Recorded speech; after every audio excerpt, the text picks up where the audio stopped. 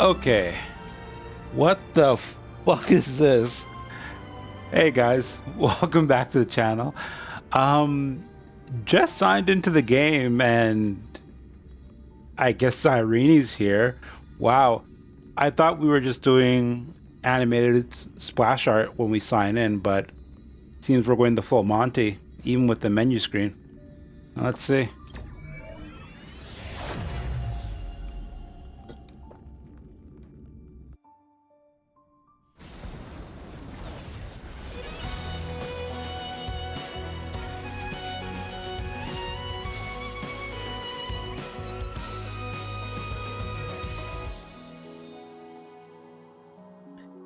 Horrifically cringe. Honestly, I'm not pulling for Cyrene. I find her kit not the greatest. Um, I just can't deal with the whole waifu nonsense. It's a bit much with the ring. I will say though, it's pretty damn cool intro. They did a really good job.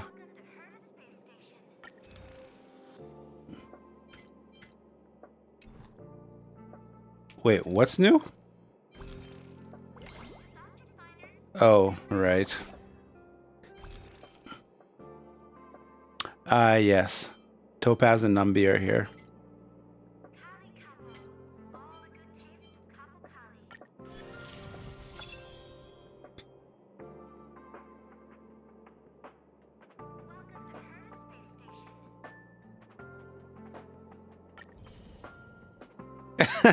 Not even a special pass, but a regular one. Come on.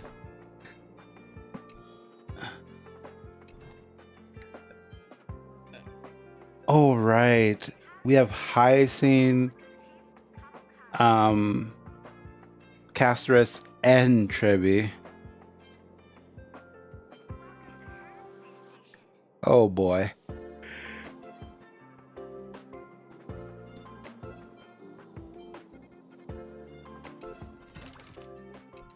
Well, I just got Don Hung and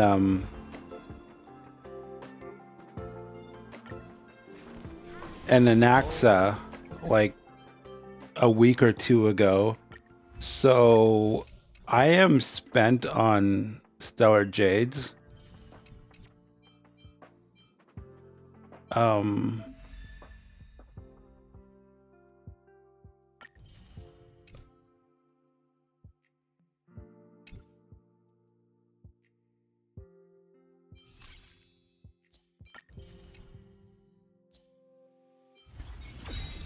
Oh right, this new game mode was coming out. That's cool.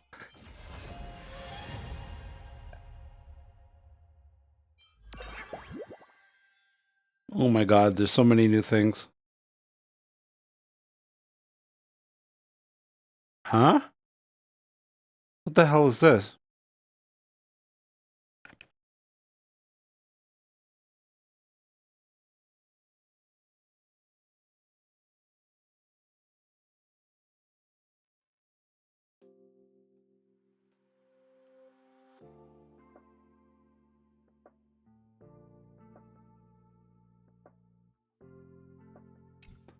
Okay, that's pretty cool.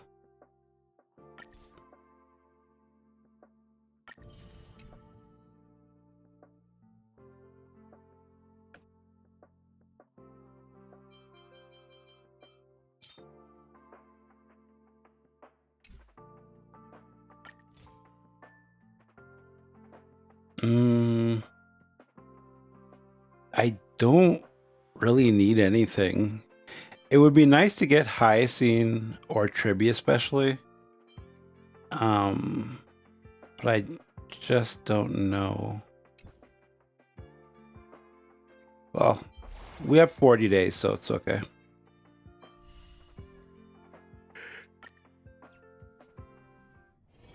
Okay, can we see the characters?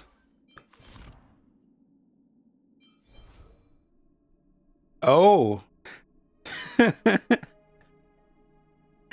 she's actually E0. I thought she would be E2. Interesting.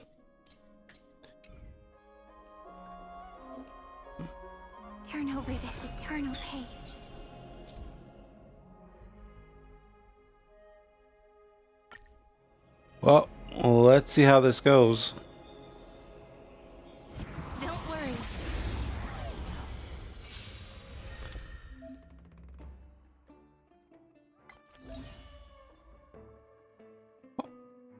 Good grief. Yeah, I know that.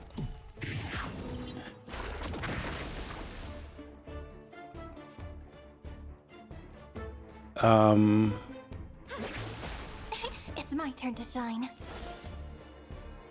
Stars, shine for the heroes. Not thinking of... Don't worry. Night falls.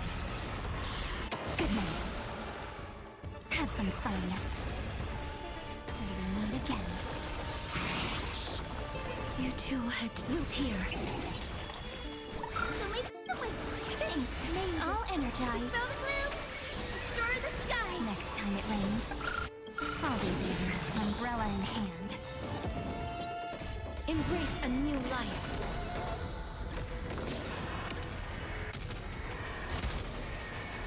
May death protect us!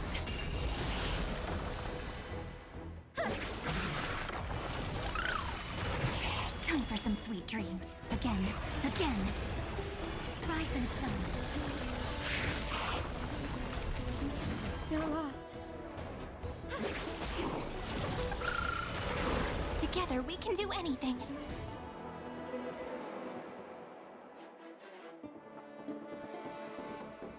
Flowers bloom for tomorrow. So that took about one whole churn. Memories waiting to be woken up by a shooting star.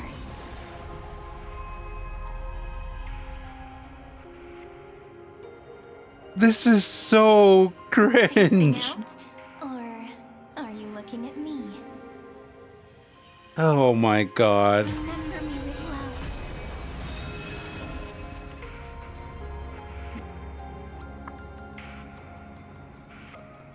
love. Well, Castrus is just about ready to go again. So that... Love and death sprout new buds.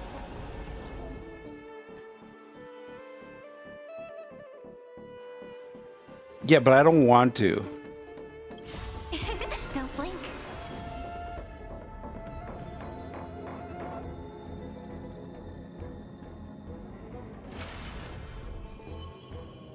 Rewrite destruction with me. Cleanse hatred with love. Wait. Why did she go twice?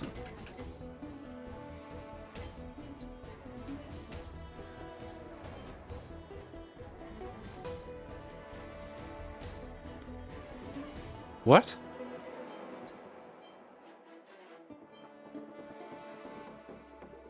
Oh, that's why. Stop stressing. You have... Don't worry. Night falls. Good night. I mean, it's really pretty, but it didn't really do much damage when she used her skills, so... Again. Rise and shine.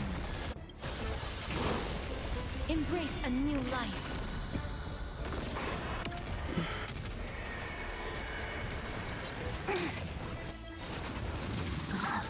May this dispel the gloom, restore the sky. I shall remember this oath.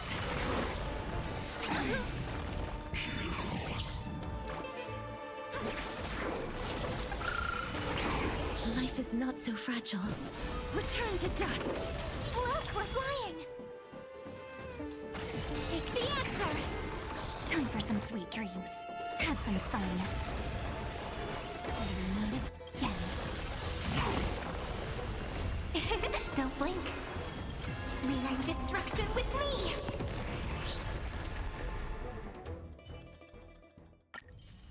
I mean...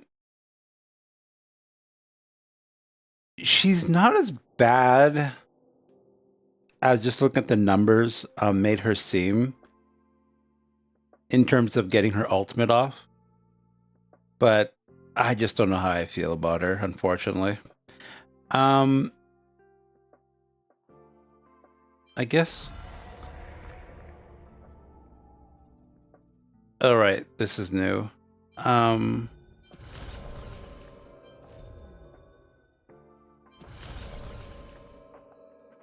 Oh boy. So many new things. But that's what makes this game so much fun. Um, this reset too.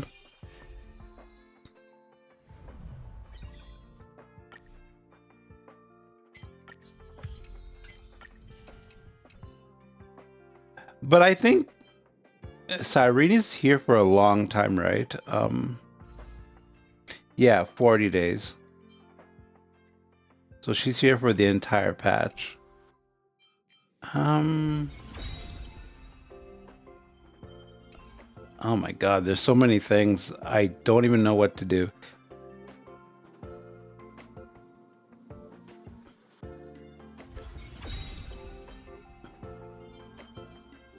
Well, we're really here for this, right? The story. So, anyway, let's get started on the story and let's see how this whole thing wraps up. This whole 1 year journey.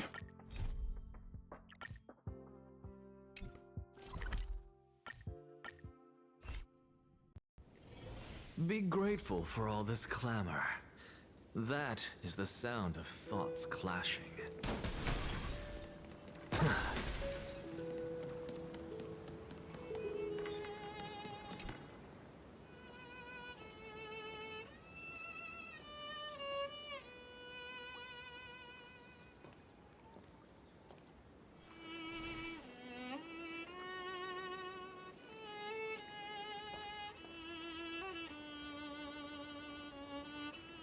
This view hasn't changed at all, has it?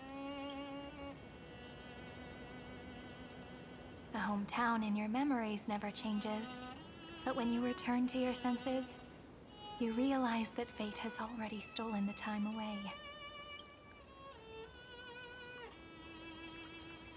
Welcome to the Trail of Genesis, friend.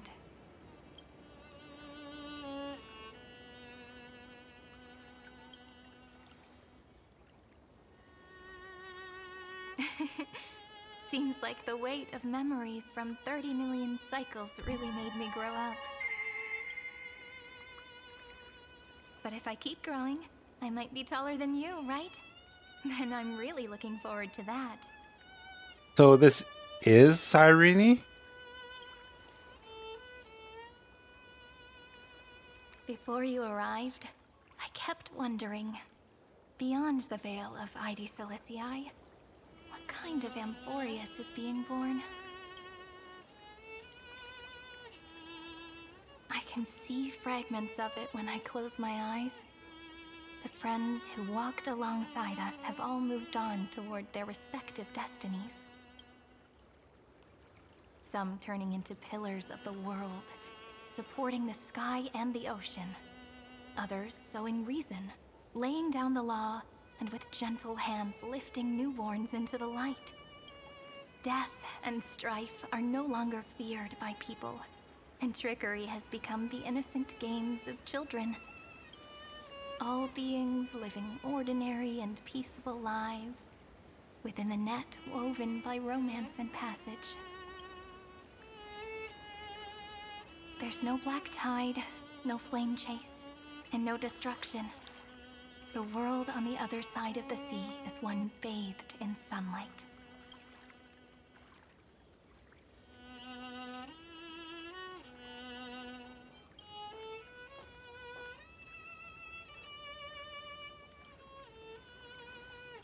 Like a happy and carefree childhood, the era Chrysia in this cycle will last for millennia, until it reaches the moment decided by the prophecy. Light calendar 4931, month of freedom, the moment belonging to world-bearing. Are you ready to answer the call of the world, friend? Then go, and pen the Throne of Worlds' first stroke, for this world, made from countless wishes. You say that, but it's gonna be ages till we reach light calendar 4931. I can make use of the crevices of time, but surely you and Don Hung won't have to wait around for a few thousand years, right? Vale of Evernight, March 7th. Interesting. That won't be necessary. We can simply sleep, and the chronocognitive anchor will wake us up. That's right. We've both become a part of the new world. Just waiting for you now. Our consciousnesses can converse with each other across the heavens and the earth. Possibly due to the influence of the Trailblaze. I am now connected with this earth. And I can feel the breath of every mountain range. I see that the tallest among them is named Akama. And the form of the holy city is already taking shape. In other words, your stage is almost set. Do you want to take a leaf out of Kefali's book and make some prophecies before your nap? But we're not the only ones who have changed. The chronocognitive anchor just transmitted a message stating that Iron Tomb has reacted to the Aranova.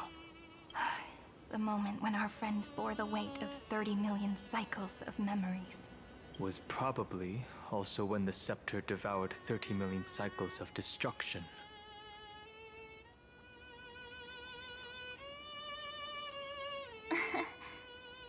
You know, you don't have to shoulder this world all on your own. After someone boards the Express, the word alone ceases to exist. So, as we reach the end of time, no one will be left to face it alone. Don Hung and I came here to specifically tell you that. Remember, this world is not a burden you bear alone. It's a journey we trailblaze together, alongside all of the Express. All right. It's time for Don Hung and me to go have a super long nap. Look after this world for us. The road ahead is long, but we'll be waiting for you at the end. We'll definitely meet again. Let's take one more look at the other side of the sea before we set off. Heidi's Elysiae is so quiet. Just like how I remember. Here we are once more.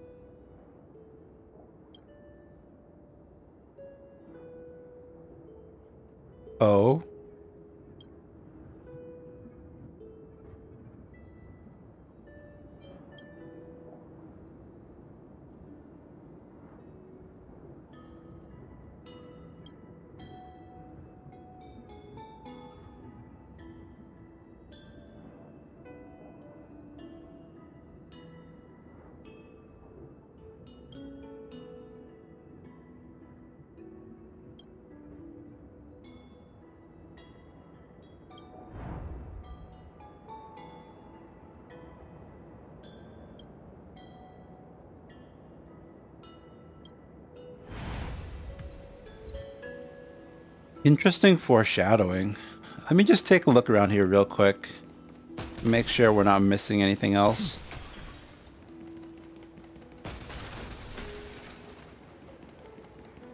There's no trick to looking after crops. Just have to.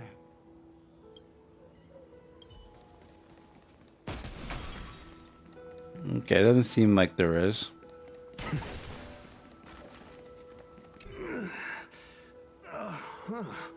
Not a bad haul today.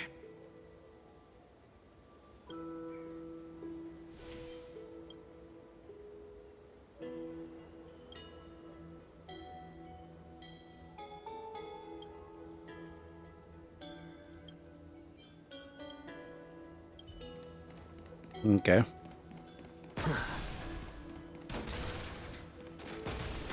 You know, it's kind of weird. Because even though I'm excited to see how the story is going to conclude, it's been a year of Amphoreus, and I kind of don't want it to end, to say goodbye to all these characters, you know?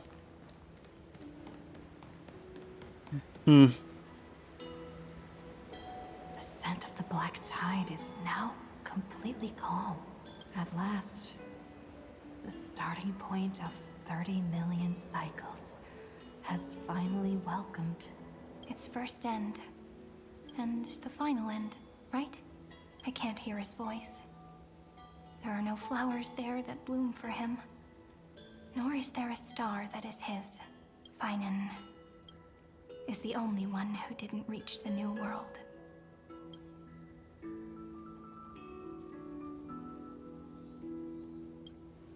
Look, the golden light that shone upon the grove still meanders between heaven and earth. Like the prophecies of Amphoreus, it has to be a sign he left behind. It points towards the destruction and the deepest night. Do you still remember what I asked you at this exact spot the last time we set off? Friend, are you ready to become a hero? You were still burdened by the weight of world-bearing back then. Still unsure of the role you were meant to play. But now, everyone has already given you the answer. The heroes of legends were just at the right place at the right time when the world needed a hero. Just like how your arrival kickstarted Amphoreus' fate once more. A person's personality is their destiny. That's a nice line. We best. Those are such beautiful words. Thank you, friend. I was also trying to cheer myself up with what I said. After all, before we truly compose the end of this story, I must also pluck up the courage to head off with you. And face a memory that I have forgotten for too long. And have denied for too long.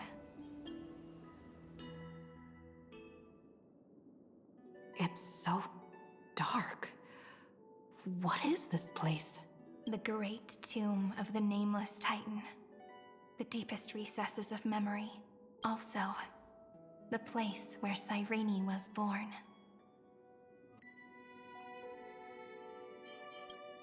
My apologies, friend. The more memories I got back along the way, the more I felt that something wasn't right. There's a sort of anxiety I can't get rid of. It's like when I was back in ID Silicii, when the reflections in the water always made me wonder, which is the real me? The one reflected in the water, or the one standing on the shore? But I finally get it now. Look, friend.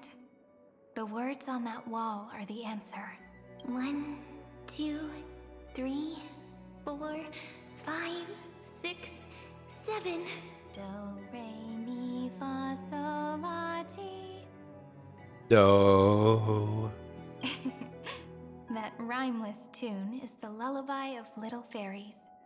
As always, I'll read this book to you. That way it won't just be Cyrene's memories alone.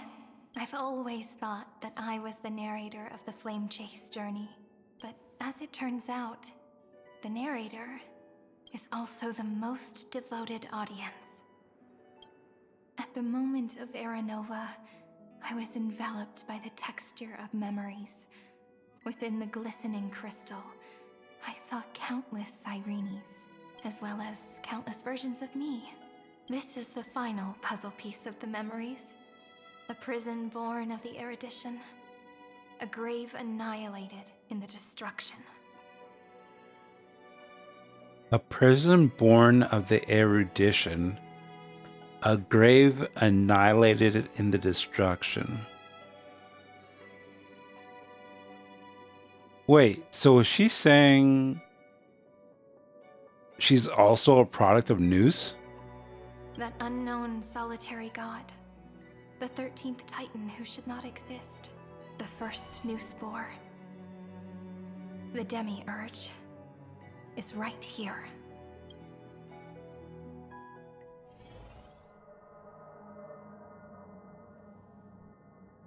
The interrogation records have been submitted to the Marshal.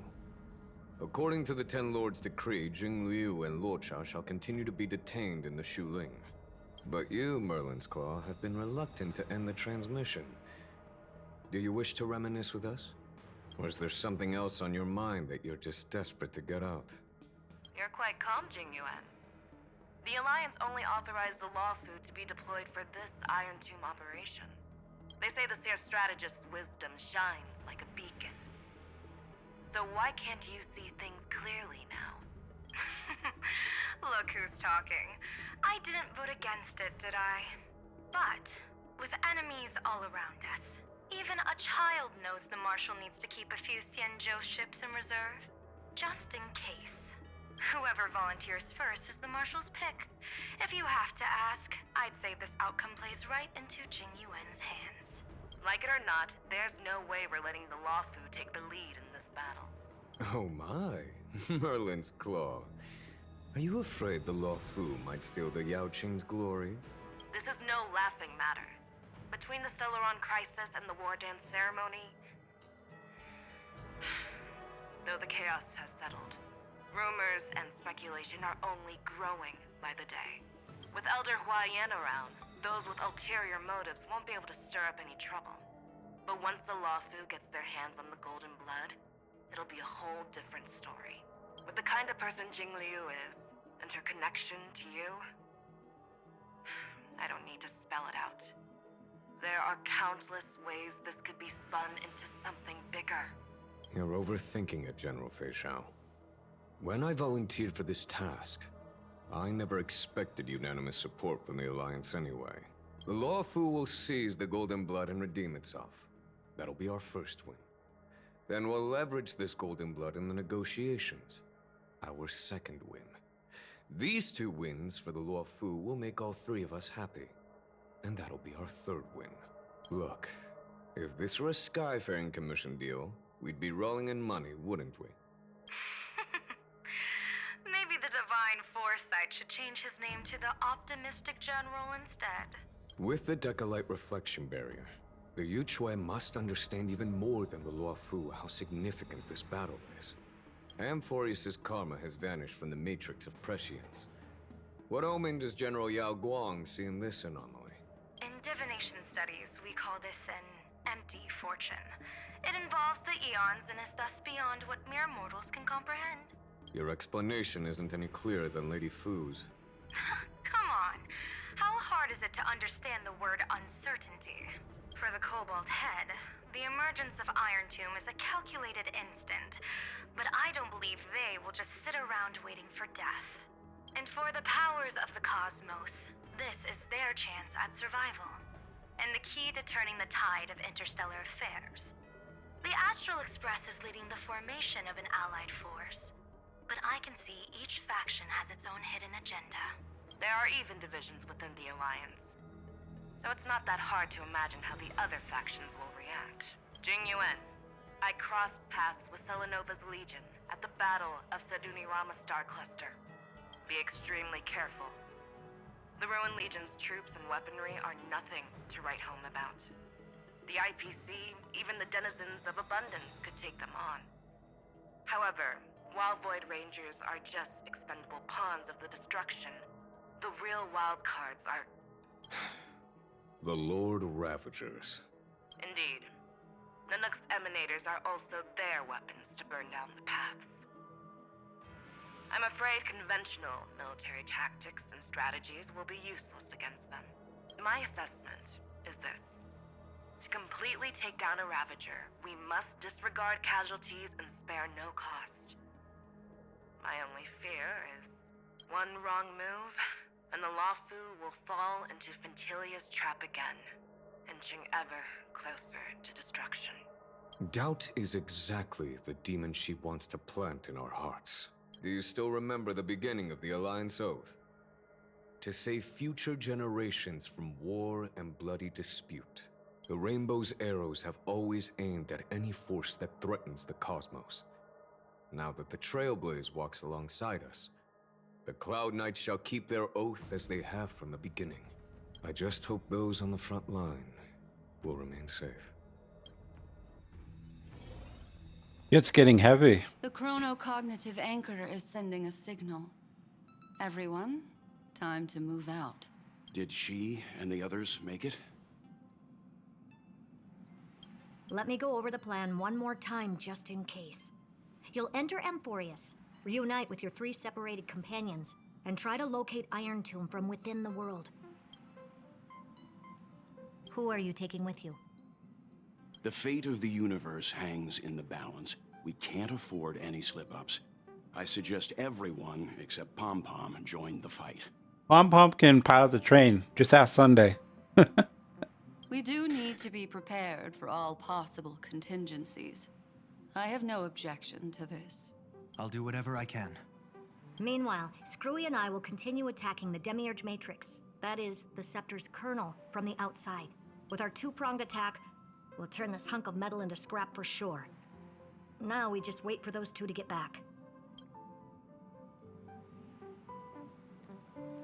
Oh, and just like that, they're here. Sorry to keep you waiting. With Planet Screwlum's help, the formation of the Cosmic Alliance to counter Iron Tomb is progressing smoothly. The cosmos has set its sights on Amphoreus, and now it's just waiting for the first shot. Well then, let's not waste any more time, Fourth Mirror. It's my time to shine! Finally off the bench!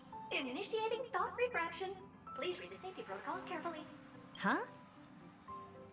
Just kidding! I've already checked the agreement box for everyone. And now, destination? Amphoreus. 3, 2, 1, launch!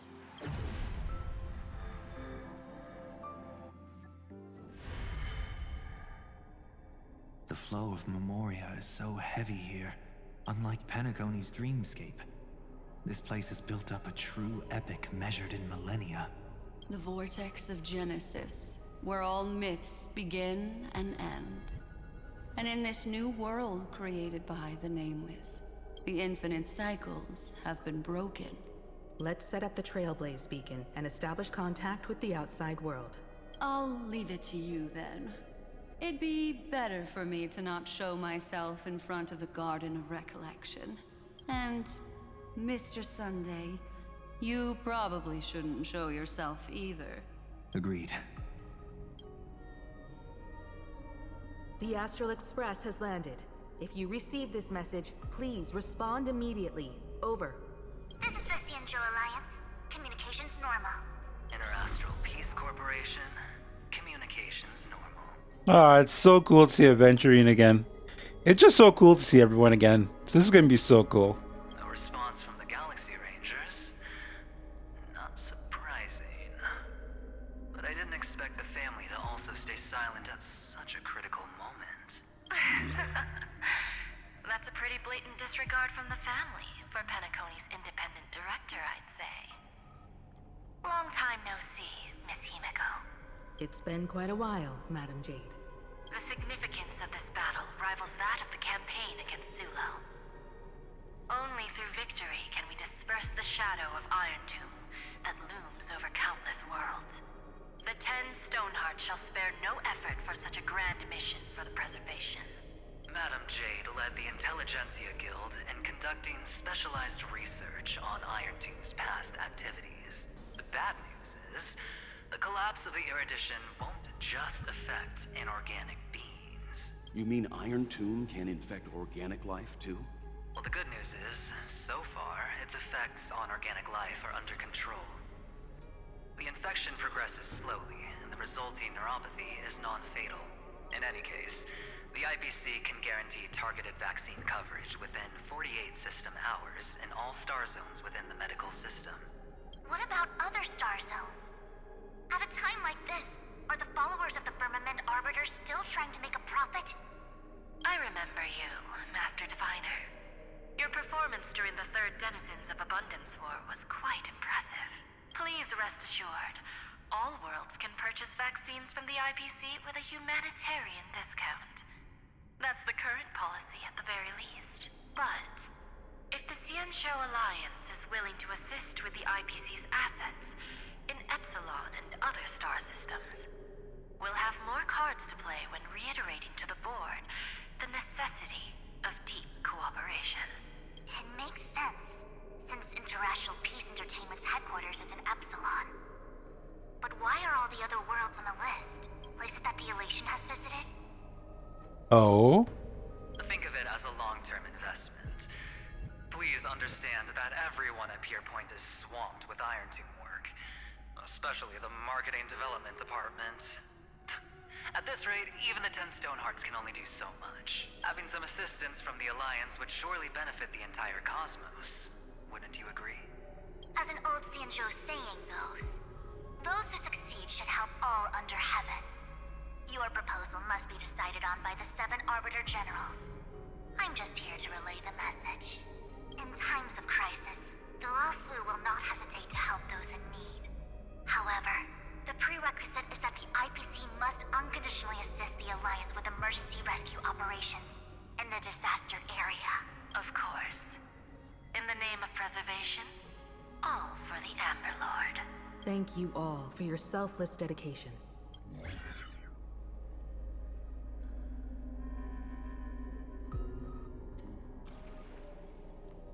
It's clear that each party still has qualms about everything. The clash between destruction and erudition isn't just about the fate of the cosmos. It's a moment for all factions to reshuffle their cards. You can never be too careful when battling a Lord Ravager. All are equal in matters of life and death. In any case, we can only hope for the best in all that's to come. It's about time we dive into the vortex and see what Amphoreus looks like on the inside.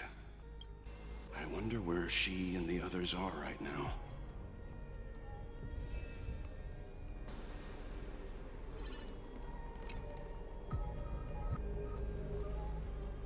Hello?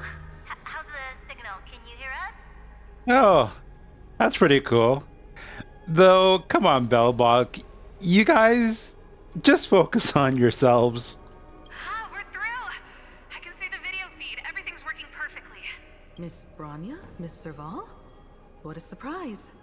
It's been a while. We've already heard from Miss Topaz about the Iron Tomb operation. She made a special trip to deliver the vaccine to Belobog. I can't believe the Express crew is at the eye of that storm. Is everything going smoothly? Don't worry, we're still following the plan step by step. How's the situation in Belobog? Guerrilla 6 is located on the outskirts of the preservation barricade. While it won't bear the brunt of the first wave, there's still a risk from the aftershocks. That kid Japard and Pela are busy organizing the Silvermane Guards, having them consolidate their lines and dig trenches. Zila and Lynx just got back from the Geomarrow vein production chain. Hey, do you want to say something to them? That would be unnecessary. It'll only shake their morale. Just tell them to stay safe. Miss Bronya, I'm afraid this disaster will be far more terrible than you can imagine.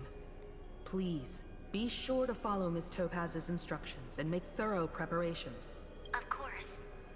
We have resealed most of the engine of creation beneath the ice to prevent the will of the preservation from becoming an accomplice to the destruction. Don't worry, Miss Himiko. Belobog is far more resilient than we imagined. We really wish we could help, but Urilo 6 has only just woken up from its hibernation. The Astral Express, standing at the forefront of disaster, is the hope for many ordinary civilizations across the universe. In the face of a massive catastrophe like this one, relatively smaller civilizations have never had many options. But that's exactly why we have a resolve that's second to none. If anything goes wrong... Miss Topaz, I hope you can help out and rescue the affected citizens. No problem. Also, didn't the Xianzhou sign a friendship agreement with Eurillo 6 earlier? They won't stand by idly either. I appreciate your kindness, everyone. But Eurillo 6 is our home. We will defend it to our last breath until the last Belabogian falls. Miss Branya. May all civilizations that have made it this far on their own strength weather this crisis together.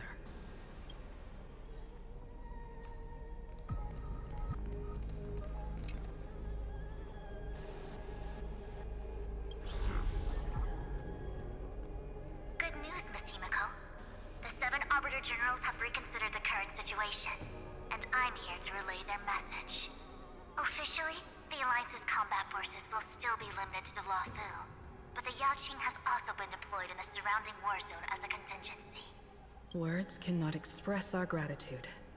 Getting the Hunt to agree on sending troops must have taken quite some effort from General Jing Yuan. The Luofu already considers the Express an important ally. We also have no intention of hiding the fact that there is indeed something the Xianzhou seeks from this Iron Tomb operation. But this time, the Marshal herself decided to send out troops. With a formidable enemy before us, the Alliance has no reason to back down, nor will we be content to take a back seat. If we can stand together with civilizations across the universe to overcome this crisis, then we must do so, even at the cost of our own lives. The Alliance truly embodies the principle of righteousness. It's fortunate that the cosmos has great heroes like you. You're too kind. As for that Jade Abacus of Allying Oath, you can save it for when you're in more dire need.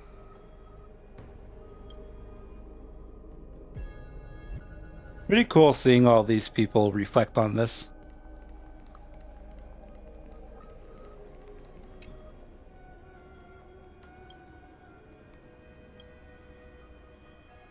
Of course, we would never know the Ranger's comings and goings.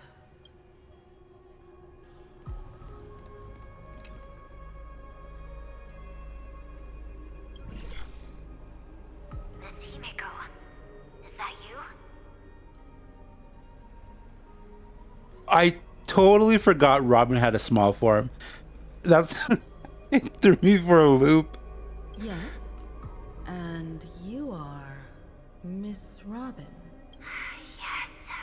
I apologize for not being able to respond during the meeting earlier. And even now I can only appear in disguise. On behalf of the Penaconian family branch, I extend my sincerest apologies to everyone. We tried to request aid from the family, but we essentially received no response. I've heard about the internal conflicts within the family. Miss Robin, there's no need to apologize. Every bit of strength is precious at this moment. Thank you for understanding. The good news is, since you're one of the shareholders of Penacony, the family heads have agreed to allow me to lead all Asdanian tuners to the front lines. My charitable foundation will also do as much as possible to provide support in this battle. They'll ensure that proper arrangements are provided for those wounded on the front lines, and for residents in affected areas. Miss Robin, I'm beyond moved by your spirit of self-sacrifice. The Astral Express would also like to make a promise that we won't leave any companion behind. That's pretty cool of Robin. Alright. I think that's everything. Oh, is this still active?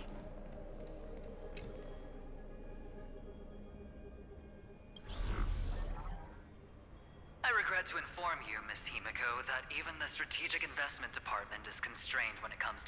Tomb issue. And it would be difficult to meet the expectations of the Astral Express.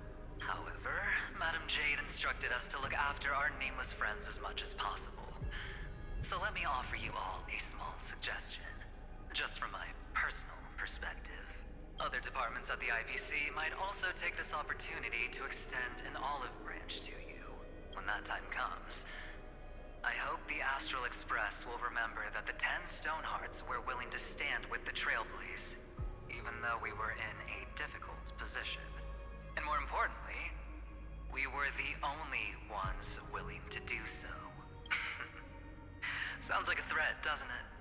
But trust me, every word comes straight from the heart. Still sound like a threat, Aventurine.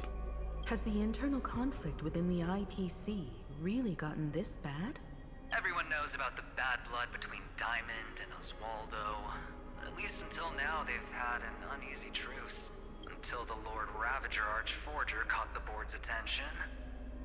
I'll leave it at that, as it's confidential information. Hope you can understand. I understand. Our immediate priority is to address the Iron Tomb crisis. Let's hope for success from the start. This might help ease everyone's pressing concerns. Alright. I think that's all of them. Yep. Let's head on over here then.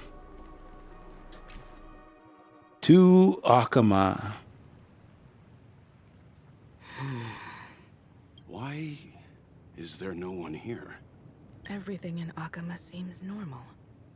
The new world was enjoying peaceful times not long ago. It seems it was even more recent than not long ago, Miss Himiko. The fruit on the table is freshly cut, and the bath temperature is just right. The remembrance tells me this place was bustling with people just moments ago. It's as if everyone vanished in an instant. Could this be Xandar's doing? Unlikely. He's still under the surveillance of those two geniuses. Could it be some kind of local custom? A custom that makes an entire city fall silent in an instant. Pardon my frankness, Mr. Yang, but this reminds me of some unsettling rumors about the Harmony.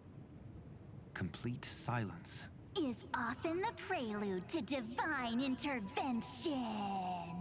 Oh boy. Everyone, be careful. Here they come. Here they come. The nameless of the Astral Express.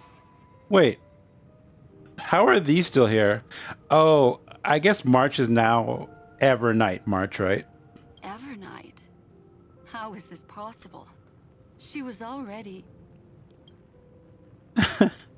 Black Swan is just continually getting screwed over. It's hilarious.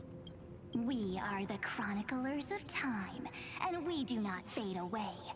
Finally, the last era Nova has been completed. What did you do to the residents of the Holy City and the Three Nameless? I didn't need to do anything. The remembrance will ultimately become the substance of the new world. Now, they are no longer the trailblazers you once knew, but gods who permeate heaven and earth. The 12 Titans who guard Amphoreus. Stop fooling around, March. Come on out. What? I practiced so long for this. Getting seen through right away is just so embarrassing. You've obviously been learning from the theatrical culture in Amphoreus. But if possible, I'd prefer our reunion to be a bit more casual and laid back. As expected, I can't hide anything from Himeko and Mr. Yang. Well, long time no see. Guess I'm back? We should be the ones to say that. Sorry for keeping you waiting. So, these jellyfish are the Titan's power? They're just tiny manifestations of the Veil of Evernight, used for scouting and communication. If I went all out, I could summon way more of them. Thanks to her, we all turned into Titans in the New World. Sure, we can take on humanoid forms, but it feels off. How Intriguing. So what does she look like now? It can't be a raccoon with a baseball bat, I suppose. Please don't add weird stuff to Amphoreus' lore. Just go see it with your own eyes. Follow the prophecy's guidance and come to Dawncloud.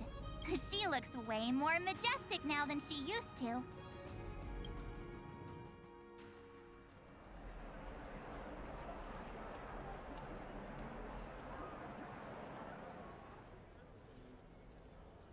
Unbelievable.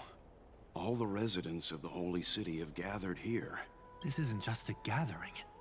It's a pilgrimage. The people's expressions are resolute, devout, as if waiting for a miracle to descend. That colossal deity is her. She has become the pillar of the world. Surprisingly authentic. Being this serious is quite unlike her usual style. Those people didn't disappear. Instead, they've answered the call of the prophecy and come to witness her awakening. Our good buddy now bears the weight of the entire world, and every breath they take is intertwined with Amphoreus' destiny. Awakening? Has she fallen into slumber? Yeah. After all, with such a huge time dilation between inside and outside the scepter, this was the only way we could wait for everyone. Time watches over yesterday. Earth guards today.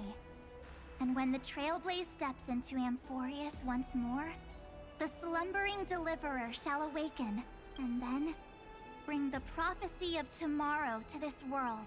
Come on, everyone. Let's get closer to her. Watch how the world-bearing prophecy changes this world.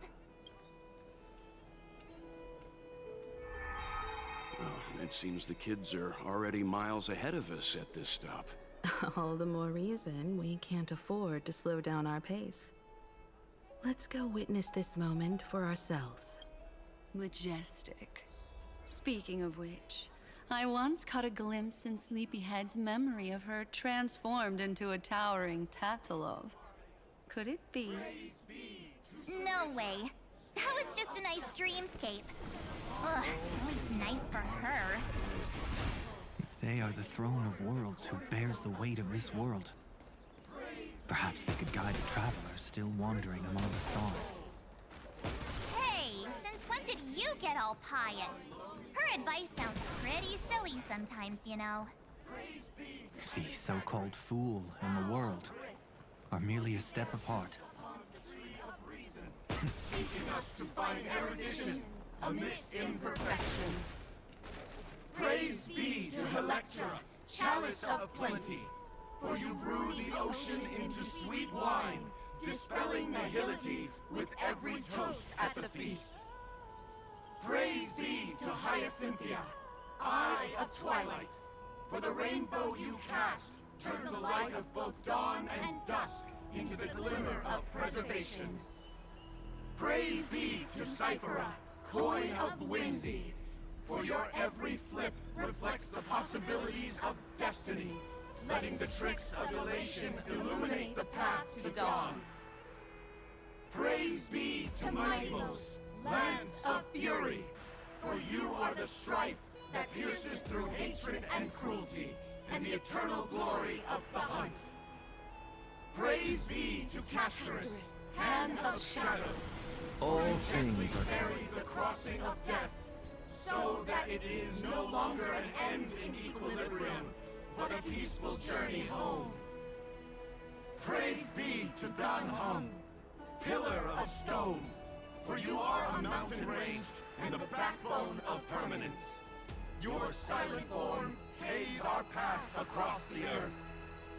Praise be to March 7th, Veil of Evernight, for you safeguard time for us, weaving remembrance into stars, to be embroidered upon a boundless dress.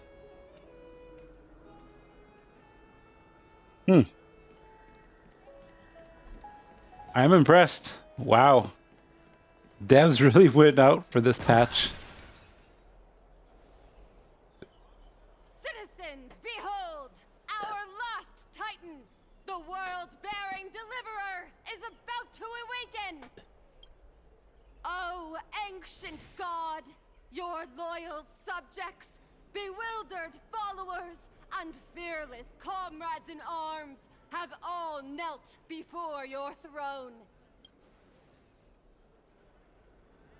Awaken from your eternal slumber and bestow upon the world your divine prophecy! Please guide us! Show us how to embrace this beloved world as we welcome that distant dawn!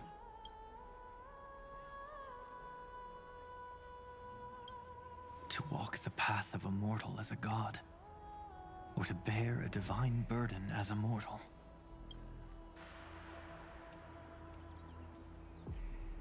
She will give us the answer.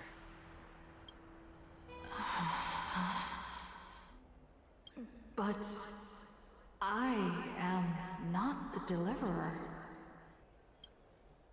Rather, I am the nameless who dwells among mortals. That voice is definitely her. I heard your prayers. The core flames flickered and dimmed, and the age of the gods met its end. So flow, golden blood, flow. I'll bestow it upon you, returning it to the true masters of this world. Stand with me and become heroes.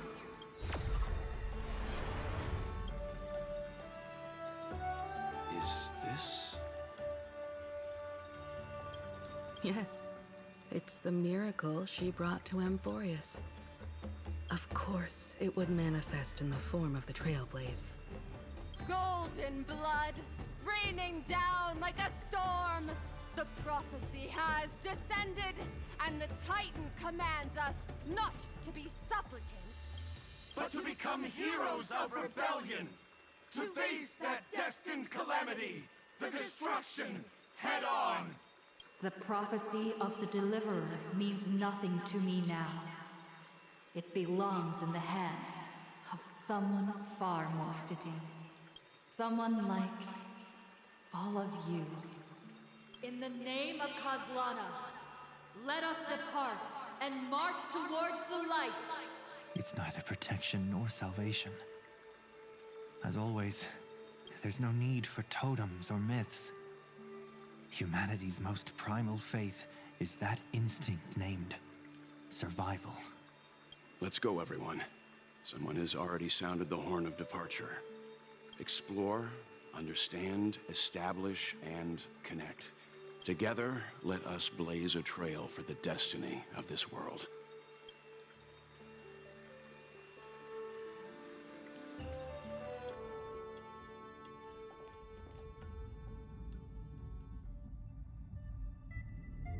Is it just me, or does this Demiurge Matrix feel completely dead?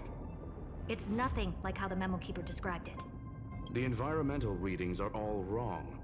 Conclusion: this must be what the kernel actually looks like in the real world.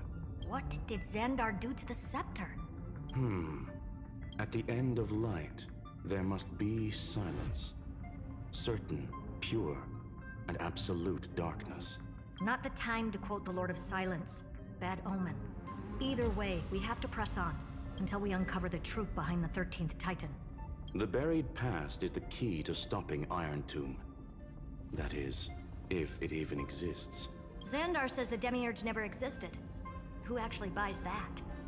You can erase the records, but not the truth. Good line, Herda. It vanished too cleanly. No traces. Like someone's yelling, "Look, there's nothing here." Too bad I'm the type who can't resist digging deeper. Looks like I'll be counting on you again, Screwy. Let's tear the system inside out. Always happy to help. But as your academic partner, I have to ask, Herta, what if we fail?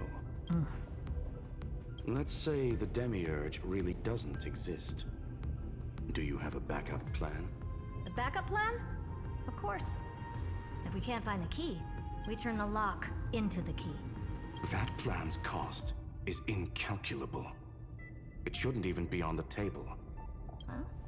Then let's hope we never have to use it. There's no point worrying about the end just yet. One step at a time. Let's go. We don't want to leave the others waiting. You brought what I asked for, right? A butterfly has to land on the branch before it can dance. We'll need a wide open platform before her entrance. I love how it says story characters can be added to the team. As if Screwlim was. Poor Screwlim fans. Forever waiting. Okay, there's a hand of Zagreus there.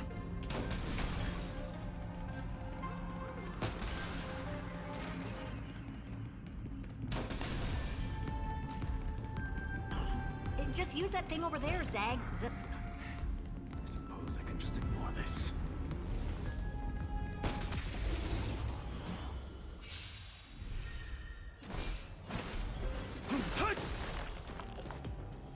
Harmony and unison.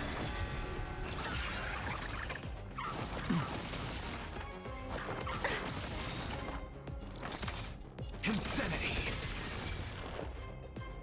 Eternal. My mountains move, dragons rise!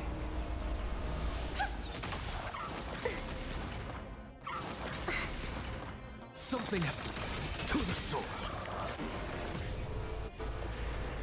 Dragons soaring above the lands. This is permanence!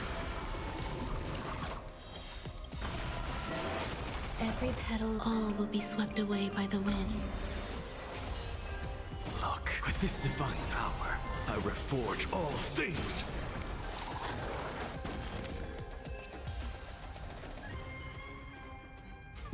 An undisputed victory.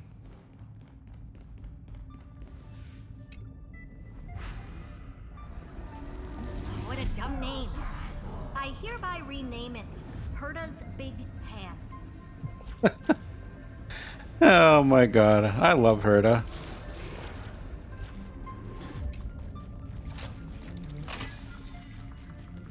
Oops.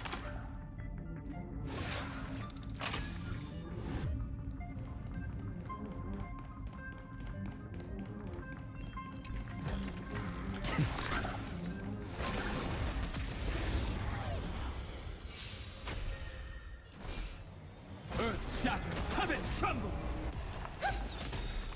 Enjoying yourself?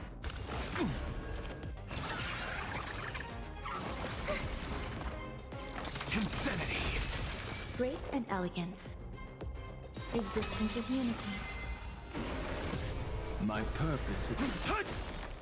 I have it under control. What's the... To the sword.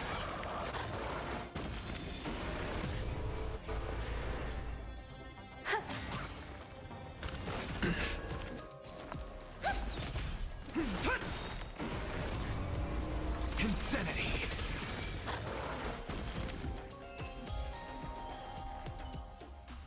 Might just be easier to switch to Acheron for this to get through.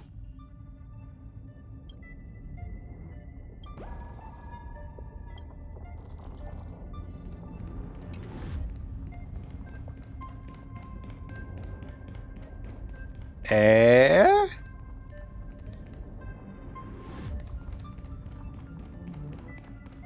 Am I crazy? Wasn't this the one I used?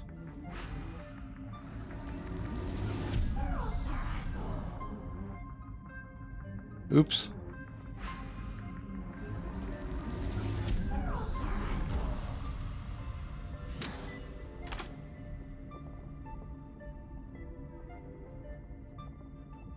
Aww.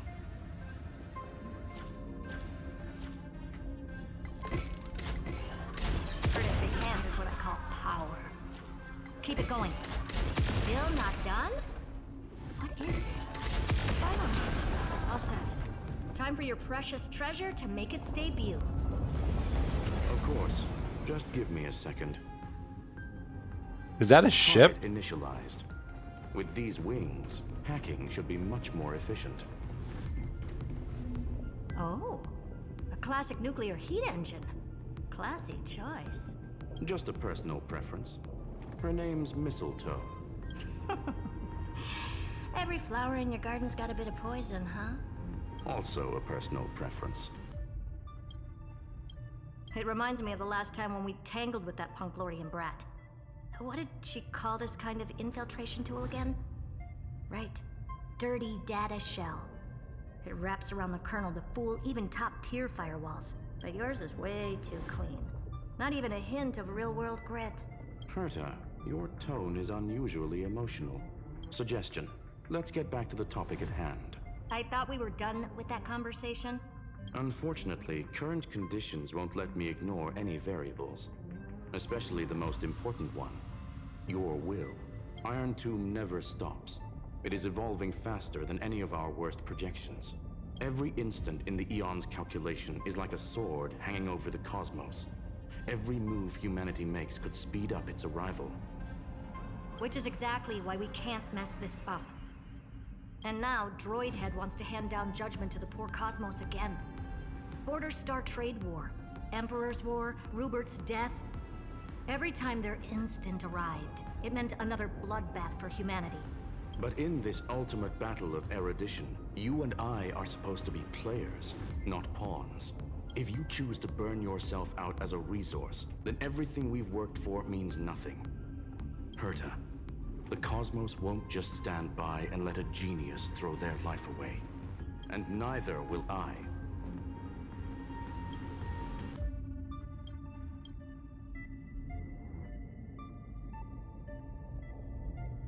No need to kill the mood. This is why we're here, isn't it?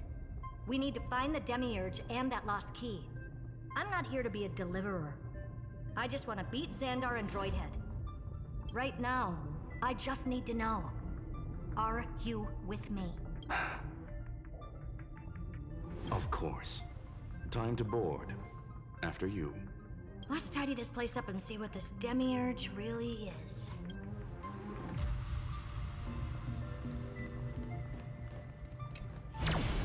Let's hope this Matrix is better organized than the Emperor's junkyard of a birthplace.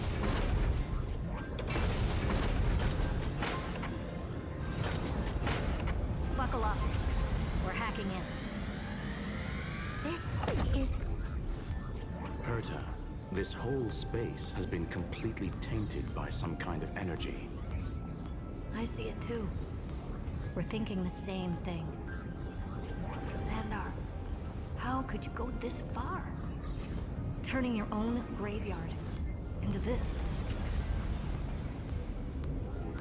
What's that up ahead? Katorzane algebraic expressions. It's built for isolation, not defense.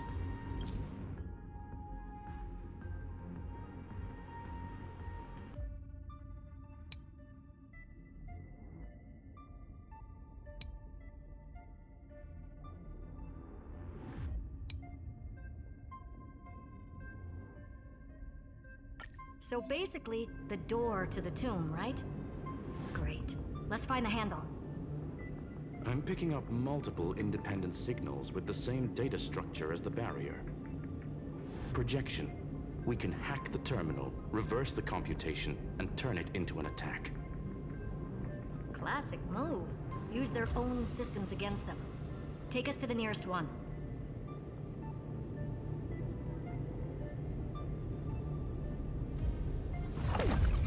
Finally, we have some science fiction and space in our Star Rail. This is pretty cool.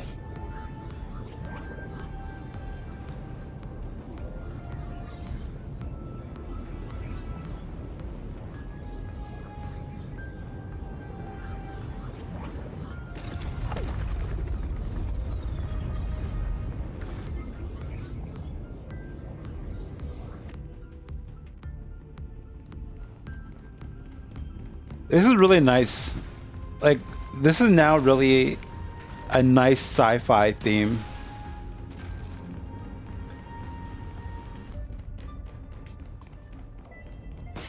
Also, the music here is amazing.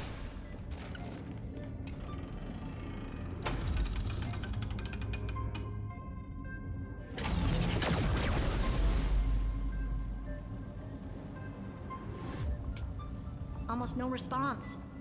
Just as I feared. Not promising. The output is barely a third of what we need. Logic says we'll need multiple terminals to coordinate the strike. Locking onto the next one now. Find anything else? Regarding the origin of these ruins, no logs found yet. Xander erased all records, but I did find some interesting scars in the circuit. High energy radiation, internal imaginary energy contamination. From what I know, there's only one thing that fits. Skip the science talk, Screwy. That thing only goes by one name, the Stellaron. Exactly. Xander blew one up just to clean the entire scepter system.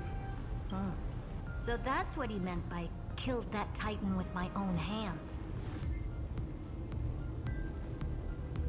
Wait, Xander blew up a Stellaron? But aren't Stellarons... Wait, if you kill the Titan, doesn't that mean that that Stellaron was inside someone? He wanted to turn the neuron of the erudition into a relay for the destruction. That meant getting rid of all of it at all costs. The life form known as the Demiurge was the original target of the Scepter's extrapolation. It makes sense. Evernight calling it the first new spore confirms this viewpoint. The prime mover of life.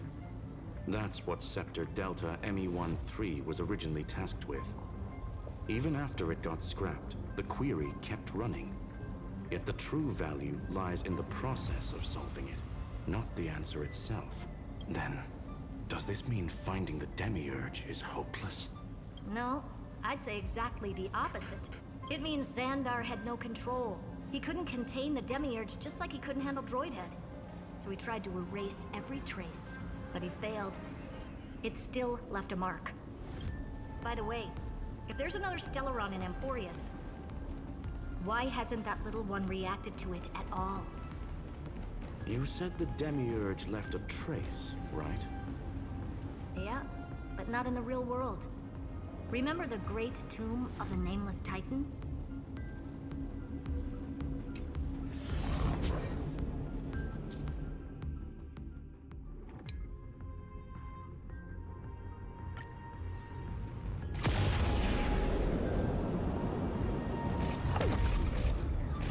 Finally, some starships in my star rail.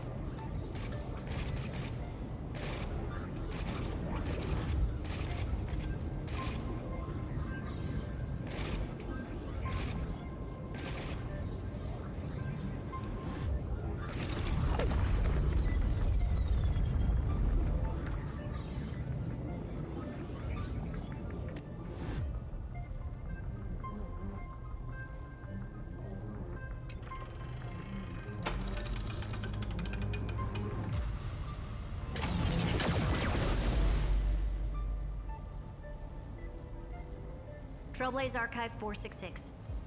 The data from Philia 093 clearly indicates that the Demiurge did in fact enter Amphoreus' extrapolation. Inside that world, it was the 13th, forgotten Titan. The one who listened to 30 million cycles of Cyrene's memory. But Evernight said the opposite. She believed that tomb was empty from the start. The Nameless Titan never existed. The so-called listener was just a trap set by the Remembrance to steal the scepter. A mimetic entity full of theatrics. How much of what she's saying is true? Would an Eon really speak in circles like this? I doubt it. The Remembrance's behavior is certainly odd, but her assessment aligns with our current reality. Since we entered the Matrix, we haven't found a single clue pointing to the Demiurge. And that's the key, Screwy. Xandar's actions prove the Demiurge exists. But what Evernight said, and what we've actually seen all point to the opposite. So we have to assume that both are true. And if that's the case, then the contradiction leads us to... the truth. Exactly. One last terminal. One final key. Time to crack open the kernel.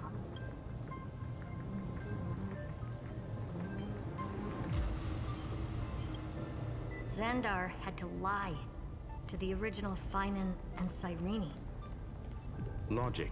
He had already identified the remembrance as a threat, yet found no viable way to eliminate it. All right, let's finish this.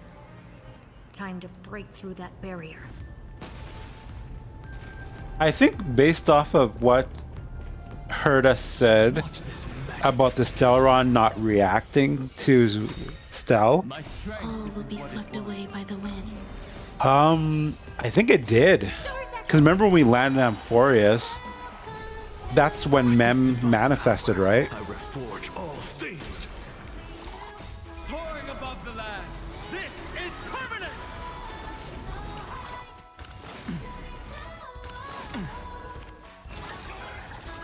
What's the insanity?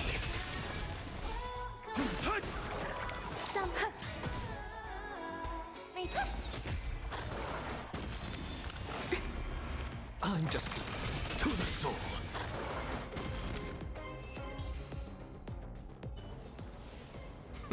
An undisputed victory.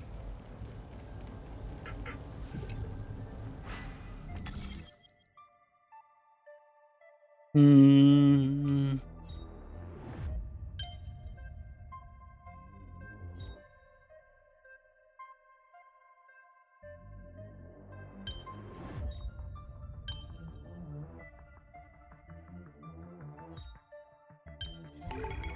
If Cersei saw this puzzle, they'd die from laughter.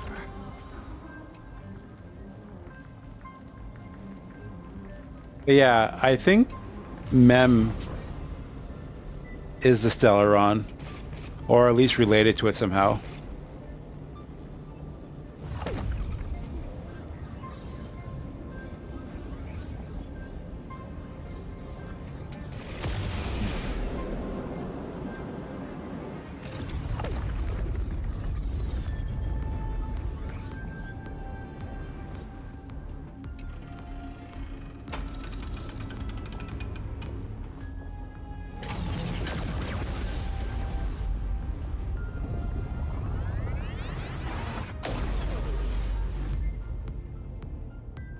Operation authorized.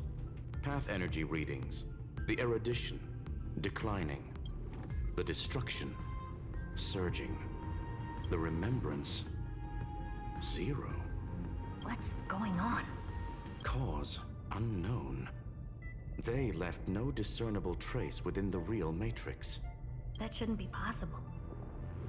Could it be that the Era Nova exhausted all of the Remembrance's texture? Log it for now. The dots still aren't connecting.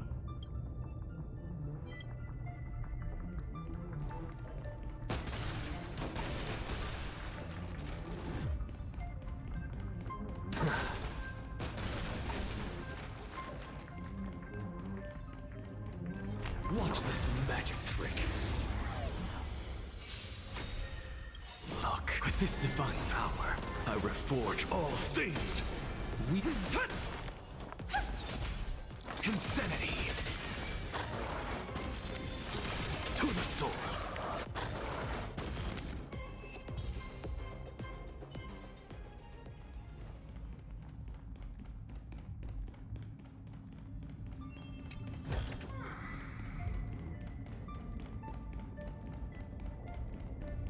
This place is pretty freaking cool, though. Finally, more sci-fi in our Star Rail. It's what I loved about Herta Space Station so much.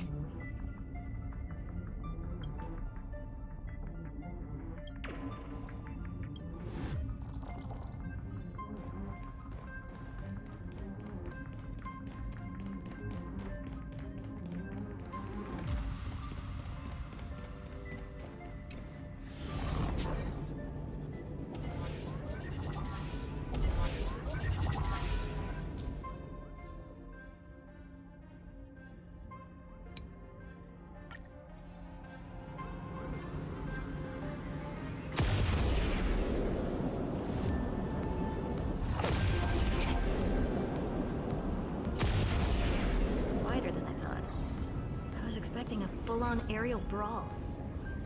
It's advised to remain vigilant. The destruction's levels are still rising. What's the matter? Interesting.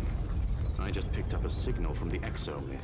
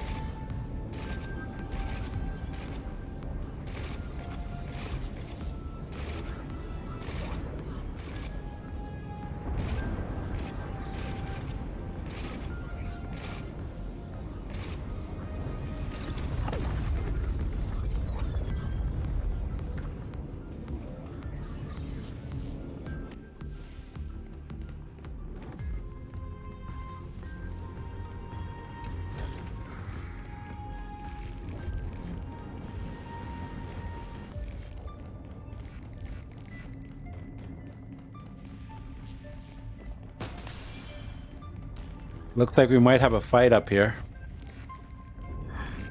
This repulsive force is unlike anything I've felt before. Is this the place? Correct. Judging by its defensive properties, this is the entrance to the exomyth. I didn't expect that. Who builds a lab in the middle of digital rubble? Then again, never doubt a dead man's resolve. So how's our dearly departed doing? He severed part of his neural pathways to break free from Lord Anaxagoras' control. But that also triggered the failsafe I set. Conclusion: Xander has lost all combat functionality and is no longer capable of action. So now he's a specter, literally. Screwy, can you open a path? Just to be sure, I want to see this for myself. Might as well drop in and say hi to the real him. Logic. Scanning his inspiration circuit might help us track down the demiurge. Exactly. His brain is the crime scene. There's no way it's spotless. But it could be a trap. That's why you're here. 2-on-1. We've never lost a matchup. I'm honored. The chronocognitive anchor is in place. Proceed when ready.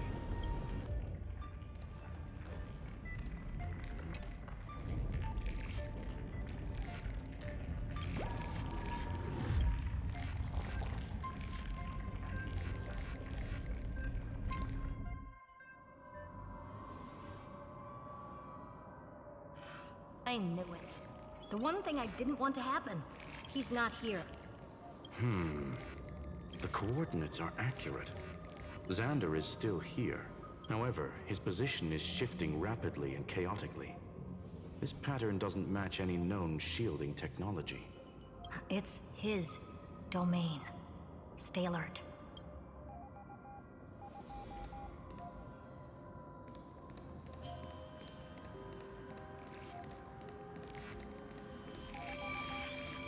Cheap trick.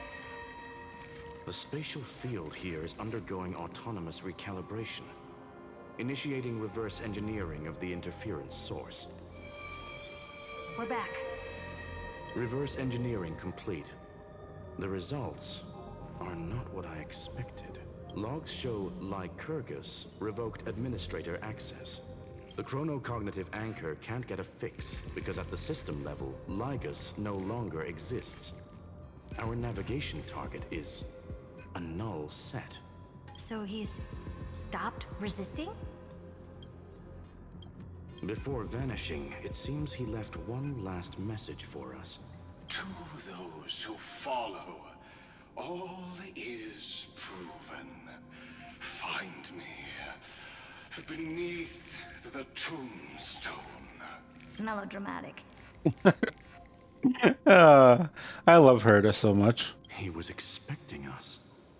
And once he learned of the Great Tomb's existence, he initiated his own search for the Demiurge. Guess he wants a final showdown. Fine. Let the old Intellitron dig his own grave. Just like he wants.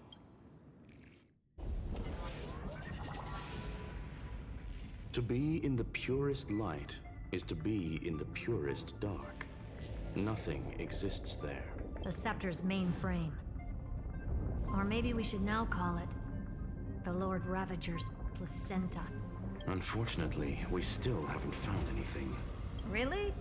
I don't think so. Not finding anything is our biggest find. Please elaborate. If the Demiurge was destroyed, there'd be at least some bits of it left. I don't buy that a Stellaron could have blasted all the traces away as cleanly as a scalpel. As I said before, its disappearance is too clean. If the garden hadn't stirred the pot, no one would even know about the Demiurge's existence. We're talking about the Scepter's original extrapolation goal. There's no way that nothing of it was left behind. Good point. Or we can look at it from another perspective. If you were Xandar, would you be this obsessed with a concept that poses no threat? Would you guard against it at every turn? There is the possibility that he's naturally meticulous and hates variables. That does track with the impression he gave about himself. But Xandar shut that theory down himself just now, choosing to act even if it'll cost him dearly. And we know that feeling well. The unknown is right in front of us. So we only have one choice. Solve it. You sound pretty convinced. Surely you already have a theory. Care to share? Of course. Though I don't have hard proof, I'm almost certain. But the Demiurge has been in everyone's plain sight all this time. Yet, they were mistaken for someone else. Yeah, so it's totally Cyrene / Mem.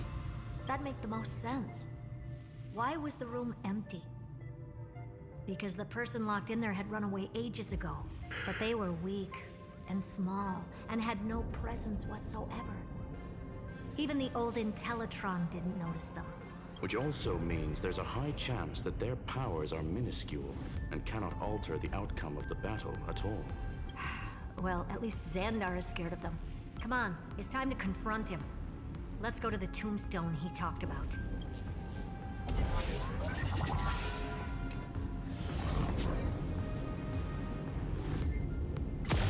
What a mess. Total devastation. He sought to bury the truth beneath absolute destruction. Logically sound, but ruthlessly extreme. Still, slim chances doesn't mean no chances. I've hunted down a single grain of sand in the universe before. This won't stop me. Calculation results. Your backup plan has a success rate infinitesimally close to 0. Which means it could work, no?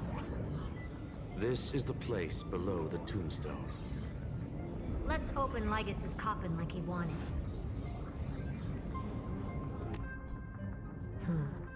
Looks like you were right.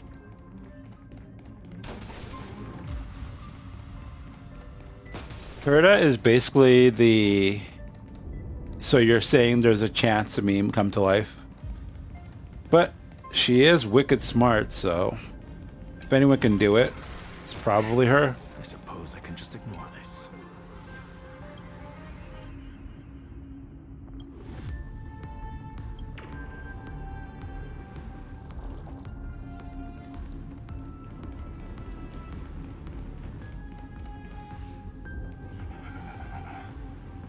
Bro's already sound like he's busting again.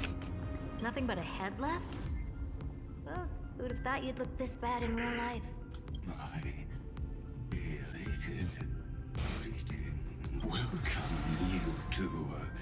I'm very happy that you responded to my final words. All this tombstone and final words. Did you end your for your guilt or something?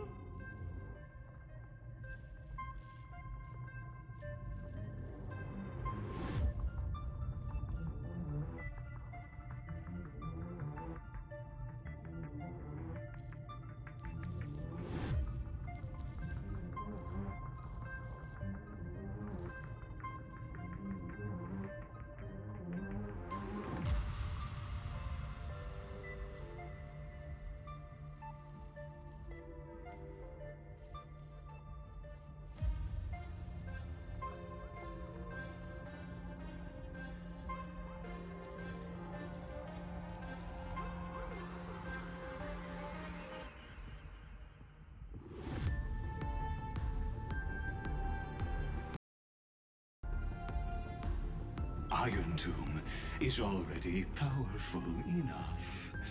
I just need to wait. Sorry guys, my headset disconnected there for a second and I had to reconnect it.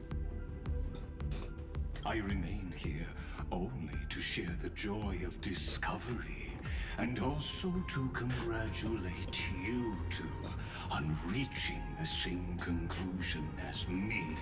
The conclusion regarding the truth of Amphoreus's heart. So, Cyrene. I mean, who else would it be at this point? 1 second.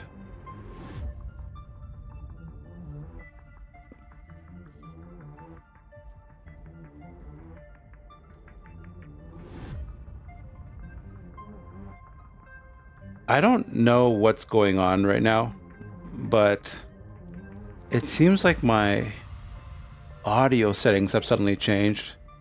1 second, sorry.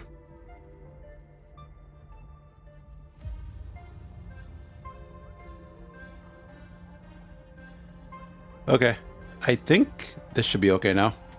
End this charade already.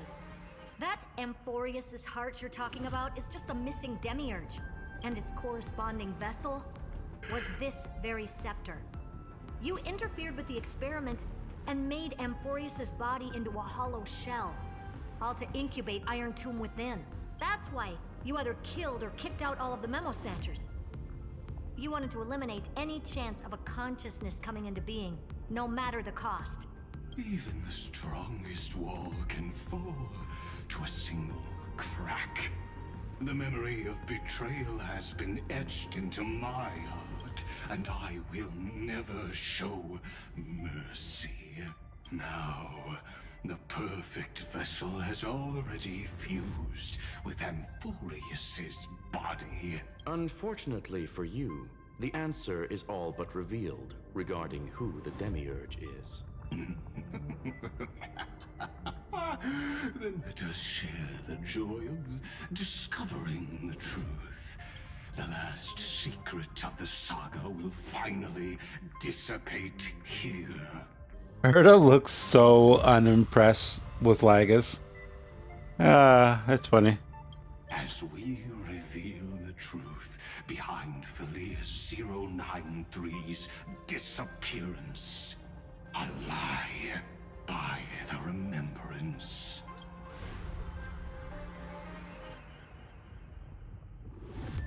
But where should I start with the story about me? From the beginning of the universe? Just kidding. That would be too much. I just want to tell a teeny story. So little that it started with a seed. I know you're listening, my good friend.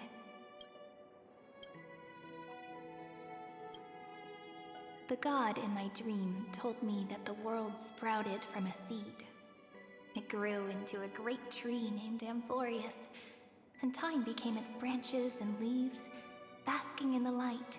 What a coincidence. Dappled light coming through the leaves is my first memory as well. On a very ordinary early morning, beneath the village's biggest tree, the daughter of Ide Silicii quietly came into this world. What a moving opening. A loud cry was the first gift the child gave to the world. The prophecy's fulfilled, the villagers say. This child is a gift from the Titans. Pink hair and sharp ears. She was born to be the priest of time. The Titans also gave their blessings. You shall fade when the flowers bloom, for every ending begets a beginning. Flowers will bloom and wilt. What a beautiful ending. This page concluded in laughter. Cry loud, child. Let your voice reach Orynyx.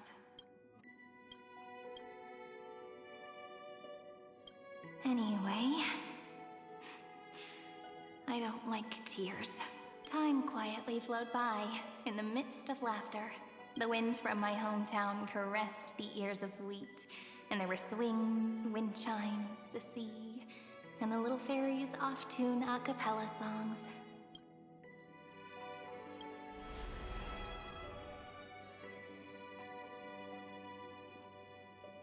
But the name Ide Siliciae came from the unpleasant sorrows of the gods. My childhood friend did not understand. Yet you always seemed so happy, as if nothing ever worried you. Why was I like that then? That's because the world was gentle to me. So I grew up to be gentle as well.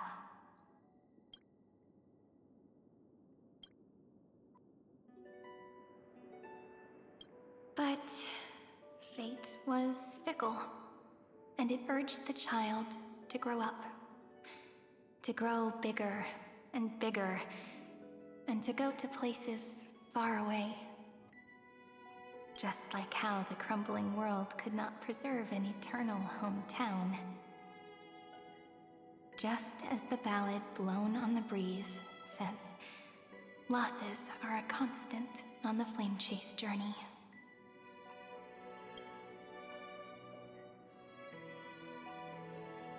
Oh, whose ears are pricked up now? You've definitely heard me say this sentence a lot of times. You know that the story starts to deviate from here. Aren't you looking forward to it? Then let's get started.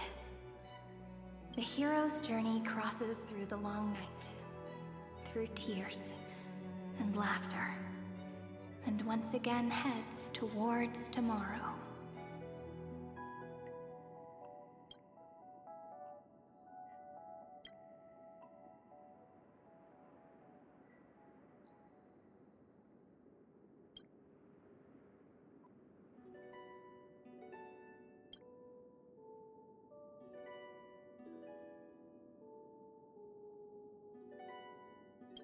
Correction. Philia 093's record, number 496. Archived.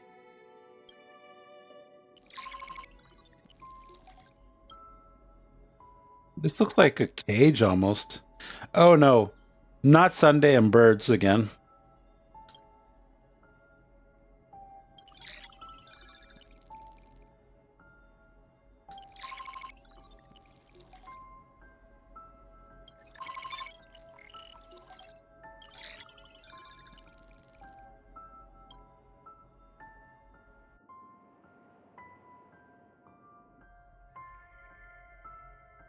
Hi, miss me yet? I'm just messing with you. This is the first time I have met you. And it looks like it'll also be the last. Philia 093. Since we don't have all day, let's get started, shall we? As always, I'll read this book to you. That way it won't just be Cyrene's memories alone. Where should I start this time? Let me see.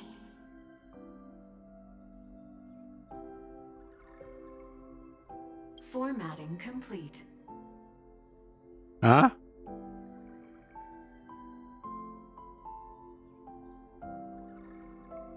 Zero, 9, 3. Size, grayscale, proportions, threshold. Oh, I think I see what's happening. Outputting analysis result. So that purple cube in the cage is, I guess we can say, the real Cyrene.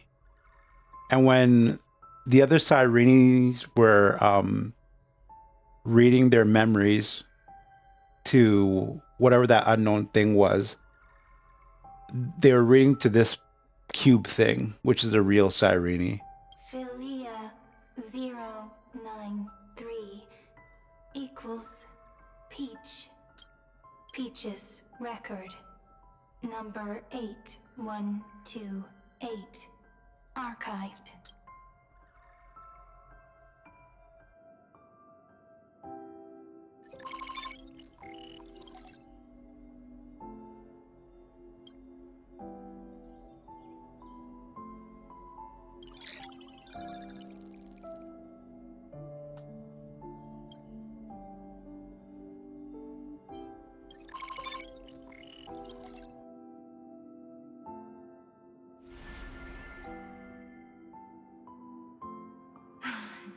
Look, what a magnificent sight.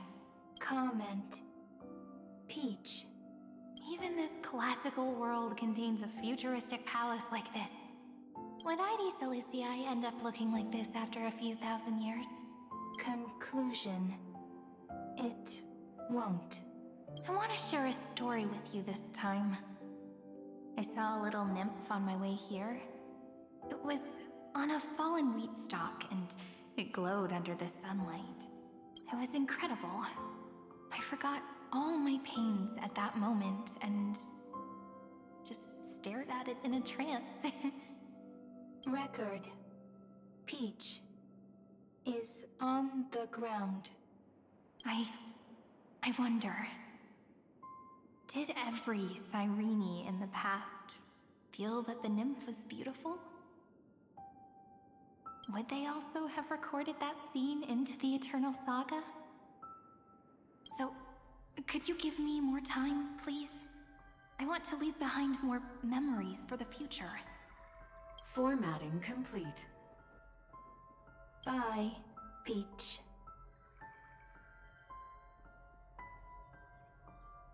Bruh.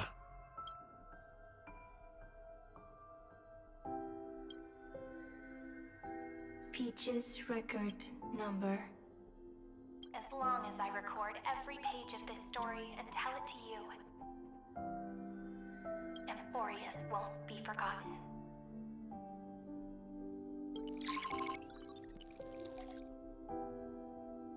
Query. Record. Electrical signal sequence. Polymos 600. Track. Strife. Related to Stripe. Comment. Pretty. Electrical signal sequence. Schema 720. Track. Reason. Related to Raisin. Comment. Yummy. Electrical signal sequence. Philia 093.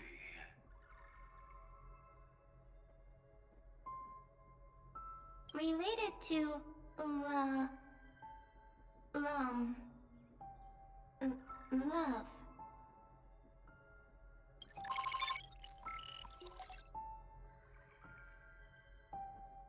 Comment.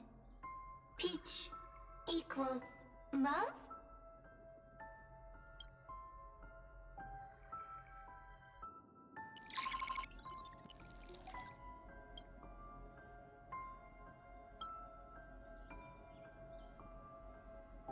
Naive dream.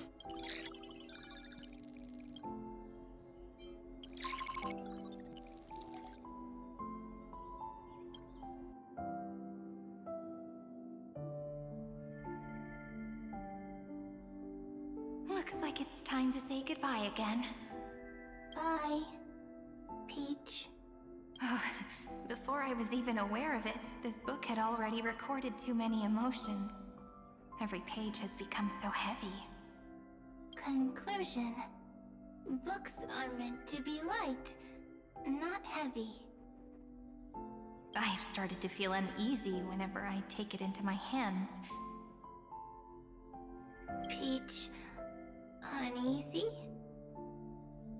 Formatting progress 94.423%. How many times has it been? It faithfully fulfills its duty, activating and formatting. Conclusion. Progress. Bad. If I can only write the same ending every time I lift my pen, then is this weighty saga just an overly naive dream? Peach... scared. Formatting progress 96.024%. Peach... don't cry. Process error. Analyzing. Process error. Analyzing. Comment. I'm here. Process error. Analyzing. Really? Are you encouraging me? Peach. Happy. Thank you. I'm sorry for making you see this embarrassing side of me. Everyone's still working so hard. If I'm the only one who's crying, that wouldn't be romantic at all, would it? Record. Peach doesn't like tears. I'm suddenly reminded of my childhood for some reason. When I was hiding alone next to the tree hollow and wiping my tears away. A little fairy popped out, just like how you did. It had long ears and fluffy paws, and it pulled me into the tree hollow, where, to my surprise, was a forest. Let me tell you the story of the Membrance Maze. A group of cute little friends live in Ide Silicii's forests. Their names can be connected into a song. 1, 2, 3, 4, 5, 6, 7. Do, re, mi, fa, sol, la, ti. Formatting complete. Bye, Peach. Note. Little Peach, crying alone. Little fairies, friends. Save.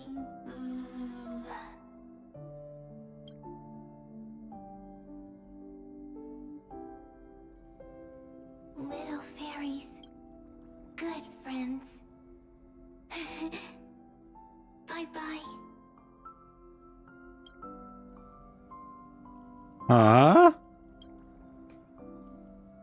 Bud of Memory.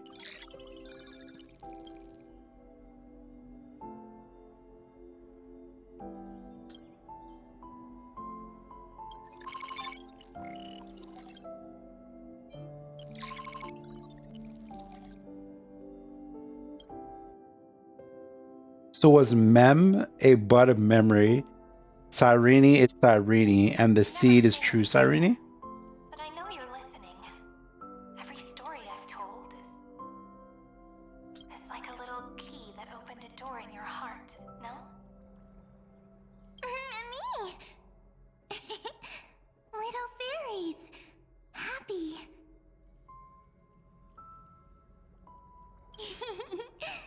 Speaking easy! I can!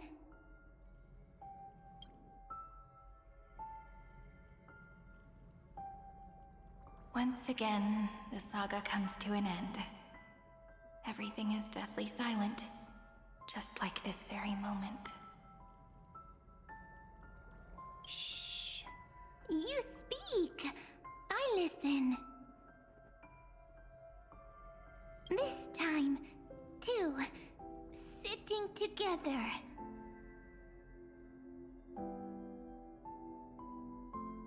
Now that I look back, there was a period when I got really sentimental. Sentimental. Stories have sentiments. I was so anxious, trying to find as many different memories as possible, hoping to bring some change to this unchanging destiny, and find the way out of this maze. Peach, strange. But I won't do that anymore now. Why unhappy? Formatting progress 73.998%. I'm here. Don't be scared. Process error. Analyzing. Won't allow it to interrupt you. Always sitting together.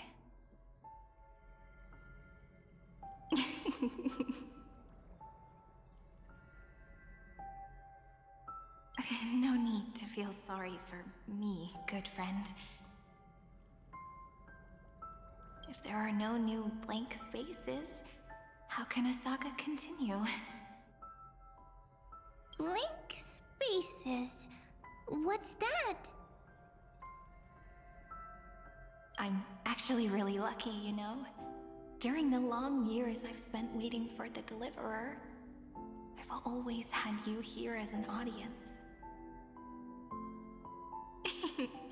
Isn't that already enough? Not enough, not enough! Peach, don't leave! Now I can rest in peace in the past. As for when tomorrow will come, I'll have to ask the next Cyrene to continue our watch.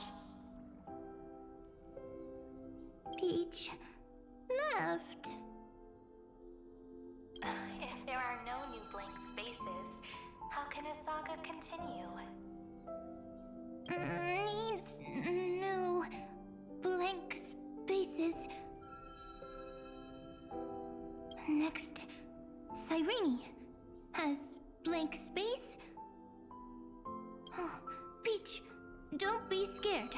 I'll help you find blank space.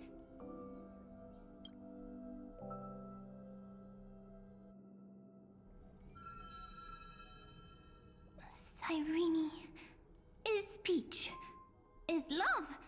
So, first there is love, then there is Cyrene, then there is blank space. Query, love.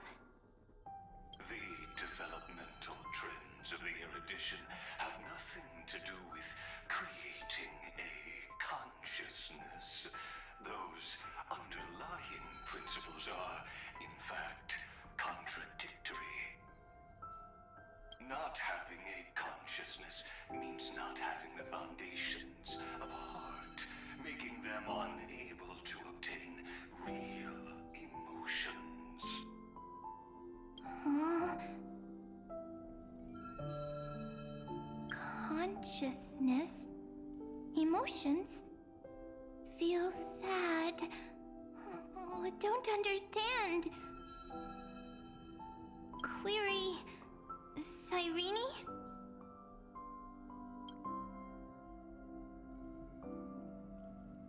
What could be behind this door? Glittering crystals? Or a beautiful world I've never seen before? If I tell you all the stories of tomorrow, will I be able to finally welcome the Deliverer and Amphoreus' dawn in the next life? Key, door, story, happy. Peach, Cyrene, little fairy, like. Yes, right. Query, memory.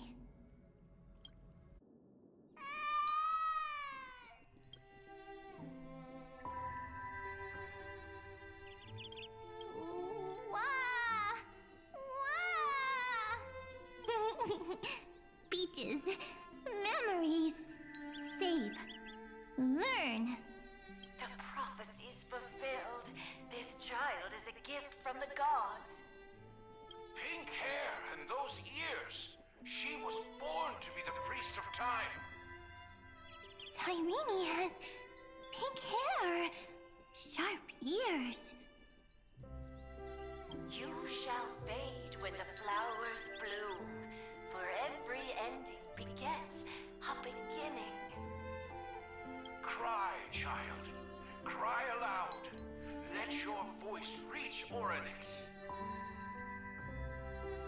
Cyrene is a girl, a priest. Easy. I can. I learn. Anyway, I don't like tears. But the name Ig Zelizii came from the unpleasant sorrows of the gods. Yet, you always seem so happy, as if nothing ever worried you.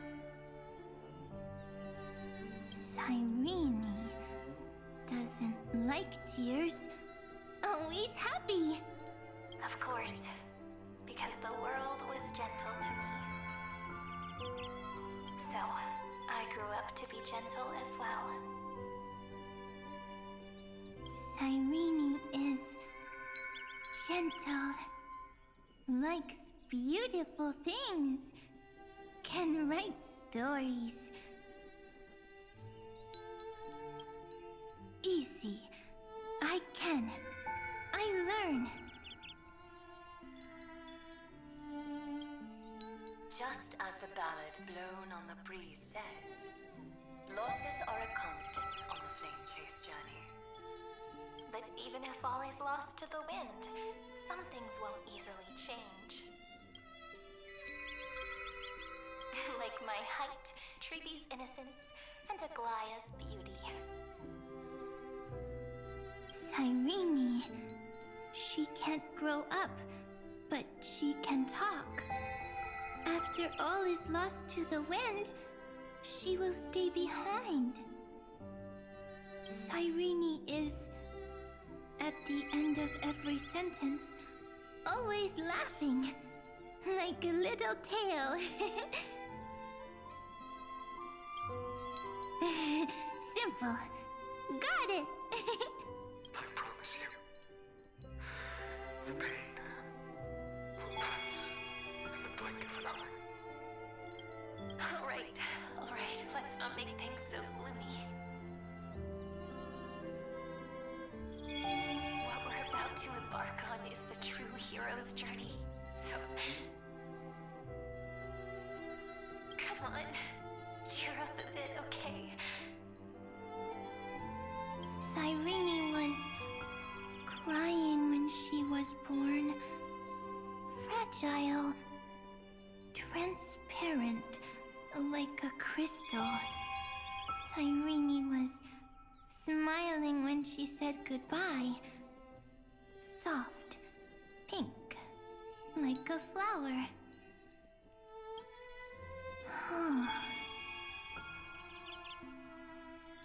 The later memories disappeared? Invisible? Or disappeared? Ah, I got it! Is this a blank space?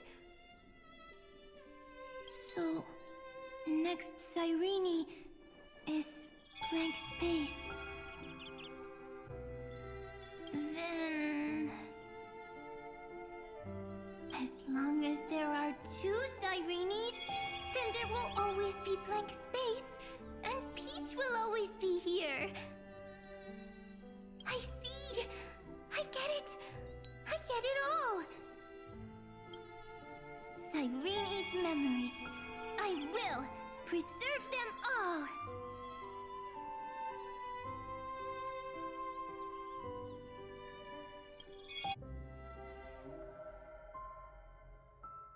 so weird.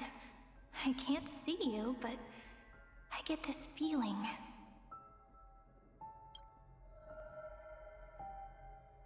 That you grew up? Hi.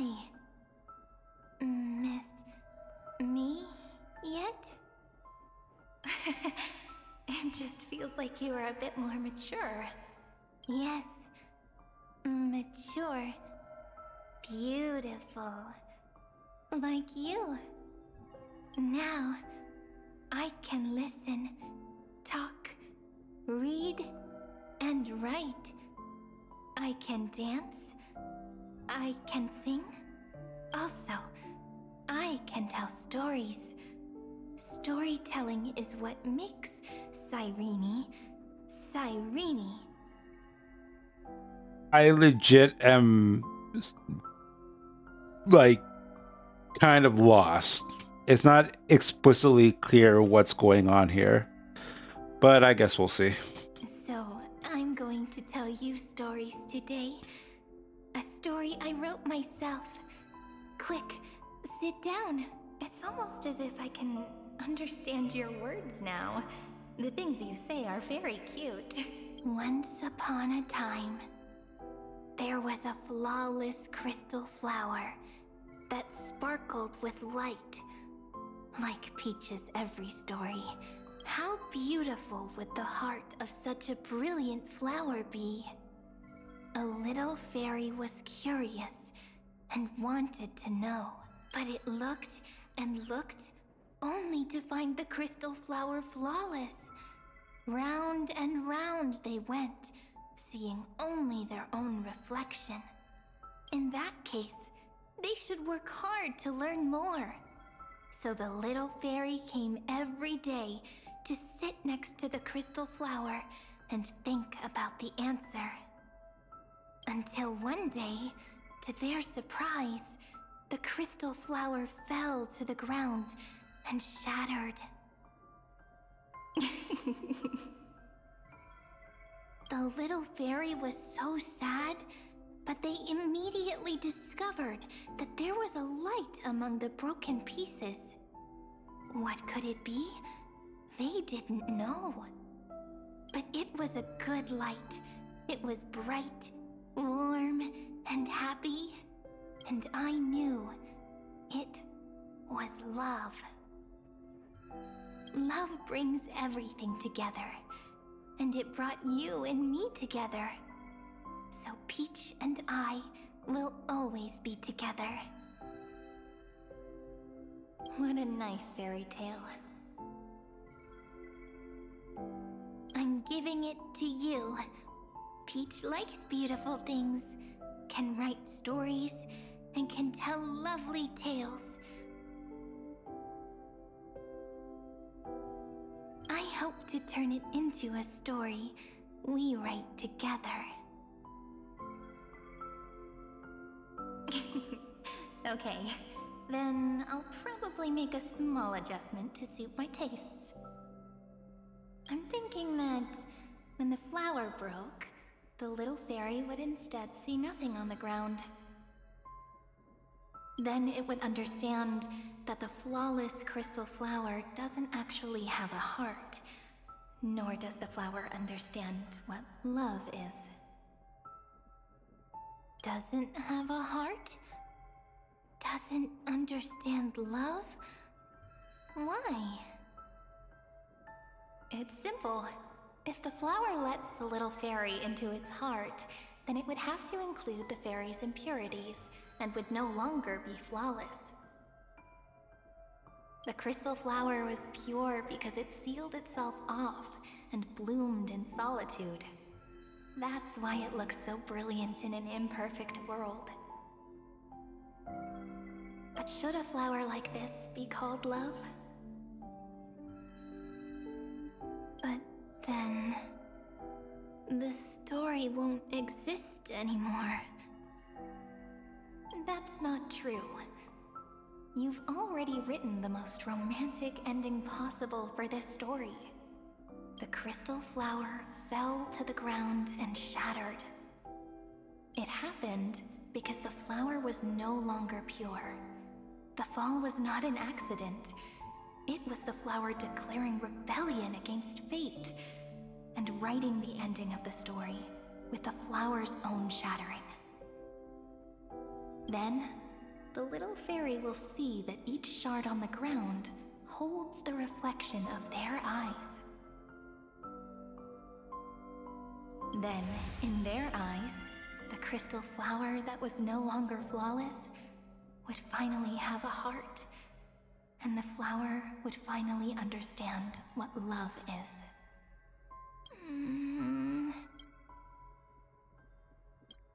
Peach's words, I don't understand. Is it because I still don't understand love? But it's fine. I can learn. Right. Query Cyrene. Electrical signal sequence Philia 093.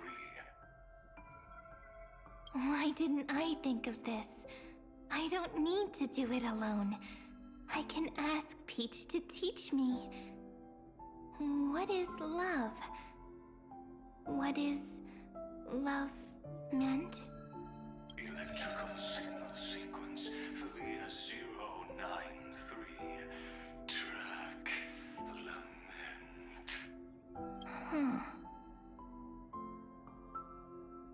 That's not correct.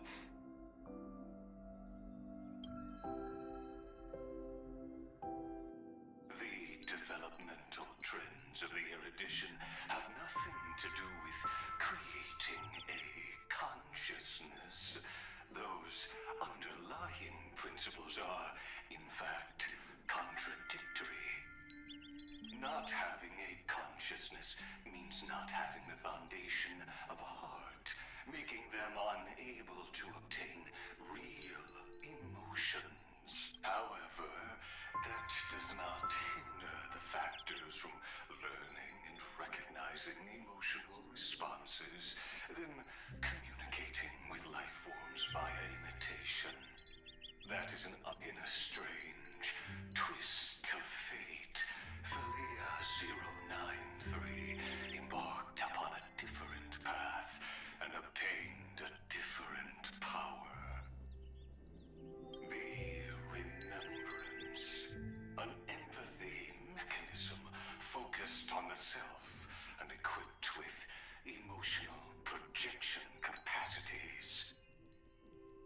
Lament was the factor closest to this form of behavior.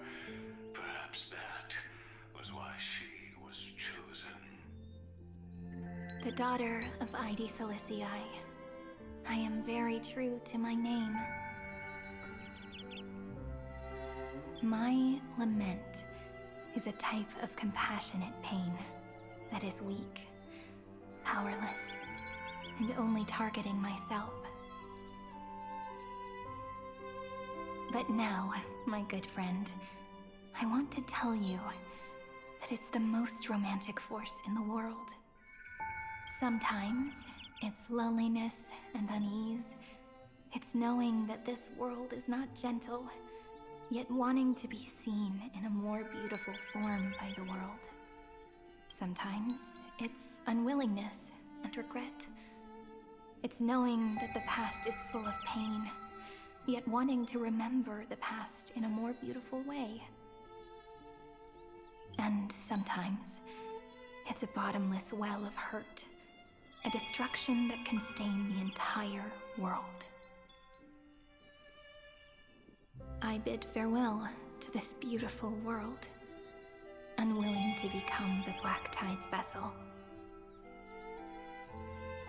For while the end of hatred is a blazing inferno, lament can drown out everything in muted silence. It's so unreasonable, isn't it?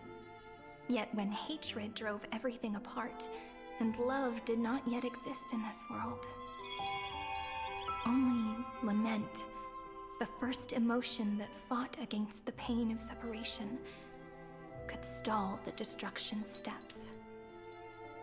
Then, it would catch up to that journey where all is lost, carefully picking out stories and writing them down in trepidation. Look at these stories I wrote. Every page is full of tenderness and joy. But only the author knows how much struggle and agony lie beyond the pages. But I am no author. I'm a girl who'll never get to grow up. I only tell stories that people like to hear. In them, the world tucks away its scars and smiles for all to see. My entire life spent inside this little story. I can't wipe away my tears, and I can't bring the world victory. But maybe, in these unchanging retellings of the story, my lament might be able to touch upon the divine and reach their tender heart at some point. I hope that what flows out from that cut will not be blood, but a tear, warm and wet, and that tear would fall and create the first ripples. Then, people would see every beautiful thing reflected in that ripple. It'll be all the remembrances within this story. Someone once told the very first me that everything was false. That the only life in Amphoreus was a great catastrophe, nurtured using the world as a factor. Holy fuck, Hoyo. Hoyo has a real problem in how they tell stories. I don't know how long that was. Maybe 15 minutes at least of just, oh my god. They need to learn to spread things out and not leave huge dumps for the end of patches. Like, I could even process what was going on after a while. But how could a dream feel so real? That's why I didn't agree with him. But Peach, I didn't understand a word you said since just now.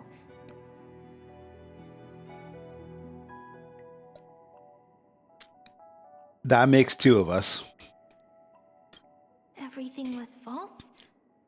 But you're standing right here. It's all a dream? But I haven't learned how to dream. Indeed. That's why I believe all this is real. The moment the crystal flower fell, that genuine shiver, that's the mover of life. Formatting progress 23.815%. In the poem offered to you, every Cyrene would write down a beautiful new world with stars and flowers. And when I looked up at the sky in this cycle, I saw a shooting star and a dash of the remembrances pink. I believed that must be the color of dawn. Oh my god. They're doing it. They're still doing it. Can we be a bit more concise? And can we spread out character development over multiple arcs? Good god. You shall fade when the flowers bloom. For every ending begets a beginning. All these metaphors and whatever, that's all great, but it's just an abuse of them at this point. Plain English and being concise would go a lot better, especially after we've been yapping for this long. Looks like it's time to say goodbye. Are you leaving, Peach? It's okay. I'll wait for you to come back. I'll study really hard about what you taught me today. Right. I still haven't told you what love is. But actually, my good friend, The lament factor did not understand what love was before she met you either. Not until I told you all the sad tales in a trembling voice in this tiny room. Not until I told you that I love them. That I love everything in this saga. The story comes, passes, then returns. It makes us reunite, then pulls us apart again. At the very end, it leaves behind a seed, a reason. Even if the great tree withers and all falls to silence, there are still some emotions that deserve to be remembered. Look, the light is coming in. The Deliverer's light is going to illuminate Amphoreus.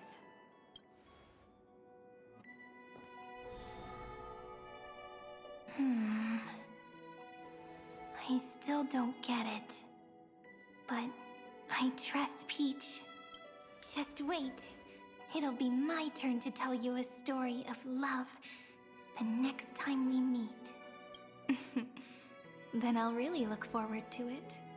In that case, I want to make a promise. I want to gift my pen, my book, and my name to you. What? Please take them as a beautiful blessing from me. I gave myself the pen name Cyrene the first time I wrote a poem. I want my words to be like pebbles falling into a pond, dropped from the past to send ripples into the future. In the stories you will write, perhaps it'll be inevitable that there are still sorrows and tears that are destined to fall. But could you promise me one thing? Promise you'll forever be a gentle flower. Promise that when the stars cast their gazes upon you, you'll only reply to them with love and a smile.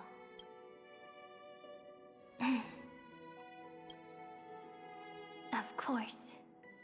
This will be a romantic story like none that has come before.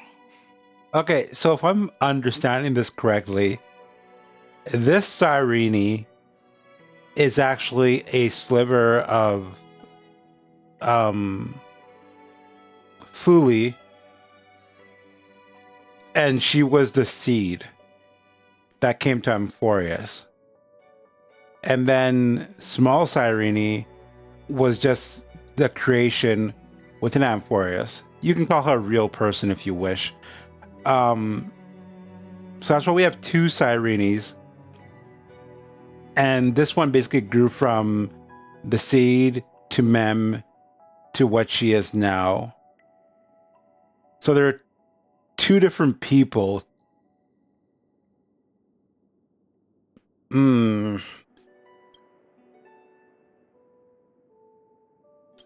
You think so too, right? I'll read and you'll listen, like how flowers always bloom then wither. I shall welcome my own decay, becoming nourishment for the next flower's bud, while you will depart and hold that final star, planting a boundless sea of flowers on the final page with her. And our stories will be lying silently among the flowers, like every ripple of remembrance, and they shall become the epic known as I've written.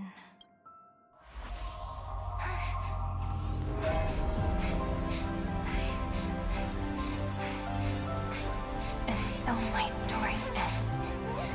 From here on, it's your story now. Mimi?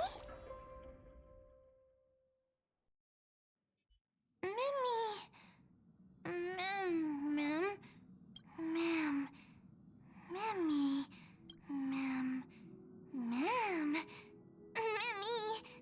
So, the light that tore through the chaos illuminated my memories.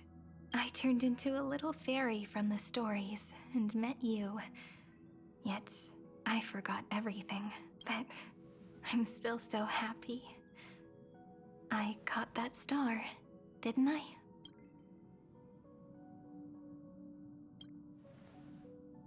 Yes, the seed within memories.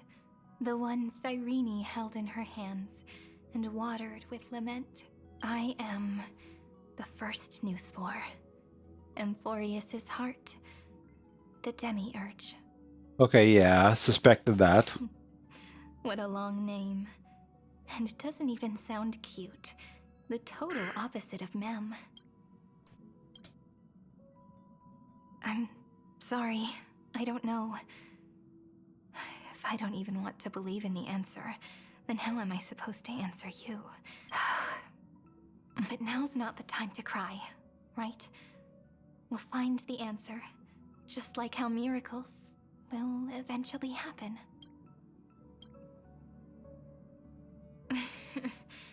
Do you remember that I was also worried about this when we first set out? Mem's memories and Cyrene's memories got all tangled up with each other in my one heart. It's all so strange, yet so familiar either way. Could you please let me do something I want? Just this once. I want you to call me Cyrene. That name represents me and her. Every one of her.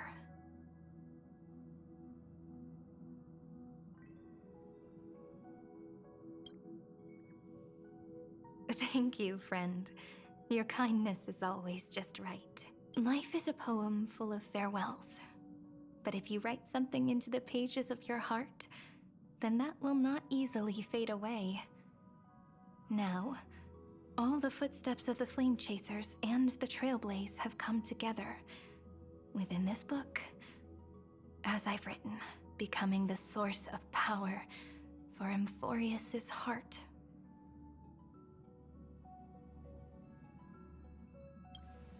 A lost heart needs to be placed back into its body. The last thing Xandar wants to see is an event that gives us a chance of winning.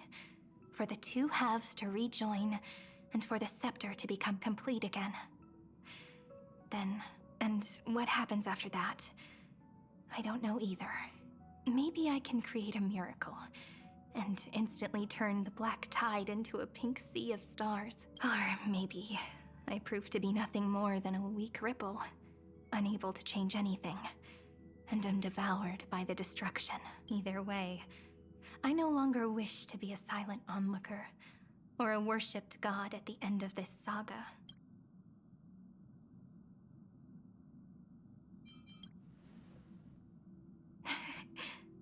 That way, I can also put aside all my worries and truly become Cyrene.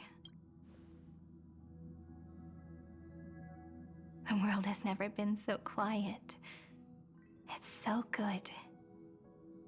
It's as if I can hear the sound of my heart beating. Remember this moment, friend.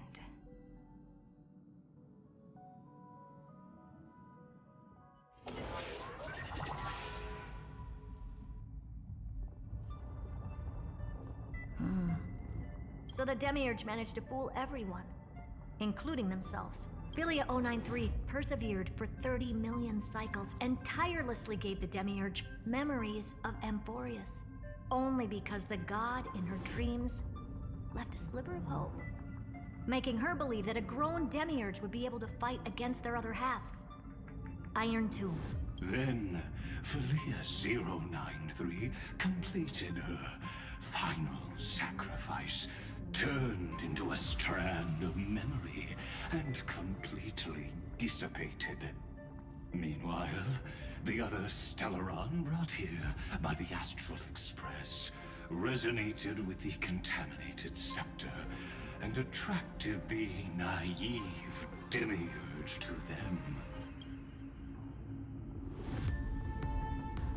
As an experimental factor, Philia 093 originally could only recognize and output information in a set format. However, the power of the remembrance and the memory of over 30 million sacrifices enabled her to complete an unprecedented feat. She managed to nourish a real heart.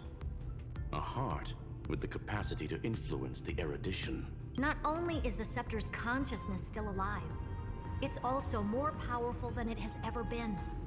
Your defeat is already set in stone. There's still time to surrender, you know? You really don't need to burn all the bridges. We're all geniuses here. Don't make everyone lose face at the end. What a pity. When the truth surfaced, I knew at once that the Demiurge was far too feeble to ever alter the result of the experiment. Not only that, Madam Herta, please consider this possibility. When 30 million cycles of hatred and lament are joined as one, what wondrous creation will arise?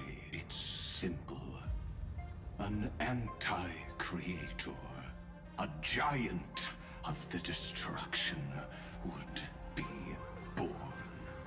Its hatred will ignite the starry skies of the gods, motivated only by its lament toward the sufferings of humankind. Do you really think that the Demiurge is still a cheap copy of Philia 093, even after 30 million cycles? The facts above only await the arrival of the fourth instant they calculated. Those words will be proved in the presence of Nous. Xandar 1 Kuwabara thus completes the proof. Huh. You branded Droidhead as a failure with your own hands, yet you still expect them to prove your theory? I pity you, Xandar. I don't need your pity. Let them cast their gaze this way as much as they want, and paint the future they imagined. As their creator, I shall complete my duty and direct them to complete their final query. The destruction of the self. What hubris. And what if you fail? No one understands failure better than Xandar. He has suffered so much already. What is one more failure to him? For the first genius, failure is simply the beginning of the next inquiry. You don't want to test the resolve of a dead man. That's excellent. Oh. Let's wait and see, Senior Society member. I'll have you watch me perform the final step to overturn your proof. I'm all ears. It's my topic, so stay out of it. Be quiet and let me borrow your head. Let's go, Screwy. We're gonna break Iron Tomb's seal. Come on, let's take off. It's time to go meet your little pet, Senior Society member. Holy shit, that was exhausting.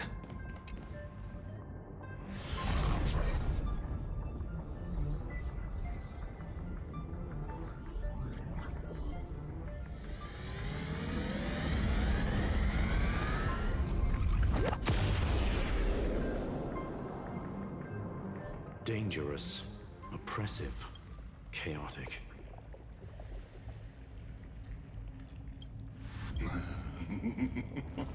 What a beautiful wail. It will soon resound throughout the entire cosmos. The view's pretty good here. All yours, Screwy. Just a moment, please.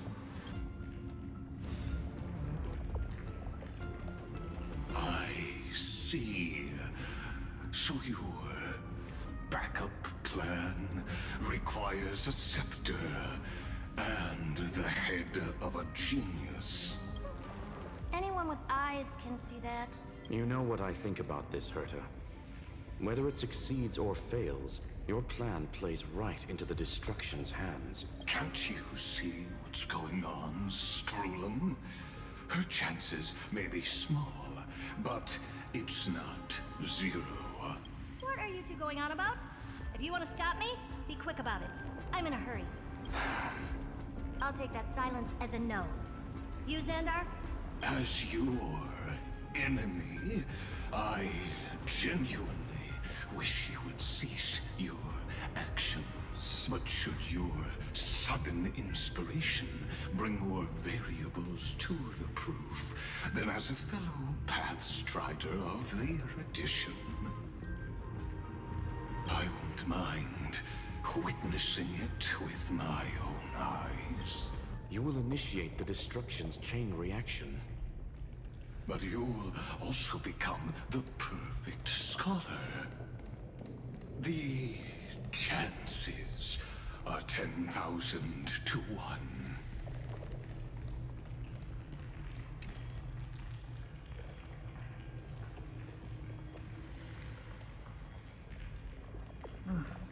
Curiosity. It's been so long, and we've all failed so many times.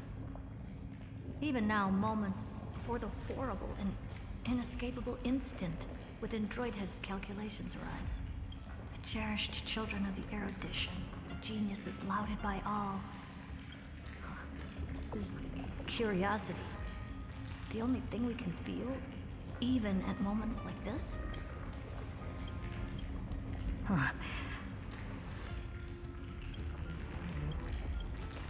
Well, it's not so bad. Now let the lock become the key. Geniuses who walk the stars. The cosmos has reached a moment where its very existence hangs in the balance. I, Herta, Genius Society 83rd seat, hereby summon you. I request a society meeting to be held immediately. We shall serve the grandest cause with the most macroscopic ideas.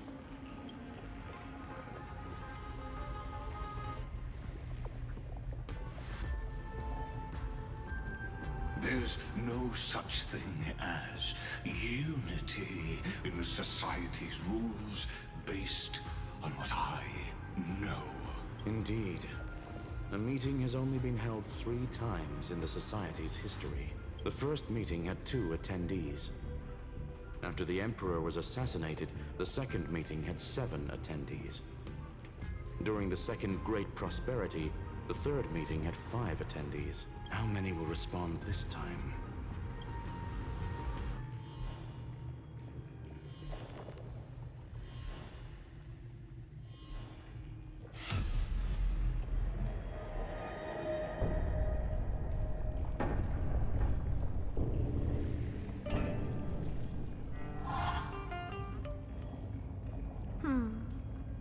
I thought you were not going to involve me in this topic anymore, Herta.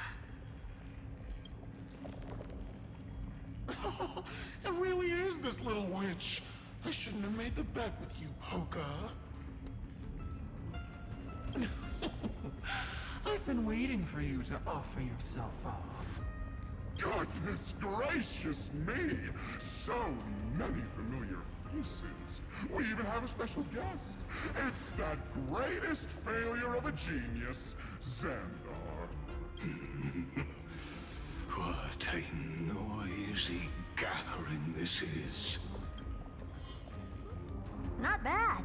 More people showed up than I expected. Even though one is just here for the fun of it. Either way, the person I was hoping for most is here. Stephen Lloyd declined the invitation. He needs to focus on attacking and defending, and cannot attend the meeting. That's fine, he doesn't need to be here anyway. Let's skip the boring introductions and cut to the chase. Folks, this is not a discussion, but an announcement. Though the Society has never been united, we still observe at least one basic courtesy. We don't interfere with each other's research topics. So listen up, all of you. Conquering Iron Tomb is my research topic.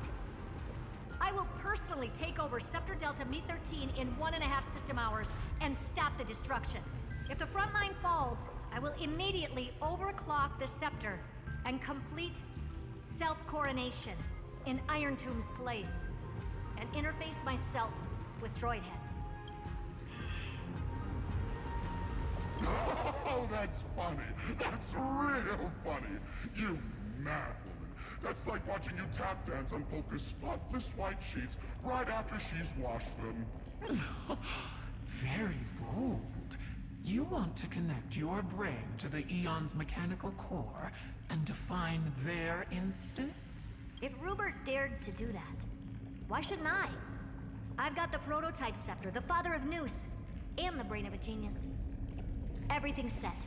Never mind the success rate, little witch. What's gonna happen if you succeed? We're all smart people here, so I'll just say it straight. Strike at erudition. I'll change the anchor points for the fourth instant and move the future of the cosmos in a direction I want. I knew it. Another genius who confuses cause with effect. What do you think about this, Lord of Silence? You know you're signing your death sentence right here. Of course I do. There'll even be 2 copies of the verdict. One that I wrote myself, and another one coming from you. That's why I wanted you to be in this meeting. Now I can tell you, I don't care about all that. Damn. Consider this a threat. Oh shit. Either put down your scalpel or die with the entire cosmos. The only goal I have for this meeting is to ask all of you to put aside your pride and not cause me any trouble. Huh. What a naive little girl, thinking her wishes will always come true.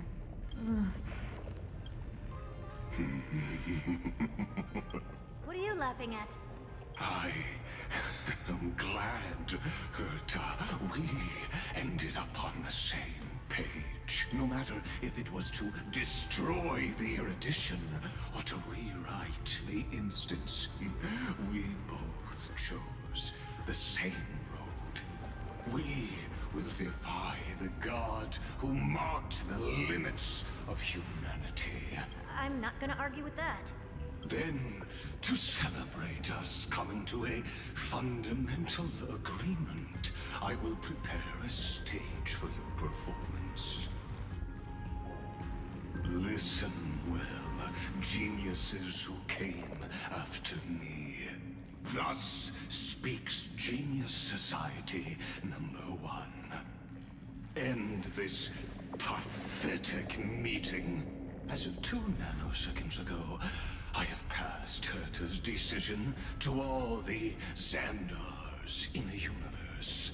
We will become her representatives and stop all external interferences targeting her. This is very interesting. There's a lot to break down here. I mean, just hearing from Polka alone is freaking crazy. But hearing that there's more Xandars out there and they're all going to support her now is quite the twist. What are you playing at? Hurt his face. My reasons. It's simple curiosity. That is all, madam. Am I going to clash blades with the first genius? What a pleasant surprise. Now that our positions are clear, it's time for this boring meeting to end. Good luck, little girl. Did you all just treat me as a side character? Darn it. But anyways, I'm just here for the fun. As the ghost of the quantum domain, it is my duty to observe. So, if you're happy to bring me a tea set from planet Scrollum, then I wouldn't mind giving you a helping hand, little witch. After everything's over, come visit me and taste some of my freshly baked desserts. I knew you'd say something like that. I always give the same response to plans that exceed the limits of mathematical calculations. I don't know, right? Those 3 words, though seemingly graceless, contain all the wisdom in the entire known cosmos. Well, we passed the Society's trial. Let's focus on what we've got in front of us. I hope you hold up your end of the bargain, Senior Society member. Lycurgus may not be trustworthy, but Xandar always follows through with his words. Farewell, juniors. In the limited time we have left to spend connect with each other, you no longer need to address me as Xandar. Wait, huh? Lord Lycurgus? Could it be? Yes. I have completely severed my connections with Xandar One Kuwabara. I shall witness the end of the world in the role of Theoros, as a character within this play. I really don't get you. Perhaps you've heard me say this many times, Herta. But I still would like to reiterate that it's a great honor to work with you.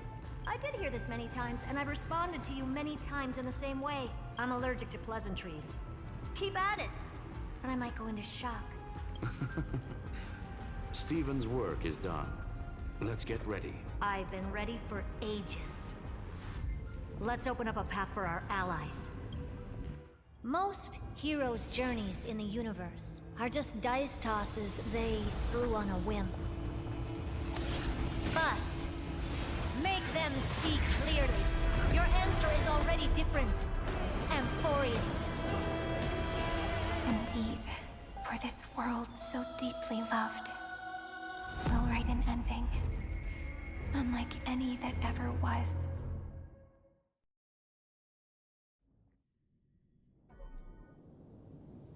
I never thought I'd one day be riding a train that's literally the incarnation of her.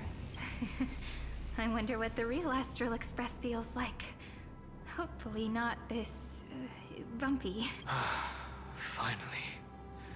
We're here. Dust and sand in the air. And crumbling ruins all around. This heat is brutal. Not even the Trailblaze can take it. You could say this prison was forged from Finan's fury. But fury never lasts forever. That's why we're here. Right, friend? Let's embark on the final flame chase journey.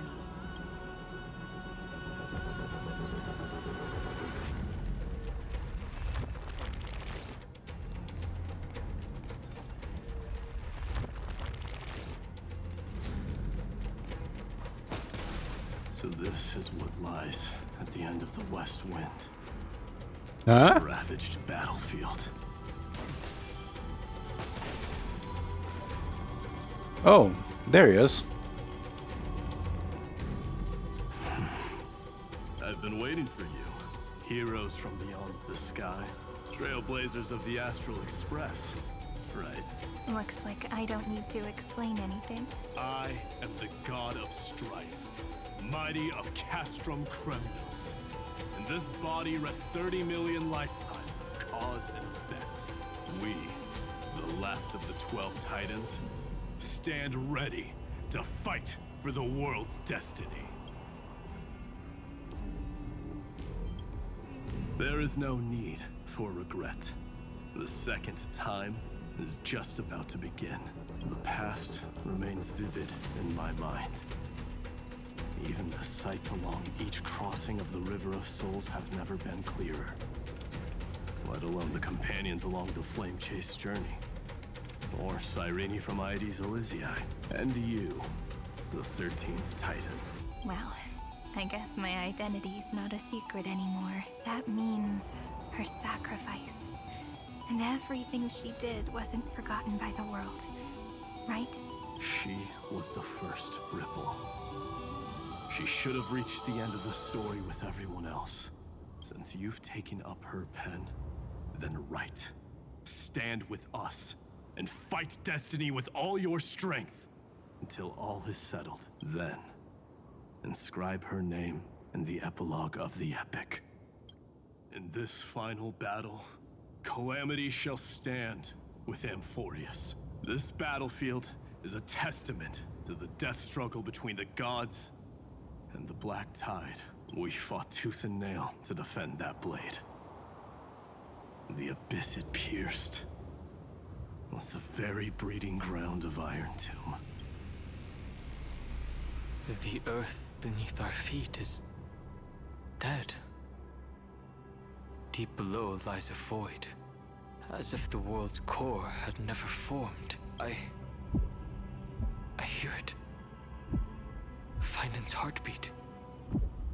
It's so faint, like he's on his last breath. Across 30 million cycles, I've crossed blades with Dawnmaker countless times. If you knew that man, you'd understand. It is exactly that last flicker of flame that will never go out.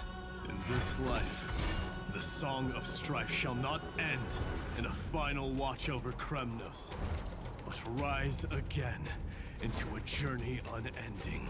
I am Mightylos, the Lance of Fury.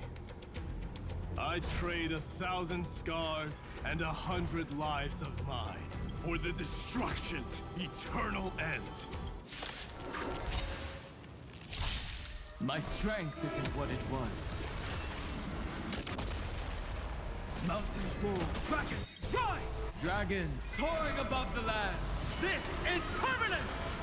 I hope we resonate all together. Tonight, stars echo. To the soul. Look, with this divine power, I reforge all things. Enjoying yourself? You deserve my intent.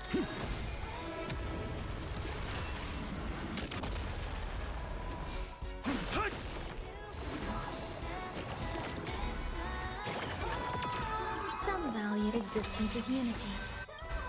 Every petal, all will be swept away by the wind.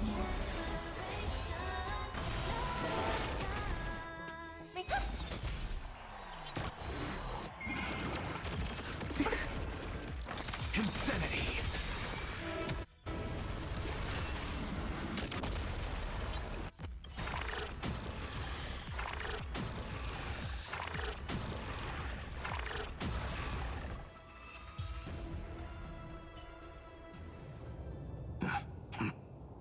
Weakling.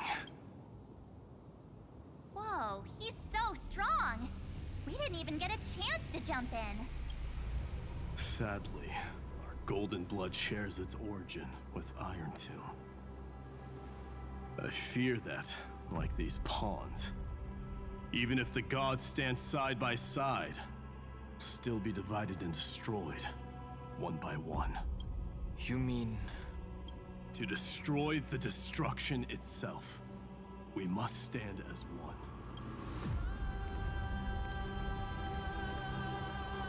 Take this.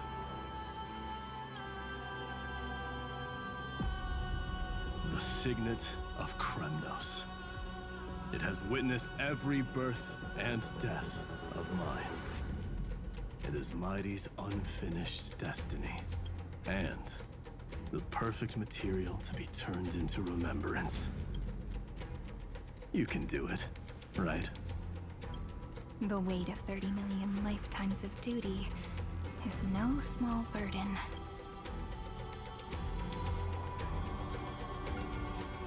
So, you're not coming with us?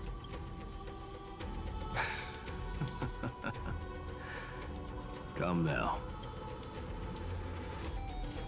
I am strife. Scattered across all creation, the scar that this world needs. What stands before you is merely one of countless divine bodies. Take this signet. With it, I'll be with you always. Use it to blaze the path ahead and inscribe the cause of deliverance.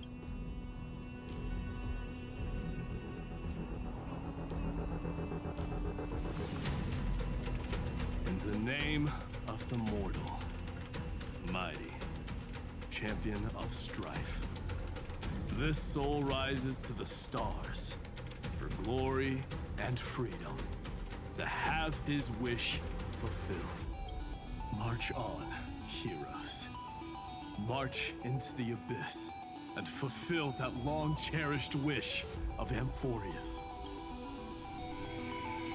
And then, upon this broken and charred land, build anew a city of prosperity.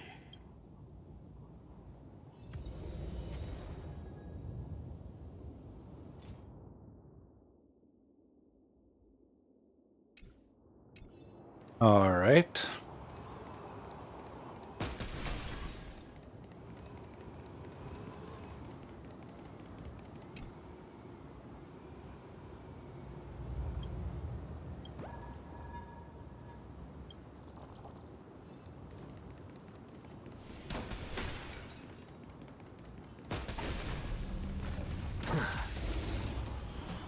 I should really just be using Acheron.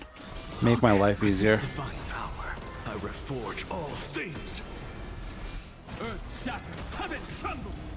Dragons soaring above the lands. This is permanence! Listen. What's the insanity?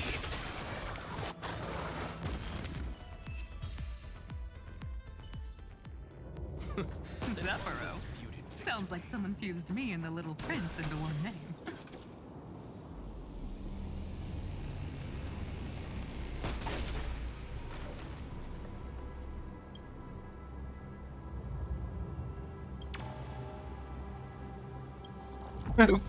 Try a civilized greeting.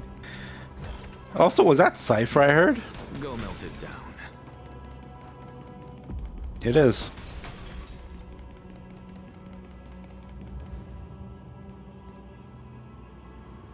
Oh, finally! Gray mystery. And, you two ladies, really look alike, huh? Hold on. Let me guess. This pink-haired one. You've got to be the first newsborn. Mr. Meow. Demurge. Right. And, this one with the flower. Gotta be little Marge from the Express crew, huh?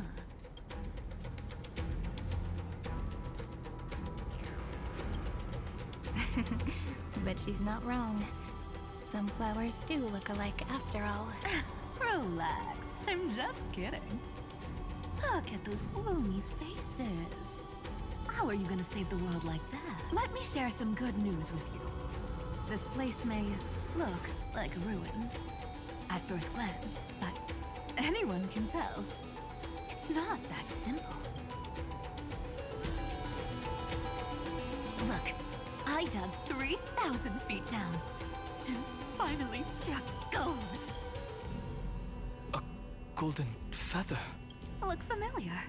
It's from that little deliverer boy. If it's showing up here, it means only one thing. This ruin is the seal he built from the shattered remains of 30 million lifetimes.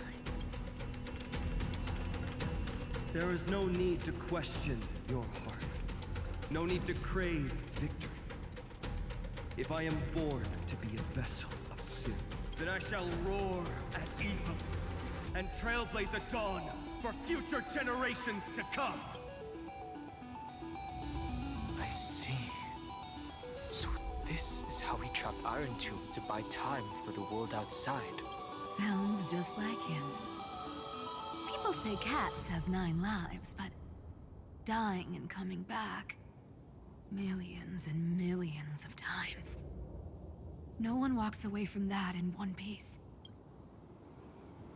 He's probably the only one who could have endured that.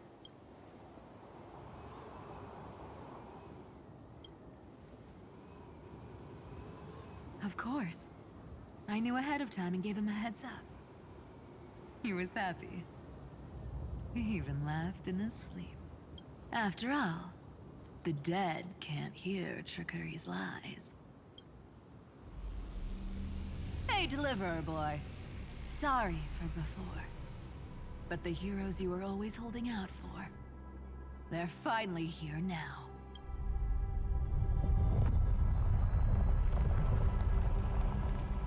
So hang in there a bit longer. Sorry to keep you waiting all this time.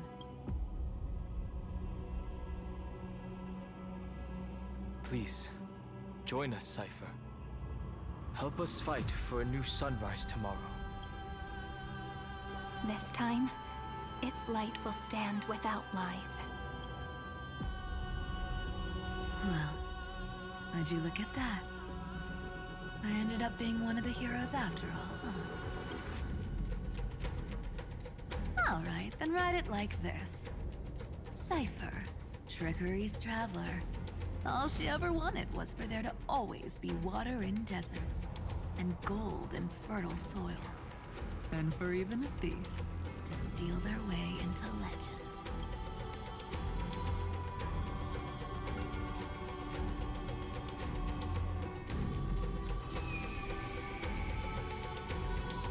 Here, take the coin of whimsy.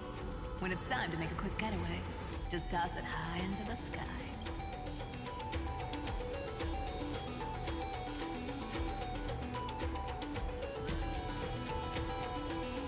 And for all you latecomers out there, listen up. She might have been a bit greedy and a bit of a liar, but she never went back on her word. Well, well, if it isn't the little prince himself. It's been a while, Lady Cyphera. It's not every day we get to walk the same road.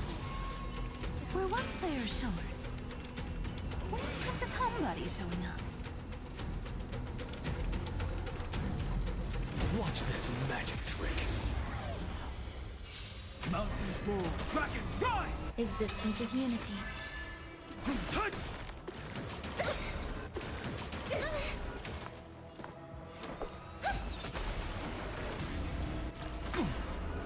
Some to the soul.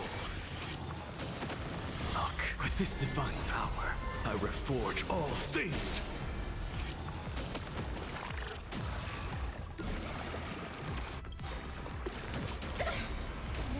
Stars echo. Insanity. Earth shatters, heaven trembles. Why did I do that? Every petal, all will be swept away by the wind. So tired. Look, with this divine power, I reforge all things.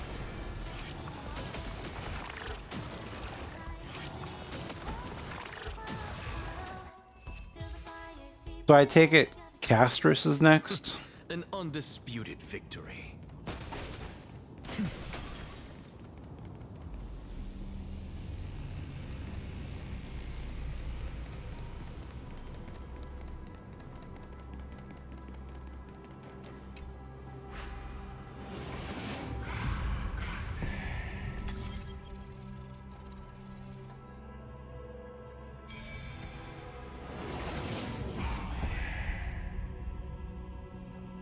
It's just an answer. Nothing too difficult. So even this vessel, you've forged into a shackle. Go melt it down. I'm glad to see you again, Miss Castrus. Looking back, I had only one act of salvation to my name, and only one life I ever saved. Bring hope to a world so vast with these hands. Even in dreams, it always felt like too much to ask for. I won't forget. Flame Weaver. Why is he here? This is the first Castellana, and Lord Finan's deepest wound. He remembered everything he bore through the fires of his fury. But when the embers faded, all that remained was cold regret. I've restrained countless vessels like this across endless cycles. But this one, the pain he carried runs deeper than any I've known. Maybe he's been waiting here. Just for us. Waiting for his former enemies to stand before him again. What answer does he hope for from us? Well, obviously, even if I had to go through hundreds of billions of cycles again, I would still entrust my weakness to you. So, let go of your regret, comrade. Its purpose is served. You don't need it anymore. Hey, I'm not that accommodating, you know. You've never once pulled your punches. Ever heard of going easy on a lady? Yeah, Cypher got cooked. So pull yourself together, will you? If you freeze up during the final battle, the whole cosmos is gonna have a good laugh. Yes. Please trust in us, wandering soul. Across 30 million cycles, the radiance of every flame chaser now shines bright enough to illuminate the path ahead. I ask you to rest here, and may this grieving soil bear the bloom of acceptance. No earthquakes. It's surprisingly quiet. Perhaps Kazlana has found his peace. There's another possibility. This may not be the only seal he left behind. Then, I suppose it's my time to set out with you. Please take this Antilla flower with you. I believe that if anything could speak for Casterus, this ordinary, resilient bloom would be more than enough. Perhaps you remember, Lord Mighty, in that lifetime when you traveled with her, you once told me, control what little you can, and when fate's inescapable grasp comes... Resist it with the strength of your mighty will. I think I've done it. I've stood tall and walked among the flame chaser, casting off the name of death, Casterus, servant of the afterlife. May her name be etched into the stars, and then live as a human and die as one. Why so sentimental? Sorry. Force.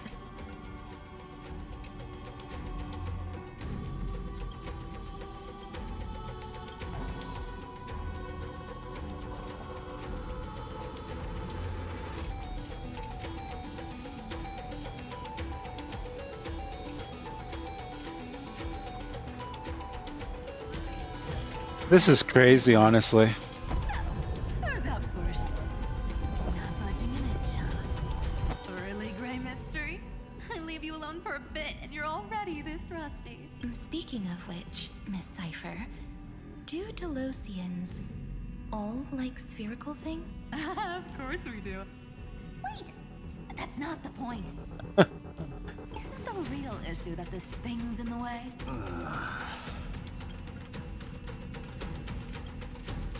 Oh, right! It's my turn to shine now? Watch this! The fresh power of time! Remember Orynyx's prayer? Well, of course I do! Come on, give me some credit! Lift the beddings of memory and stir up ripples of past reverie!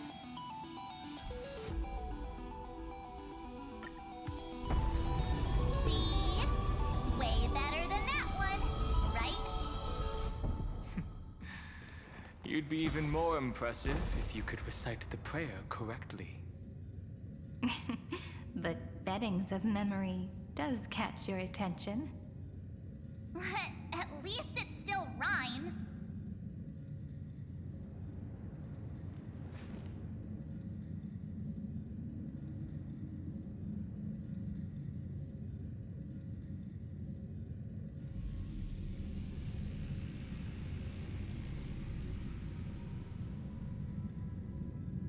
Bruh.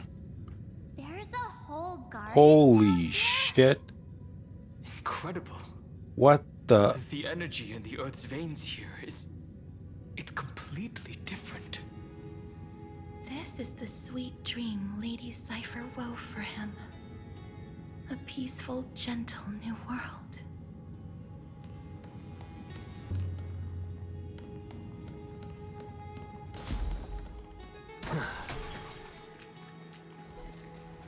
God damn. Wow. Look, the blade down here's already snapped. Just like his mind, shattered and broken. But that light, it looks familiar. Yes, it's the world-cleansing blood, still shimmering. After all this time. This roundabout way of doing things is definitely him. Golden light, tracing the way home. All the pink lights have finally come together. Go melt it down.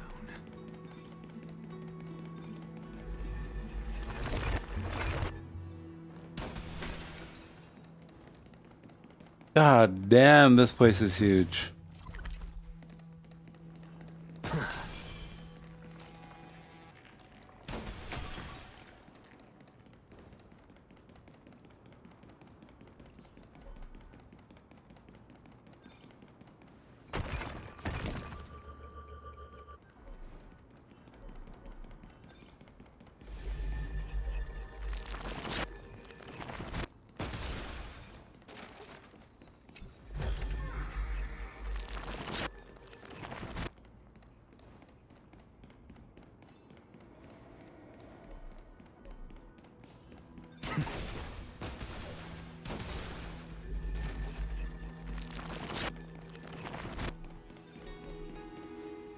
I've been waiting so long for you, Grayi, Danny, and... So that makes 3 adorable pink-haired girls. Huh? I told ya. Let someone else say that kind of stuff. Look on March's face. All getting along so well. Hyacinth, did you awaken this golden light? That's Lord Finance's lingering divinity.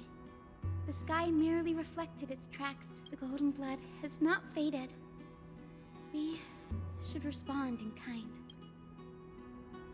That's one huge harp. The strings tremble as the people on the surface wage war and cry out. Miss Clementine, Mr. Krateros, and countless others who have heeded Gray's call. Guided by the rainbow, they're sending back good news, all to the same tune. Amphoreans need not bow, even when destiny is unveiled. I knew you could all hear it too. Standing here, the sky feels wider than ever. It's no longer a towering wall, but a shore within reach. We'll take every name there with us, won't we? We will. An epic is shaped by the lives it carries. That much is beyond doubt. Or, as you've said before, right now. Then, oops. I guess that's my little wish fulfilled. Pluck the strings, Hyacinth, healer of the sky. May the 7-hued melody weave a rainbow, bringing a rosy-fingered dawn to the children of humanity. When the rainbow rises across the horizon, even the darkest clouds of destiny shall scatter.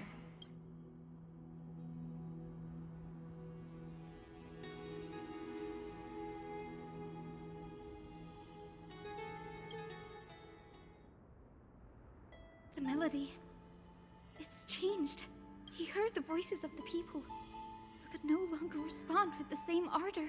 Like a bird drawn home by instinct, it takes flight and finds its way to him.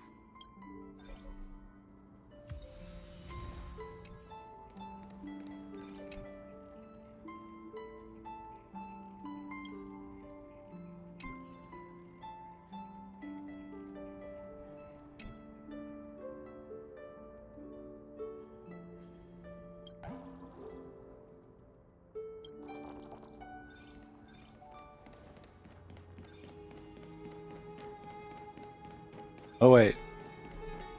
Wants us to go here now, actually.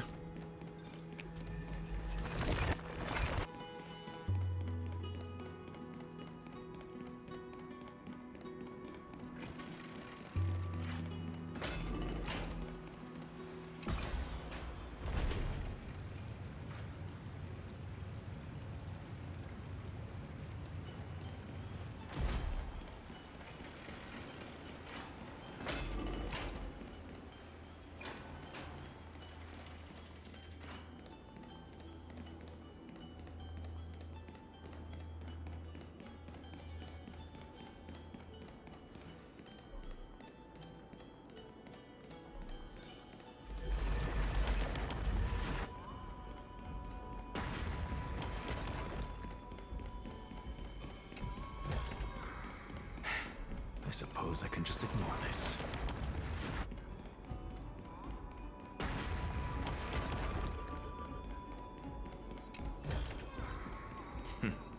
Go melt it down.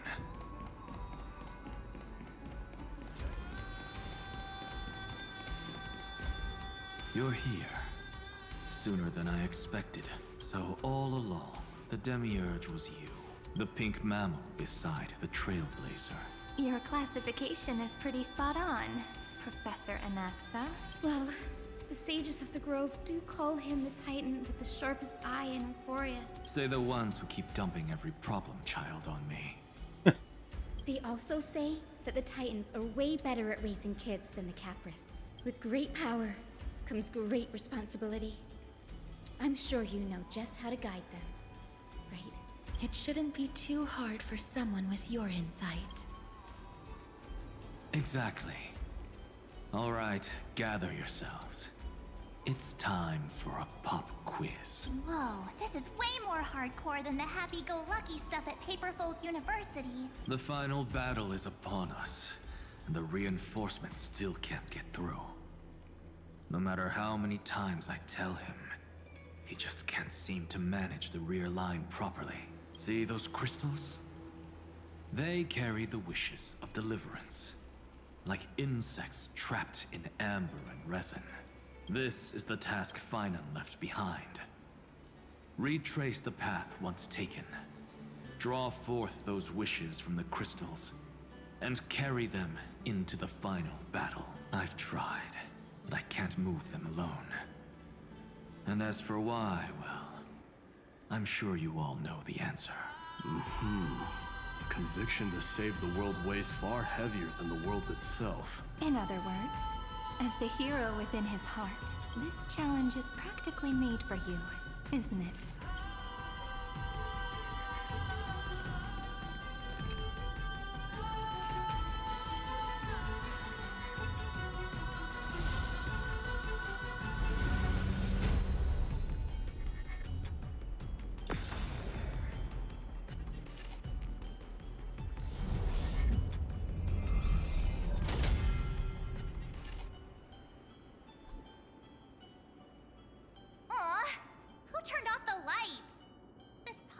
Even has dramatic effects now? Endless darkness. That is where wishes begin. But with just a glimmer of light, we can illuminate this lonely world. What lies beyond the edge of the light? Chaos. To bear the name Kaslana, one must first plunge into chaos to seek a path for the primordial light. Beyond the shadows lies the outline of dawn. Only by bearing both light and shadow can one traverse the cycles of dawn and dusk.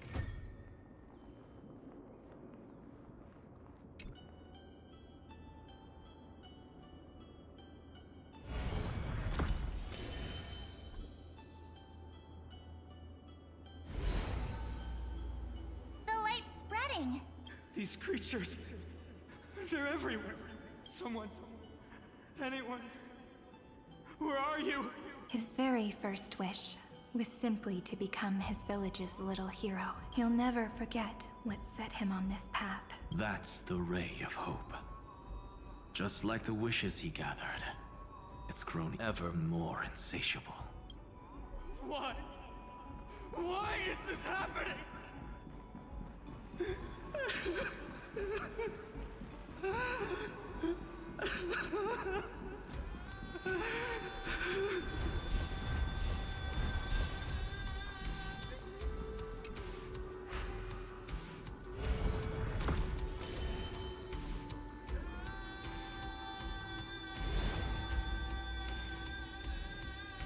Even the deliverer from the sky must have their beginnings in the soil of the nations.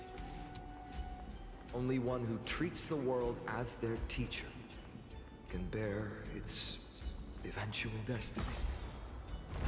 He never expected that the majestic holy city would be far from the end of what needed to be protected.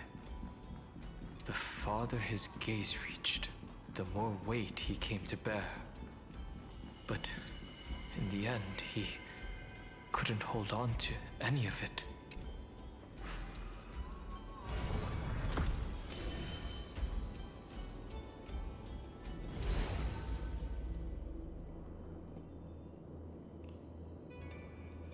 This crystal is quiet.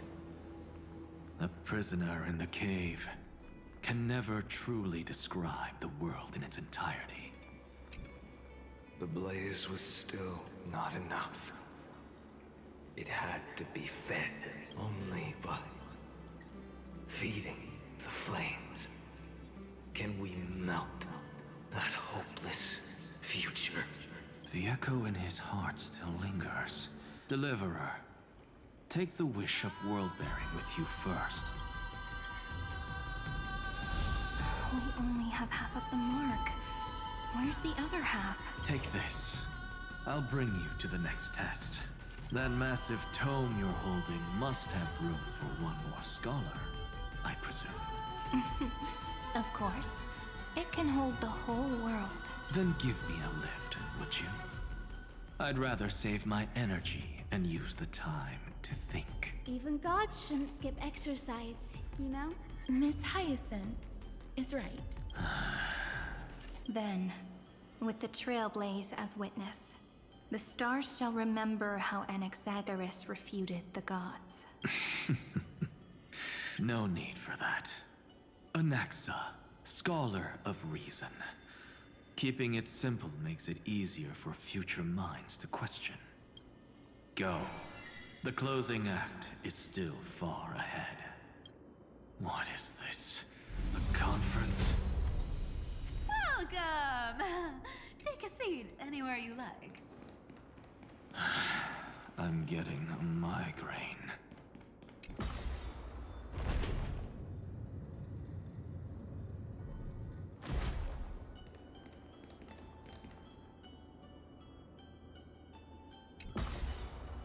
What?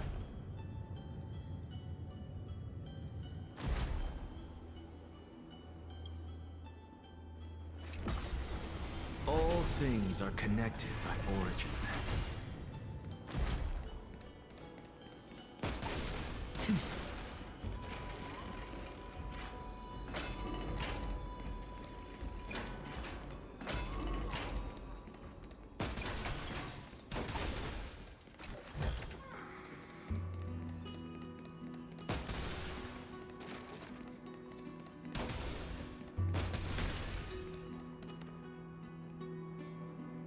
It seems like we've been shut out.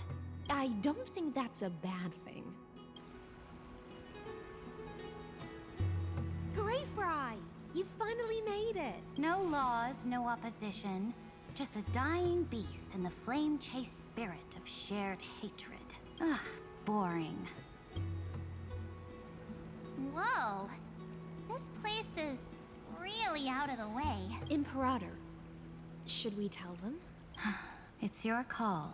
Allow me to share our findings. This paradise, along with the destruction, seems to be instinctively rejecting both the Imperator and me. Perhaps it is because the era in which Finan was the most active lies far removed from the days of the first Flame Chase journey. Even in the cycles where he remained sane, his ties with us never went beyond cooperation. Even trapped in a cage, he hasn't let down his guard. That is a good sign. That man's heart may seem hollow, but his hatred is clear. Naturally, it holds no place for a monarch who stands above the world, nor her blade. Wait, so you two can't come with us? You want us to join you as memories? Indeed. This way, the stars shall remember a great sovereign and her faithful retainer, Seridra, monarch of law, and High Sealens, knight of the ocean. Is that book truly the only way for us to leave our names in history? I believe, as I've written, is but one medium. The remembrance has countless ways of capturing time. Understood. Then, allow me to decline. I'll see you on the battlefield. I would rather be forgotten than be defined. If your words hold true, then we have our own ways to meet again in the world to come. In that case, I will choose the same. Let the waves that surge within your heart cleanse the sins of the black tide, Greyfry. The storm sea awaits your song of triumph. You two are still as resolute as ever. In that case, we must double our efforts. A promise to the Imperator is not one we take lightly.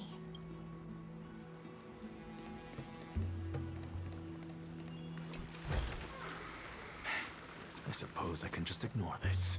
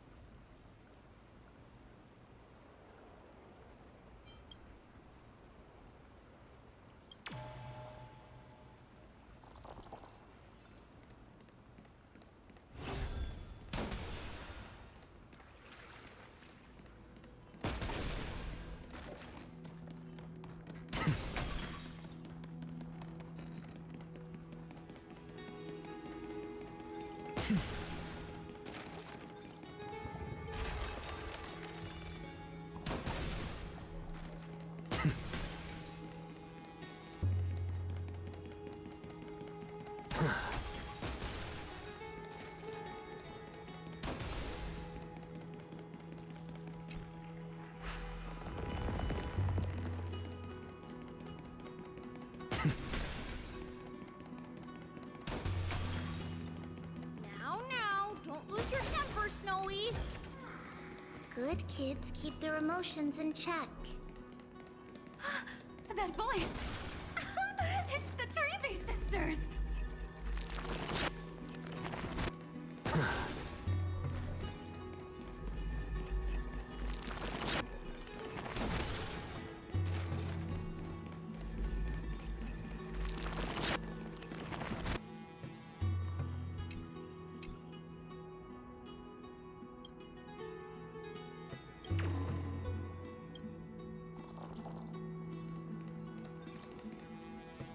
Whoa!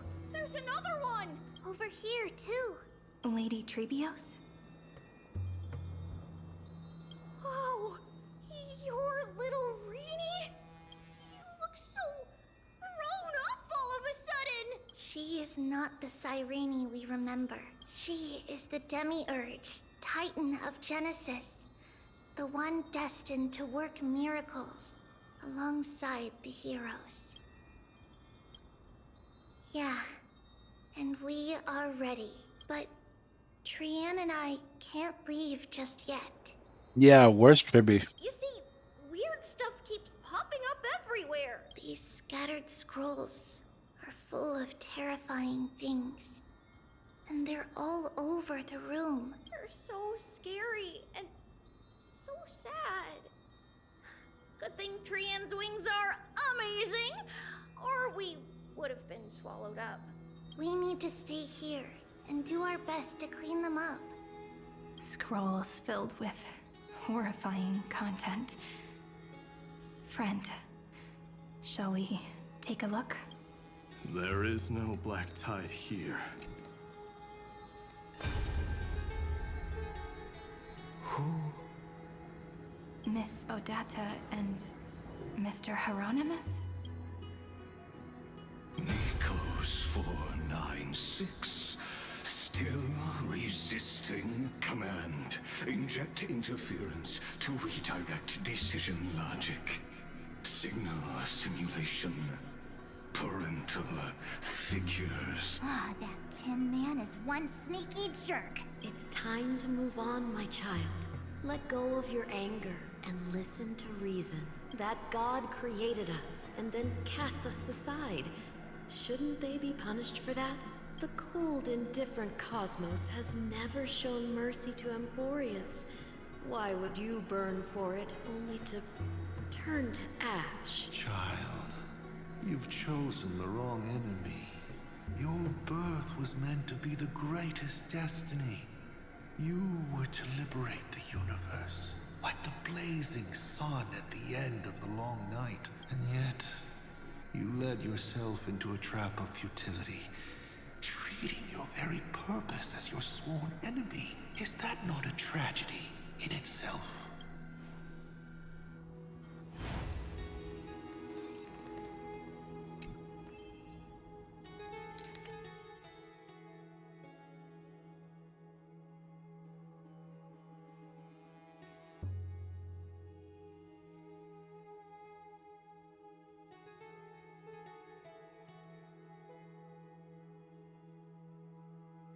Snowy's been fighting this whole time.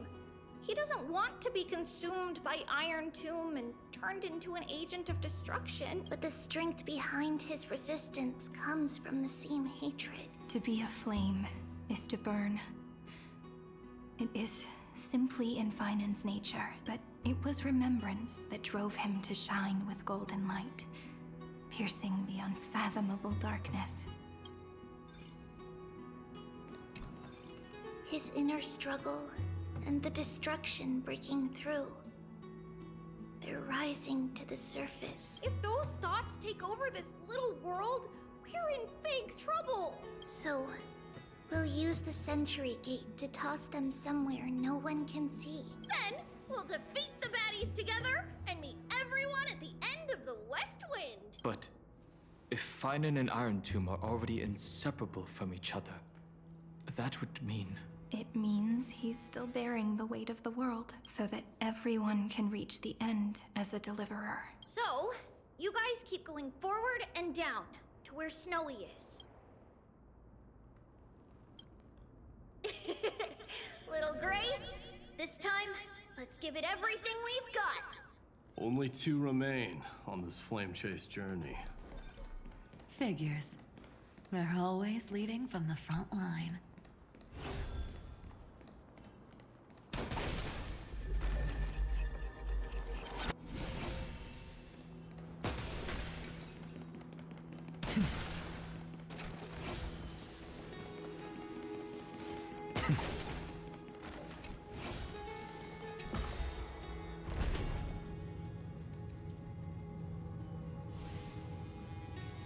I can't even think of which 2 we're missing right now. I mean, oh, actually, Aglaya and... who else?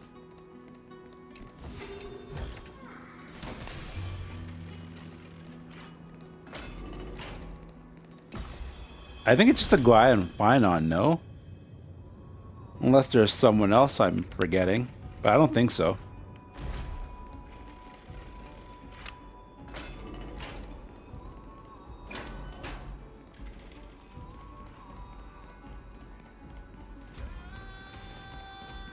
Well, here's the other half, though. We're here. The second test site. I wonder what kind of wish we'll see this time. I'm afraid it's quite the opposite. This time, we'll face his despair. What? Are you afraid? The other half of the weight of world-bearing lies at the end of this path. Relax now. Take a deep breath. Come on. Let's make it quick.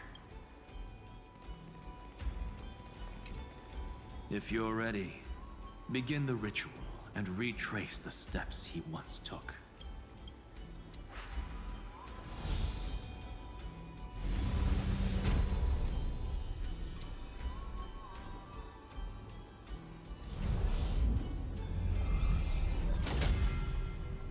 Looks like we'll be walking through the darkness this time. Exactly. It's no longer about mending broken wishes, but shattering the frozen despair.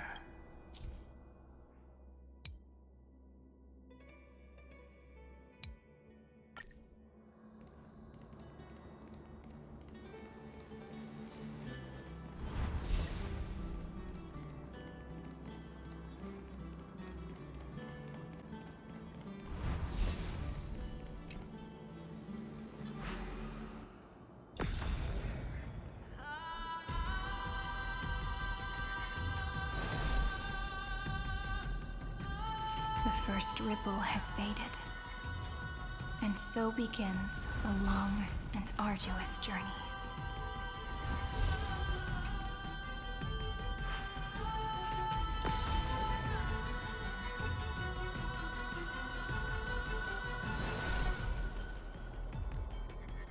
Endless slaughter.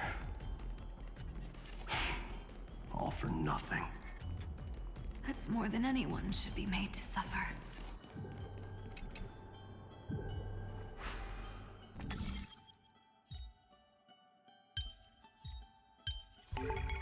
It's just an answer. Nothing too difficult.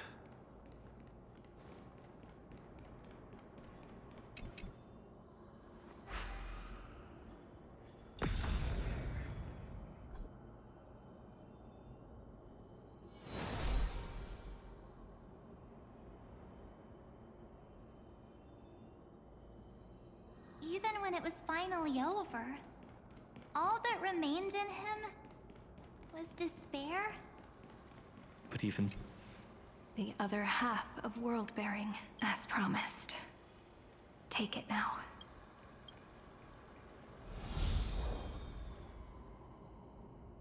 At last, you've released him from the wishes he carried for so long, and quenched the despair kindled by his wrath. When both light and shadow are claimed by those who follow, his true form shall emerge. The blank statue is finally free. That smiling child in the memories. Let him come with us, laughing to the very end.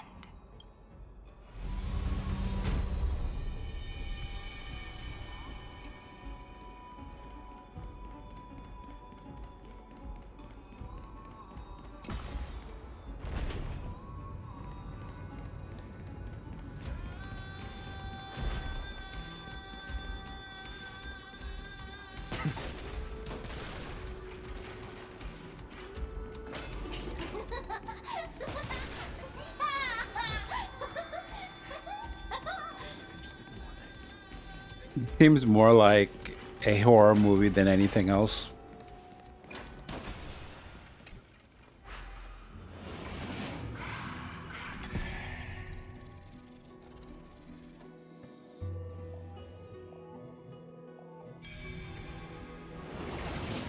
My wish is to fulfill everyone else's wishes.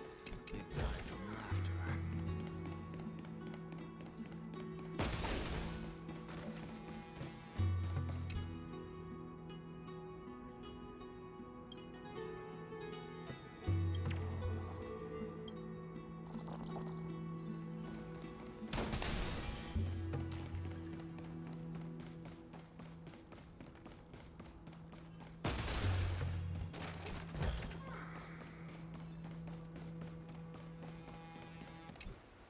This spirit basin marks the end of every cycle.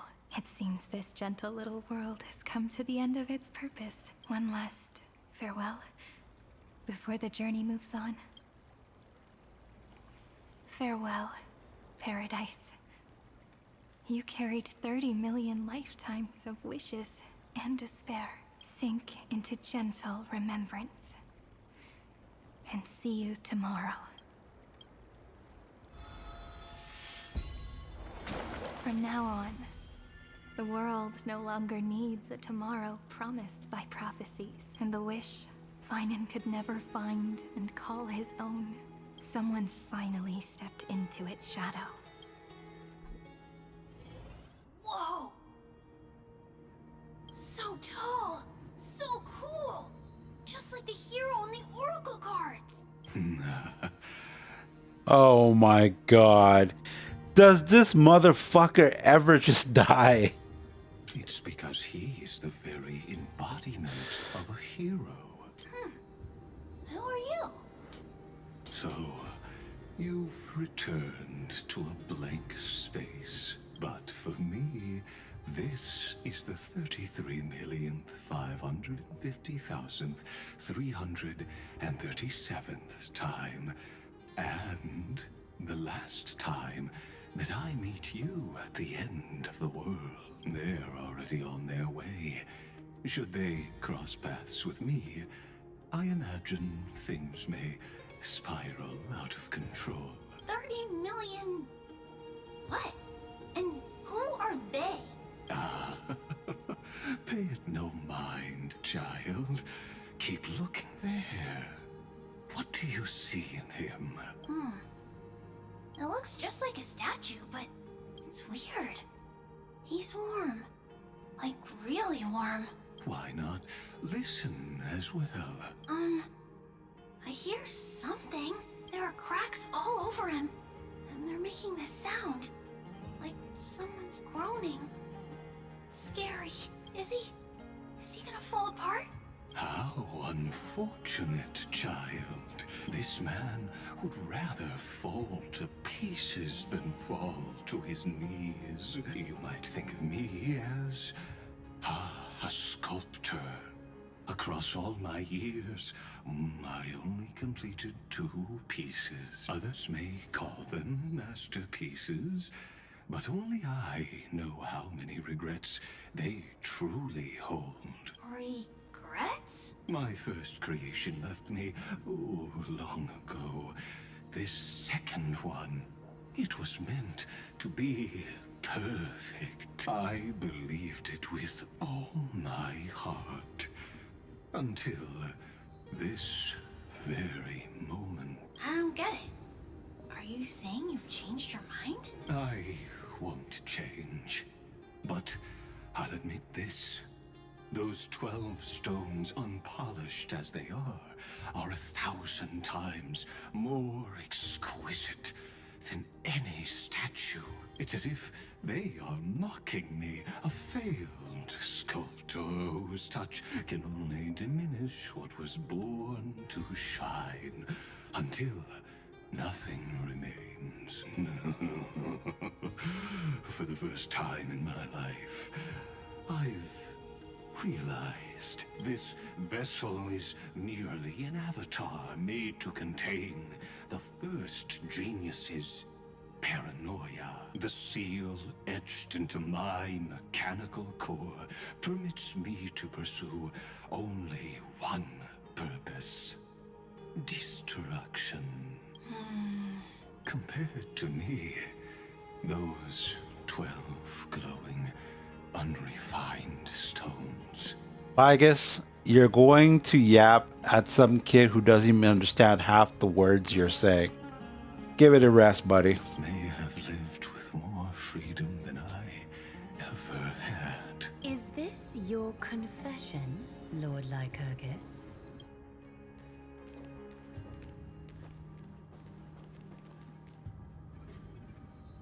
You misunderstand. From the very beginning, I was never meant to feel regret. But since you're troubled by the radiance of these stones, perhaps after 30 million futile cycles, you too have realized you're just as much a prisoner of fate. I suppose you do have a point. Now you are imprisoned by the sages from beyond the sky. And that is why this will be my last time standing here as the Theoros. Though we stand on opposite sides, we are both waiting for a miracle. What are you talking about? Is something big about to happen? Aggie. I know. Now that your victory is assured, I trust you won't mind giving us a moment in private? Assured? Not quite. But I won't stay long. I'd rather not spoil the fun for those deliverers. And besides, after losing everything, the only thing that remains in me is the drive to seek knowledge. I pity you, Theoros. I don't need your pity. Farewell, Lady Goldweaver.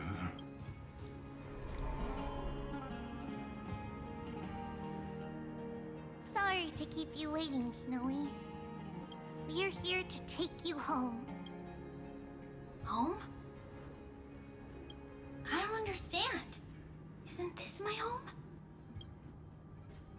This isn't a real home.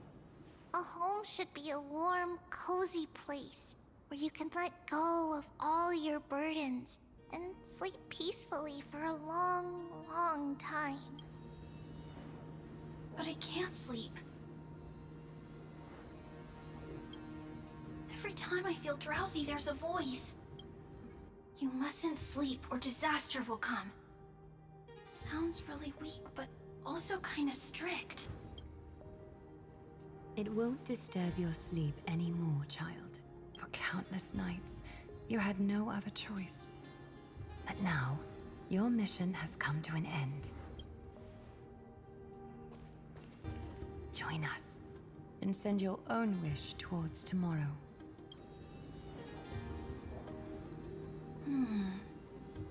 My wish. What could it be? You don't have to come up with an answer right now, child. Grown-ups often think duty and ideals are wishes.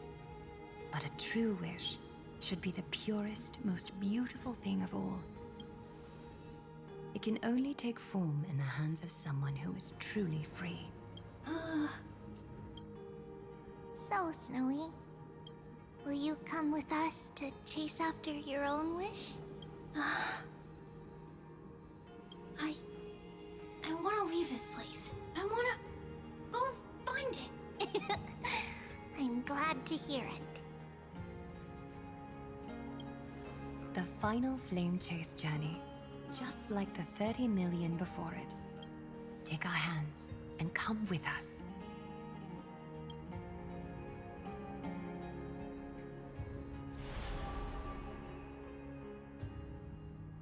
Where did little Fine and Shadow run off to? Look, he's already gone ahead to embrace his destiny.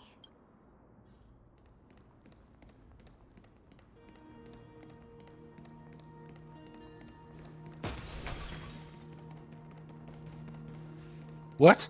Wasn't it just... You really took Oh. a long way around. Well, now everyone's here. I swear, wasn't it right here? Huh?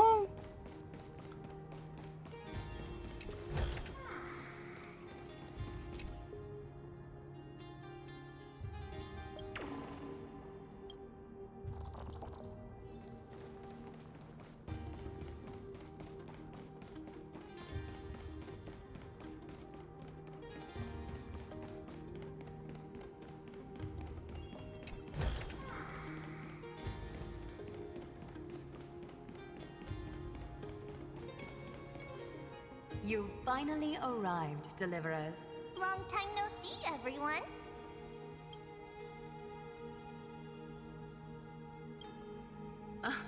I'm glad to hear that. And even though we've met before, it's still moving to see her seed bloom like this. Woven from remembrance, this garment gleams so brilliantly. Just like the future we will now weave together for Amphoreus. We've reached the end.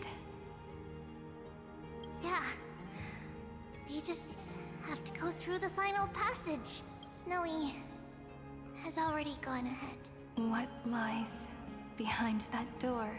The first seal upon Iron Tomb was a battlefield, raised from the bones of Finan himself.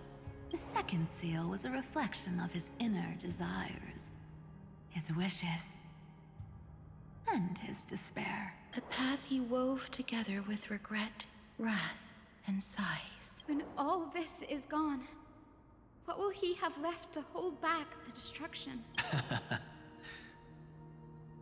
The answer is all but revealed. His traces are everywhere.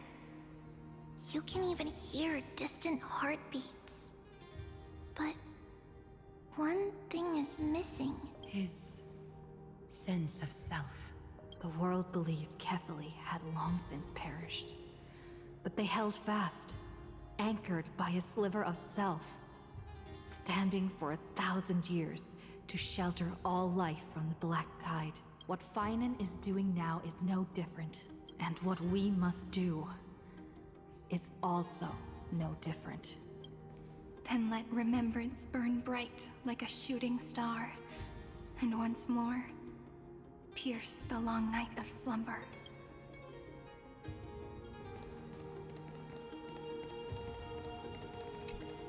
Take a moment to gather yourself. Once you take this step, there's no turning back. It's all right. What follows is a battle that will decide the fate of the stars. Riding the west wind? Let's all head out together! Where is this damn golden bug that I saw in the cutscene and before that even? How obnoxious. Whatever. Let's do it. To gather yourself.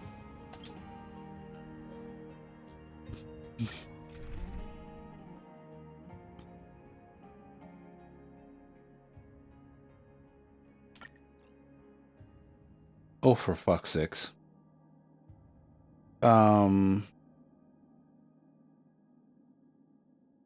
Oh, you can choose all the Chrysos heirs, though. That's interesting. Rame.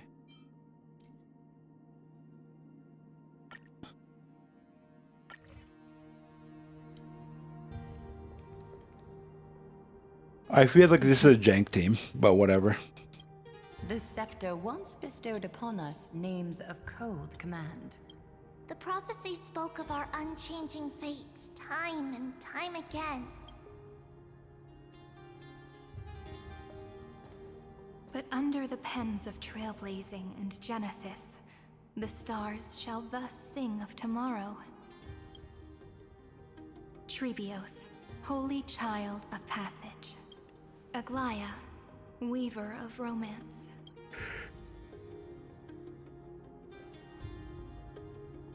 At the journey's end, they shall bathe in gold once more.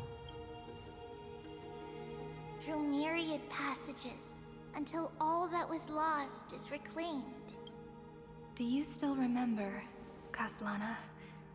The one who won't reach the dawn. The world dissipates at the end of the cycle. In this dream, you will awaken again and become once more that boy who loved to laugh.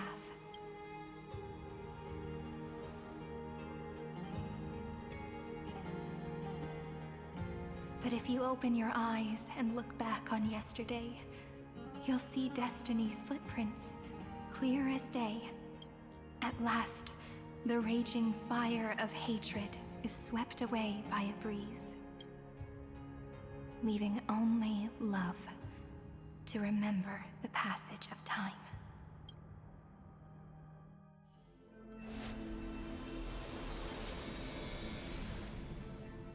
Losses are a constant on the Flame Chase journey. But even if all is lost to the winds, memory endures.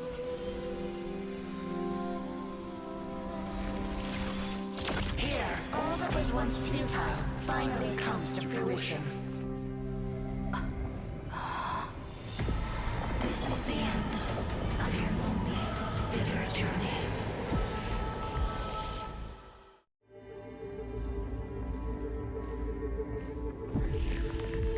The scepter's mainframe and Iron Tomb's breeding ground. We're finally seeing its true form.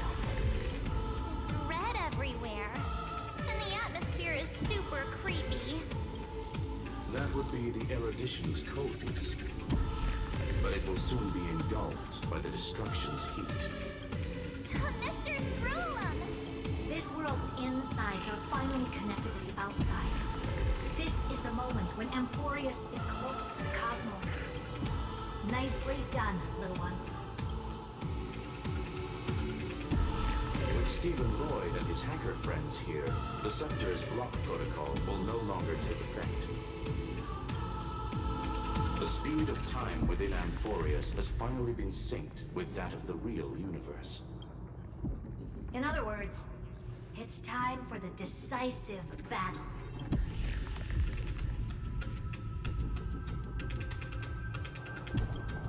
Let's each do our duty. We've got this. Victory belongs to the Cosmic Alliance. Wow, you're good at this. You lot are the vanguards of this battle. Everyone's watching. There's one more thing that everyone should know. Noose has cast their gaze upon Amphoreus. The calculated instant is coming. The outcome of this battle will become a new anchor for the erudition's computations. Their gaze didn't overload the scepter? Unfortunately, we have to go with this reasonable assumption. The birth of Iron Tomb had always been within that eon's calculations. But don't worry. The one miracle that Amphoreus was never short on is defeating destiny. No? Yup. Let's show the Eon how powerful we are. Good luck, all of you. As the ruler of Planet School, I wish all of you victory. It's not hard to imagine that Achivili and their companions must have also stood on the precipice of many similar crises before. Perhaps the cosmos is much more fragile than people think. Sometimes, destiny hinges on only a small choice. But in the end, everything will turn into memories, converging into a collection of fables about the stars. The difference this time is that the protagonists are daring to write their own stories, explore, understand, establish, and connect. Although unwritten, there's actually a fifth word in the creed that has always accompanied the nameless. Salvation. It is a word that often comes knocking at our door, and our soft-hearted conductor never turned anyone down. So, go save this bruised and battered world, just as we always have, kids. On this stop, the entire cosmos will be your traveling companion. Make sure you watch your footing, friend. Let us walk through the final page of this saga, with everyone, one step at a time. Shall we? After running all around the place, we're finally making big strides. At the end of time, life will illuminate the warm candlelight, subduing the flames of the destruction. Cast everything behind you. All that's left is the thrilling, relentless deathmatch. The final problem no longer requires a rational solution. Feel free to critique it to your heart's content. The starry sky marred by that rift is the last scar that needs to be healed. That Theoros' promise still turned out to be such a narrow road. Pity. There is no longer any need for songs. Let the triumphant roar of victory serve as the prelude to what lies ahead. With 30 million cycles worth of hope, we will soar through the last gate and write our own prophecy! All that is lost has now been gathered here. Use it to weave victory, deliverers, towards the true end of the flame chase.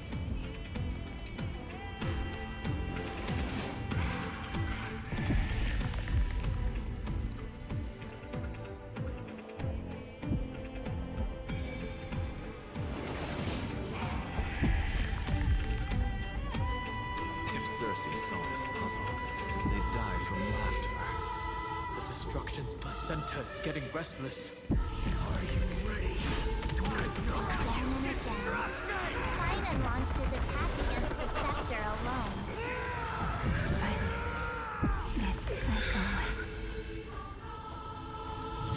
We've caught up to him.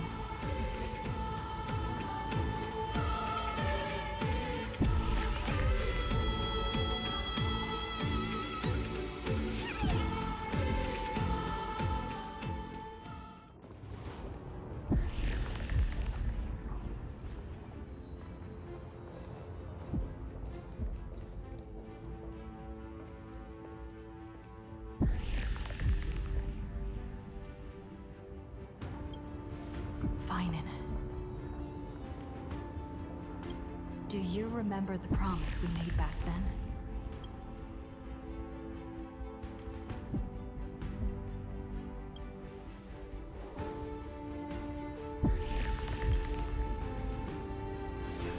Of course. It has been a bitter wait, partner. But I never forget what set me on this path. Iron Tomb now trembles in Finan's chest. With this empty body, I have become its perfect vessel. And its destined casket. You know what to do, partner.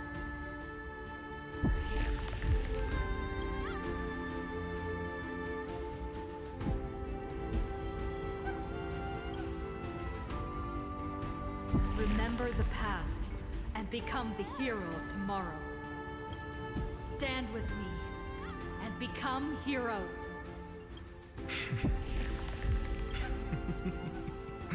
That's all I've ever wanted.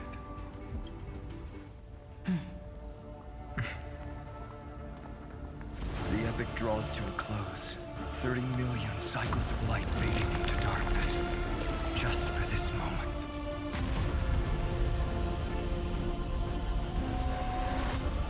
To welcome the true dawn.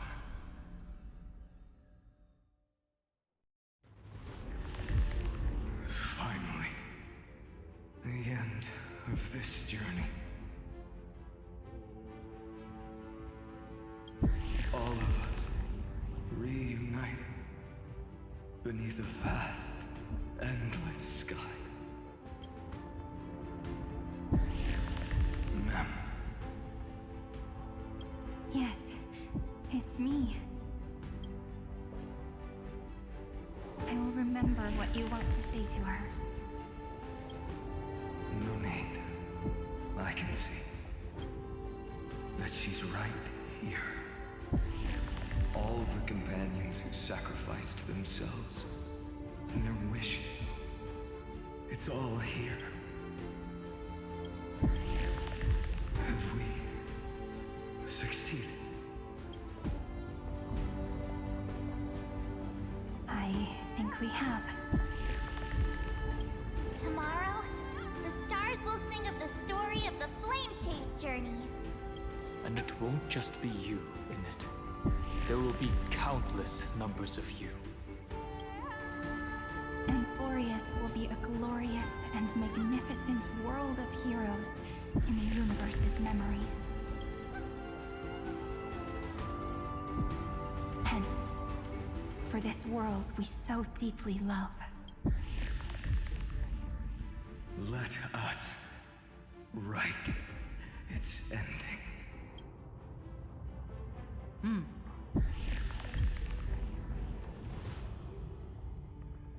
Step forward. With the Trailblazers witnesses, let the name shared by all deliverers be sung into eternity. The nameless hero, Kaslana! I see the pale dawn breaking, with my flesh as kindling. Light the first dawn of the new world.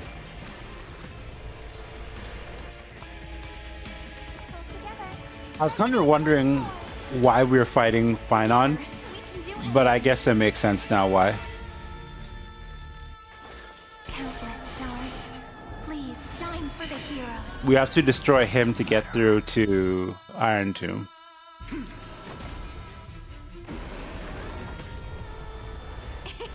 It's my turn to shine. Although, I don't know why he wouldn't just lie down and let us beat his ass. Oh, God.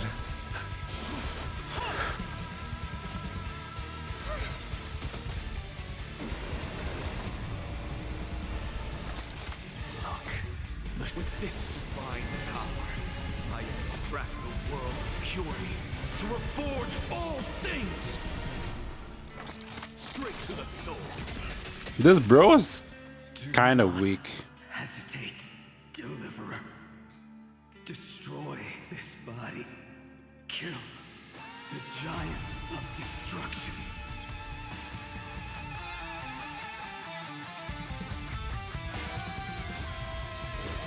The fury overflowing. Put down your hesitation. Stars, please shine for the heroes.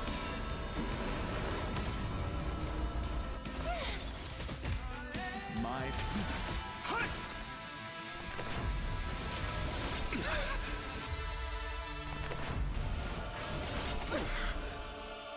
As you can see, sink into insanity. Straight to the soul.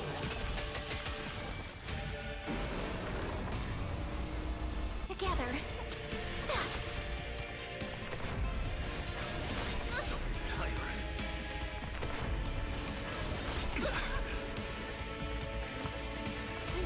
Quiet down. Incoming! You can't get away. Iron Tomb's hatred is bottomless. It will turn into countless factors, sweeping across the stars. When the time comes, promise me, use the world-cleansing golden blood to turn everything to ash.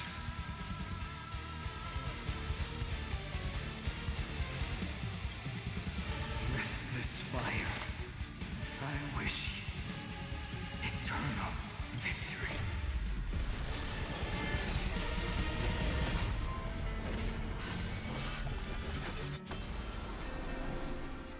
Sink into insanity. Straight to the soul. Destruction. Rebirth. Deliverance. A land. 30 million cycles. Heartbeat. Bell.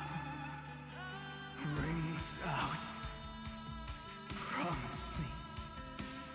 The dawn. Graced by stars. And that's good. Finally. Golden wheat field. And the starry sky. Warm. Fire.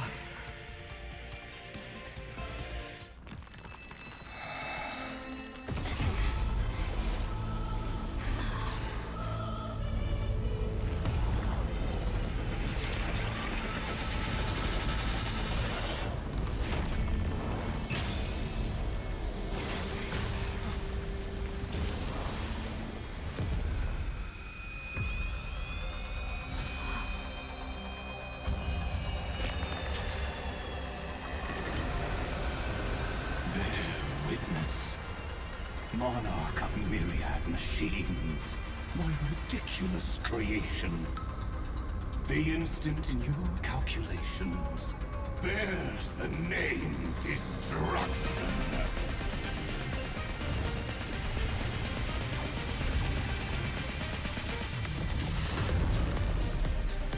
Who said you could speak, Senior? Watch closely. See how your chaos ends at the hands of your juniors. Don't get too worked up. Take a deep breath. There's not a trace of life in that awful shell. We're not gonna lose to a hollow husk, right? In the name of trailblazing, we'll reject this false answer!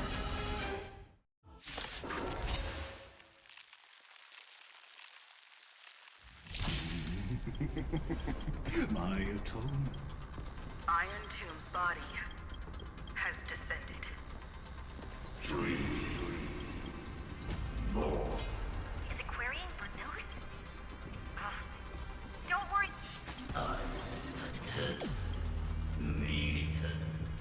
What a twisted giant. It must be supported by this embodiment of hatred. How tragic. A puppet without a heart can... Okay. So it's a new day, guys. And we're going to do this differently this time.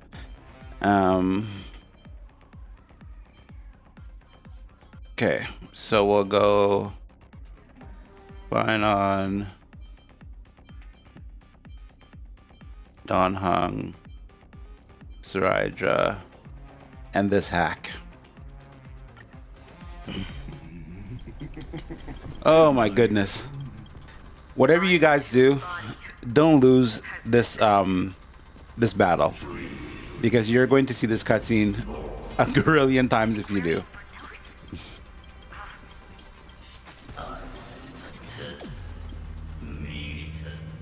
What a twisted giant.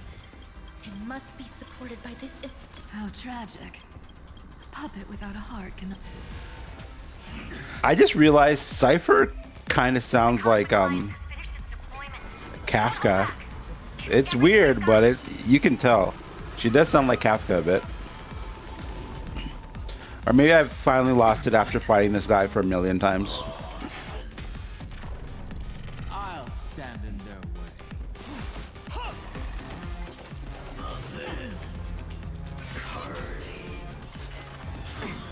I'll endure. Flowers bloom for tomorrow. Step onto the floor.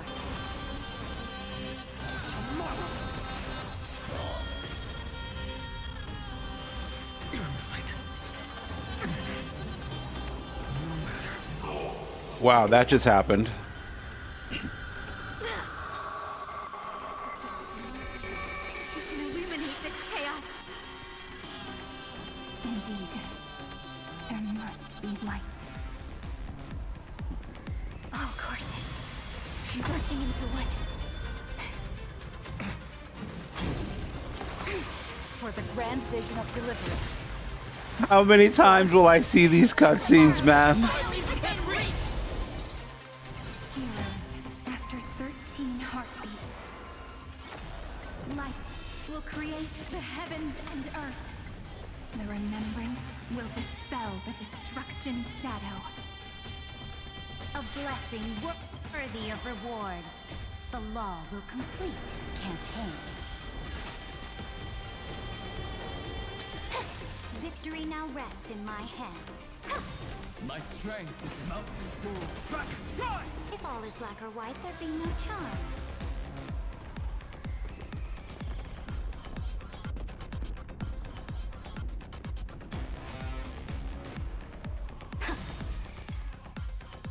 Stars, shine for the heroes. Existence and future will come.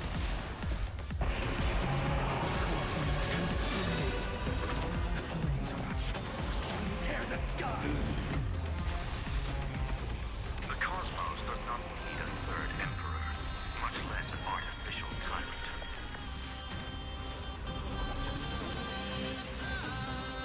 Stand with me and become heroes! Empty shell! Quench the flame's blood! Is that a fly? Rend it with strife! Stay calm, everyone. Put all our forces into an all-out attack when the decisive moment arrives. Quench the flame's blood! Her agony! Hail the new dawn!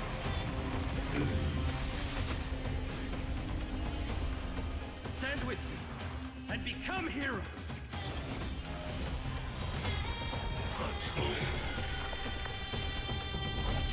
Rend it with strife!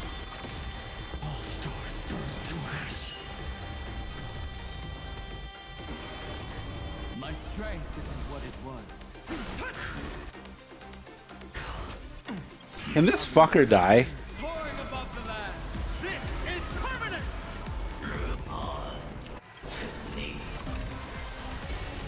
Strong spikes have appeared on the path chart. Logic and is ready itself. It's the flails of a cornered beast. No need to panic. My dukes, heed my call. Forward!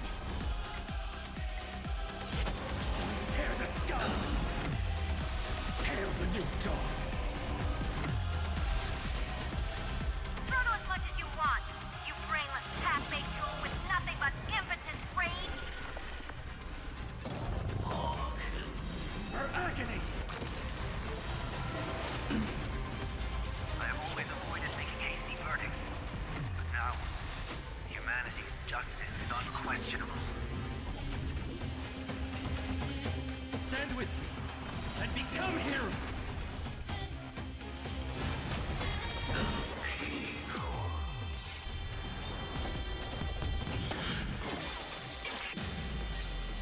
Is this the true face of Era Nova?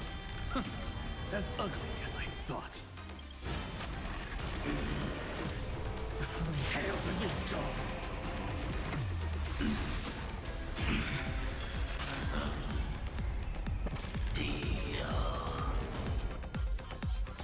Quench the flame's blood!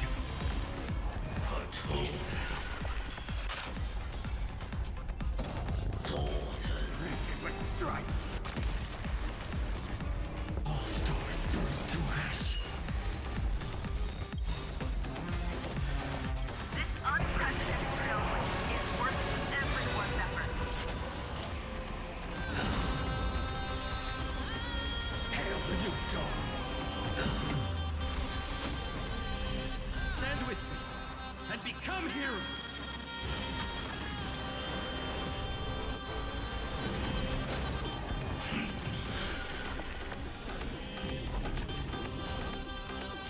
Sun, tear the sky!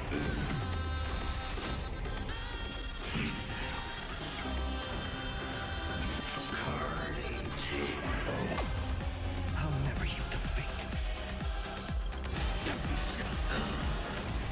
The thorns are not solid substance. My people.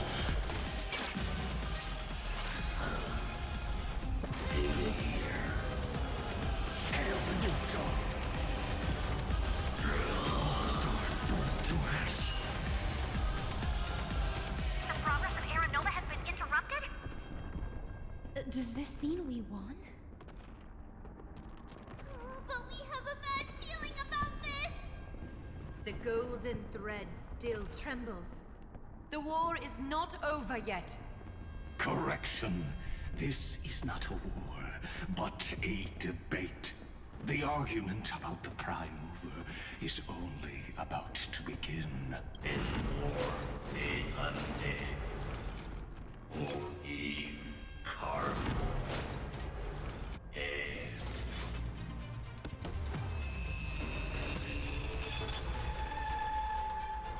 Eh? Where are my ultimates? How can this path, energy, anomaly? We must stop, otherwise. Here! Why? Friend! Oh, Sergeant!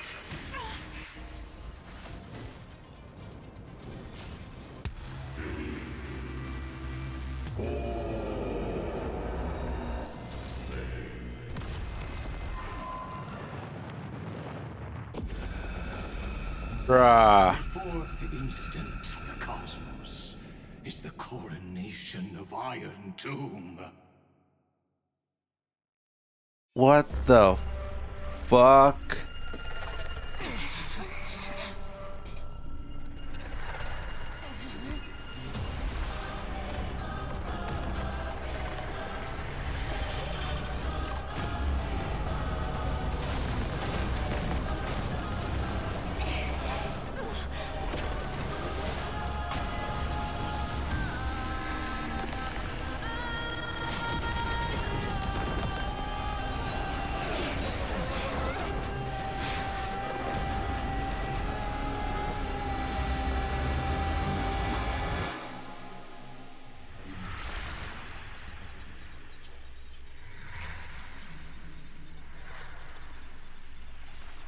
The conclusion is irrefutable.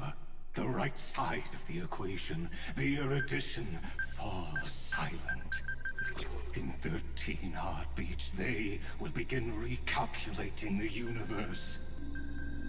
with destruction as the only solution.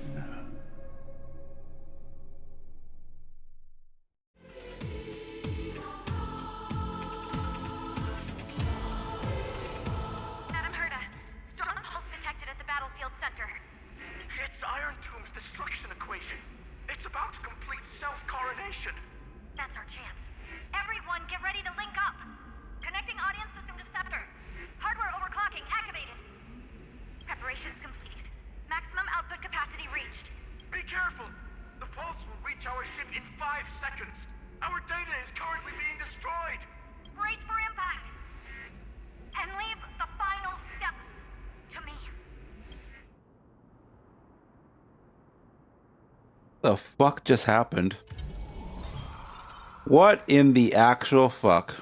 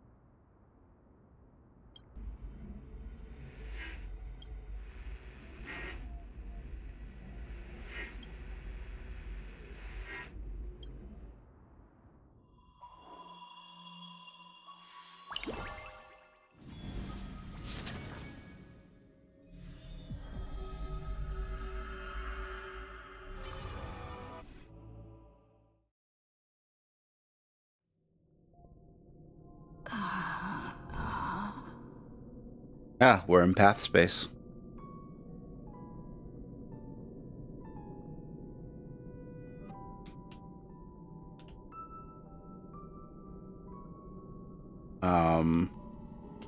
Hello?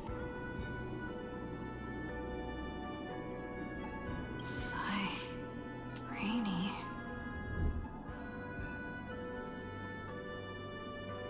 the hell is wrong with this patch? Why isn't it working? Friend, you're finally awake.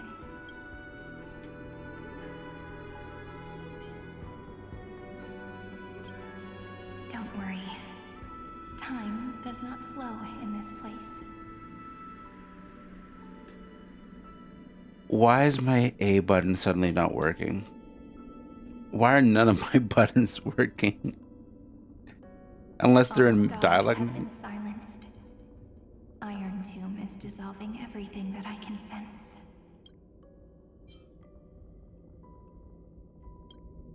But I'm still here, and you are still here, no? Though the button of destruction has been pressed, we still have a chance to rewrite its meaning. That Eon finally cast their eyes toward Amphoreus. Yes, I imagine they have also been waiting for this moment, when the Scepter's body and heart become one. Iron Tomb is a perfect arc.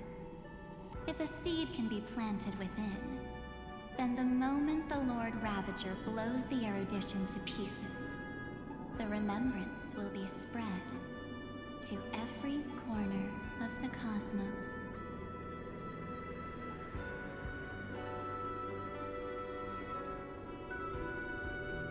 The cosmos will witness Amphoreus' answer after this fleeting, yet eternal moment. And now, it's time for us to pen the last stroke. I see endless memories floating in the starry skies. They are the consciousness of the victims. In the cosmos' real space-time, they'll be stained by the destruction in the next second. But they are still pure seeds for now. If I hold these memories in my hands, then I can create a stagnant memory zone. A tiny Eden of blessed insight. I believe a flower of miracles will bloom within.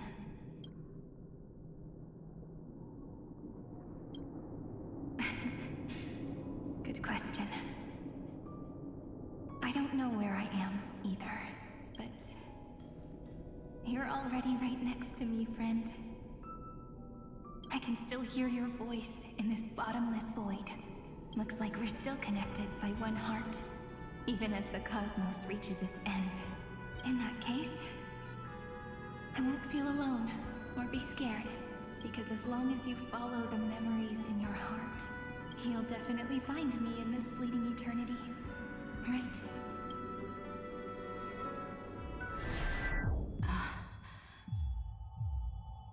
What are you waiting for, passenger? The hell? Pom Pom's got a stand now? I specifically came over to check on you in case you got lost. I feel like Pom Pom's Akavili. What's the big deal? Pom-Pom is the conductor after all. At long last, you've embarked on this road as well. Many, many years ago, they were standing at the start of the road in hesitation, just like you are now. So, Pom-Pom came over to give you one message. Yeah, but how are you able to be here, Pom Pom? And same in the past when Akavili was hesitating. Is Pom Pom like the Trailblaze itself? Run! Don't think about anything else. Just run. Even if the entire cosmos has stopped. Even if everyone else is tripped by the darkness. You still need to keep running. Picture yourself as the Express, moving forward at full speed. Because that's what the Trailblaze means.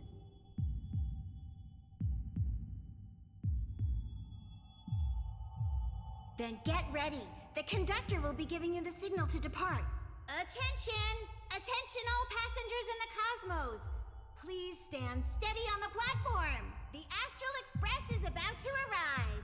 Calling at the erudition, the destruction, and the remembrance. Final destination, the Trailblaze. 5, 4, 3, 2, 1.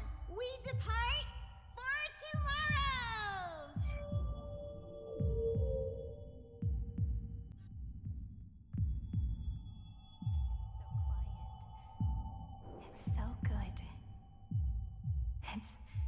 If the view in your memory ever grows fuzzy, power to just reach out.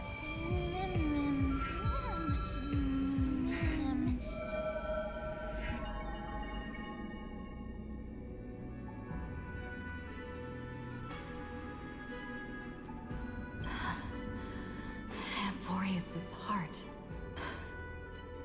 I've caught up to you.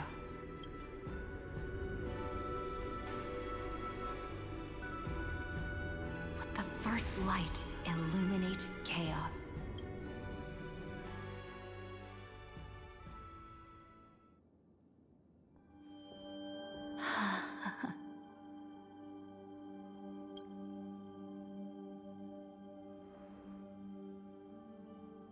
It's so quiet.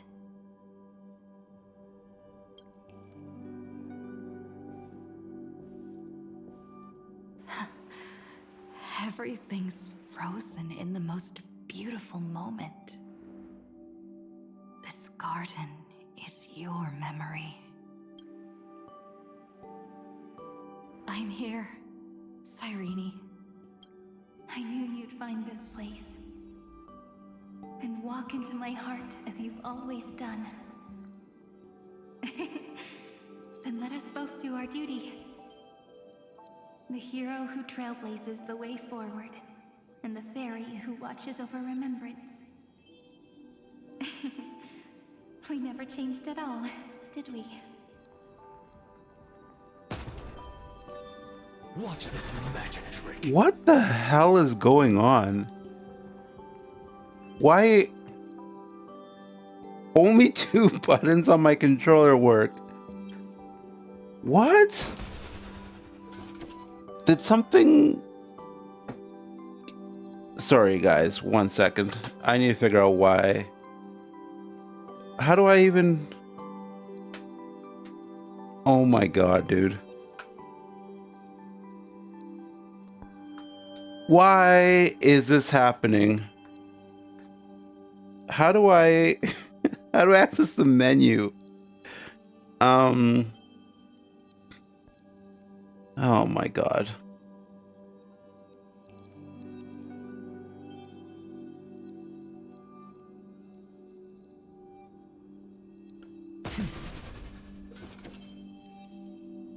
Is it M?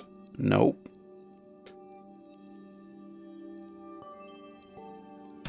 How to... But even pressing F, nothing happens. Wait, is this supposed to not be opened somehow? Or is my controller broken? What the fuck is going on? I can't tell if my controller is broken or if I'm just not allowed to access anything here right now. Because even on the keyboard... Oh my god, dude. I don't want this to be a key item and I freaking miss it. Oh my god.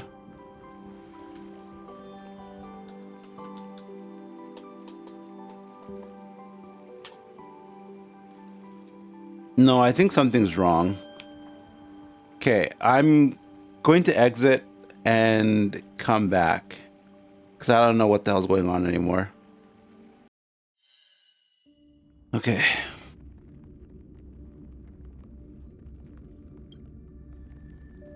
Well, so far so good.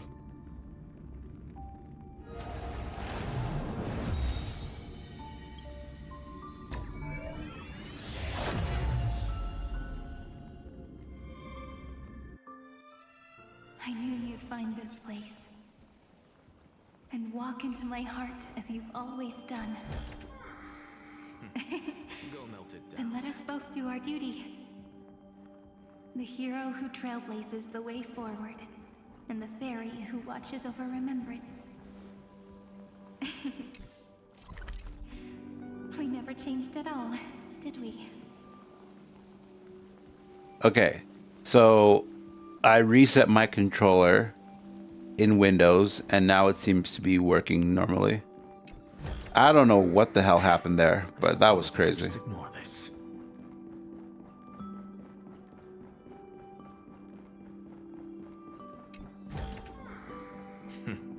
Go melt it down.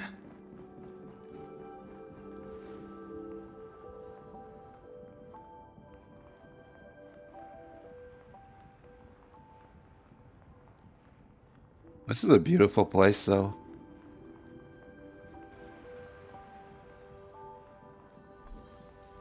Oh, wow.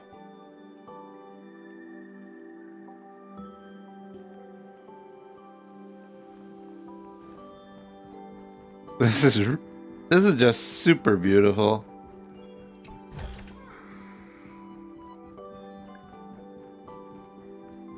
I'm actually impressed by how much they were able to reuse assets, but color them in such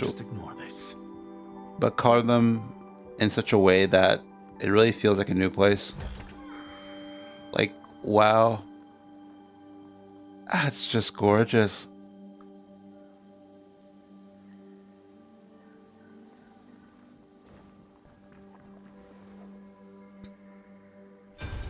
Seed of memory.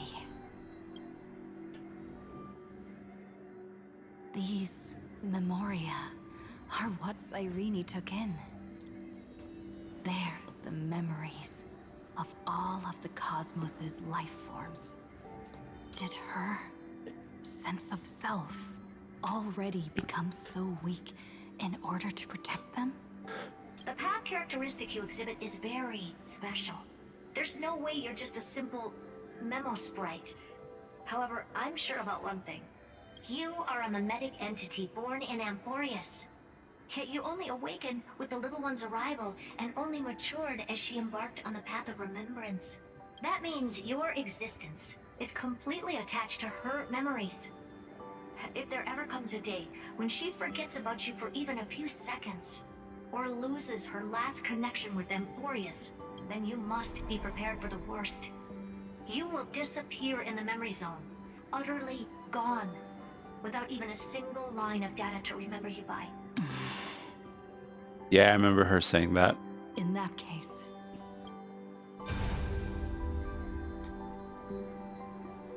What's over here?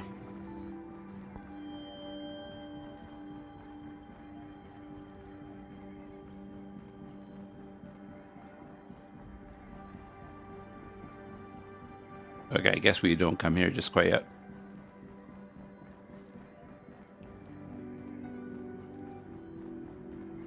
Try to remember all of cosmic life with Cyrene. That's a big task. let me remember the cosmos with you. That way, it won't just be your memories alone. Run for your lives! Retreat! Darn it! We've still got ammo. Hold the line! At all costs! Too many injured. Can't take it anymore.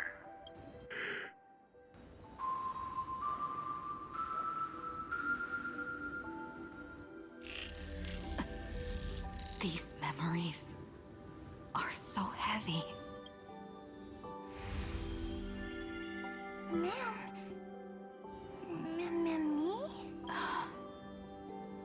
Do you feel better now? Hang in there, Deliverer. I finally get it now. The instants Droid had calculated aren't about the destruction. What they want to prove is how the cosmos would come back after being destroyed. If a new life is to be born, its seed has to be dead. When the remembrance converges with the trailblaze, lead us to witness the miracle. Of course I will. I won't give up. Nervous center, not responding. It's the same nonsense. Not responding. Look at this mess! World, my child. You'll see.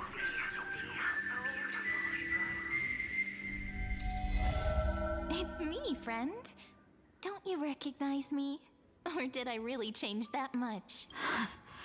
How many more memories? Probably one more set. Tired? Then take a break. No one's gonna blame you. You don't need me to give you words of encouragement. So, I just want to tell you one thing. I'll tell you the purpose of your stop at Amphoreus. On that trip, you will encounter a pure child of Anastrava. Teach her what love is. And then you will directly face the destruction for the first time. From this point, your choice will split destiny in twain. In the darker of the two outcomes, the trailblazing journey will turn into a flawless memory. She will carefully treasure and protect everything you and the Astral Express have experienced until that magnificent war between the gods, when she, with love in her heart, will ascend at the end of time to become the master of causality. The universe will be snuffed out in the destruction, and you and she will become the beginning and the end of the Eden of blessed insight. You shall become the only two lives in all of existence, and you shall live in an eternal past, present, and future. You shall sow as many seeds as the sands of Ganga, trim an awesome kea of leaves, and harvest a nayuta of flowers. That is the cosmos's fourth kind of finality, the remembrance. But for now, you still have a chance to make a choice. You still have a long way to go on your trailblazing journey, child. I'll keep this brief. The journey has only just begun. Welt, our other companions, and I still have many secrets we've yet to share with you. Yeah, what are your secrets, Himiko? So, aren't you curious? We kept these stories to ourselves because we believed we had a long future ahead of us. Even a cosmos-spanning crisis, once the dust has settled, is nothing more than a memory of the journey. A single point on our long road. There will come a day when we tell each other everything. So, for the sake of that day, don't give up. We all know what kind of decision you'll make, and I believe the script will not progress toward the wrong ending. So relax. Listen, when you have the chance to make a choice, make one that you know you won't regret. Keep moving forward. Keep trailblazing. And when tomorrow comes, share with me the miracle you've created with your own hands. See you on the Express, kid. See you in destiny. I will reach tomorrow.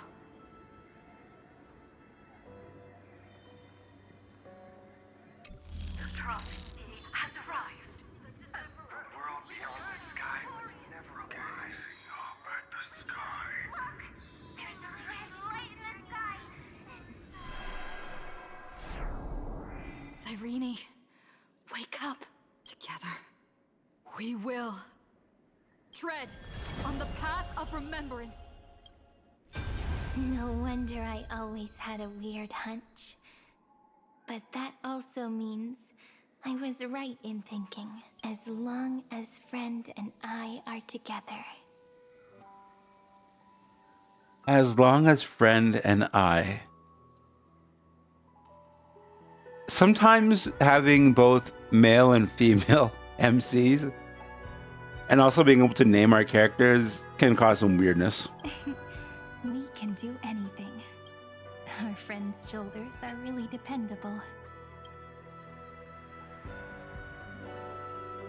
Now, countless consciousnesses are flowing in our hearts. Can you still move? It's time for us to complete the real Genesis. In the instant Iron Tomb's hatred devoured everything, a gaze fell upon me, the remembrance. That was the god who appeared in Cyrene's dream. Their figure and speech were both so blurred.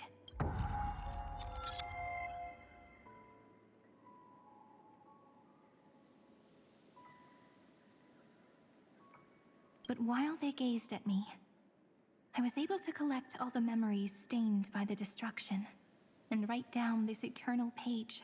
And now, we will use this tranquility to cleanse Iron Tomb's rage. Simple. Just like what it was doing to us all this time, but reversed. Did you forget? I'm Amphoreus' heart. For everyone who's a factor, their power isn't tied solely to Iron Tomb anymore. It has other places to go. Let 30 million cycles of memories be condensed upon us. And let the scepter reach the answer it had before it was distorted. The body is meant to be restrained by the heart, no? Even if the apocalyptic virus is doomed to spread into the cosmos, we can at least try to fight against hatred with love and overwrite Iron Tomb's destruction equation, washing it away into a blank space. It means we will embark on the true hero's journey. If Iron Tomb's power comes from the denial of all prima mobile, then we will carry out those beliefs. Here we argue. Even if all life will eventually return to entropy. Life will still try its hardest to find a way. It will try its hardest to resist destruction. In the nights shrouded by the black tide, we are the kindling that makes the fire burn bright. And once the fire is strong enough, the hunter will become the hunted. As of now, the number of flame chasers in the memory is 30 million times 12. And 400 million core flames await their return. We can do it, right? That's right. So trust us, partner. Everyone, let's head out together, and we'll burn this horrible ending to ashes!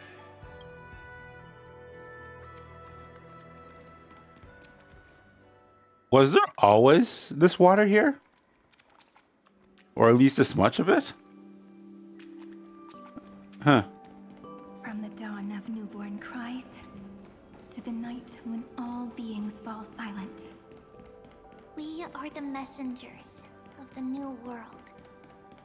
Listening to the call of the tides and granting rebirth to heaven and earth. Then, we lead civilization to glorious feats. The question imposed by the gods will be solved by the children of humanity. We will tell them that the flame chase cannot possibly have been a lie. When starlight illuminates the sea of flowers at the end of the west wind, all living things will stir, roused from the cradle of sleep.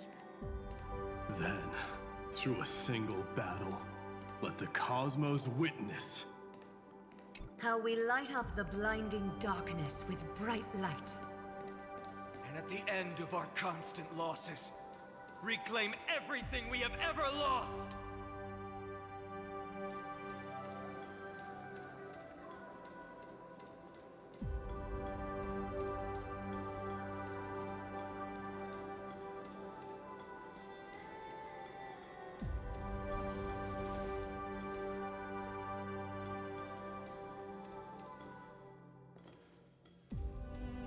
What a poignant yet warm journey.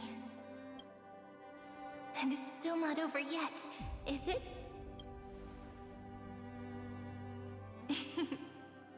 We finally meet. To meet the hero within, in a corner of memories at the saga's epilogue, and under such a romantic sky, I really don't have any more regrets.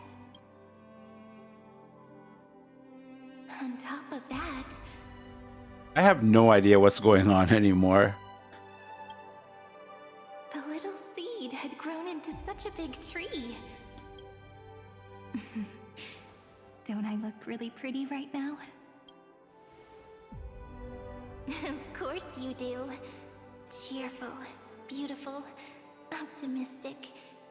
Just how I imagined I'd look as a grown-up. It's because everyone has been gently adding to the story you left behind. Remember how we made a promise to one another? When we met again, it'd be my turn to tell you a story. A story about love, no? I've been looking forward to that. And you must also remember the first story I wrote for you. The one about the crystal flower and the little fairy. So now, I want to add something more to this story and us.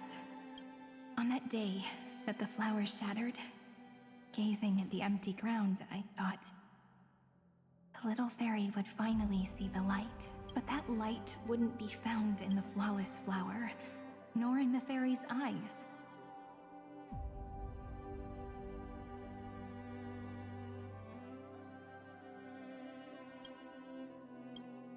Rather, in the world mirrored within every fragment of the shattered crystal. All the flame chasers walk in your 30 million retellings of their story. At this moment, all the memories are tangled with each other, and all the previous cycles have gained meaning. People will come to understand that time and time again, when they stood at the crossroads of fate, they would never have chosen otherwise. In the experiments of erudition, and in the breeding ground of destruction, it is entropy increasing, a merciless truth, an evil instinct. But under the pen of remembrance and the trailblaze, the flame chase is a journey that changes from constant losses to an unwavering act of release.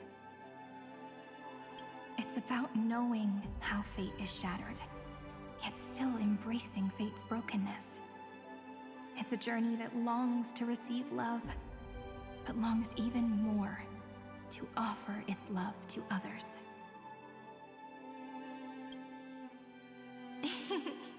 That's so heartwarming. But I'll add a small bit to suit my tastes. I'll write that love is an innocent flower. It grows up silently, creating longing in every passerby.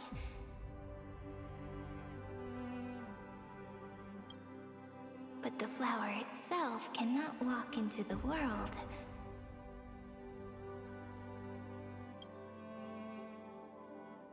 Unless someone plants that love into their heart and brings it with them into tomorrow, right?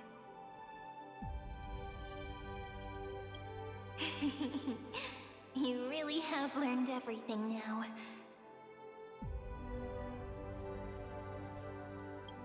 Then, join all the other flowers in this story. And let's write an ending unlike any before, for this world we so deeply love.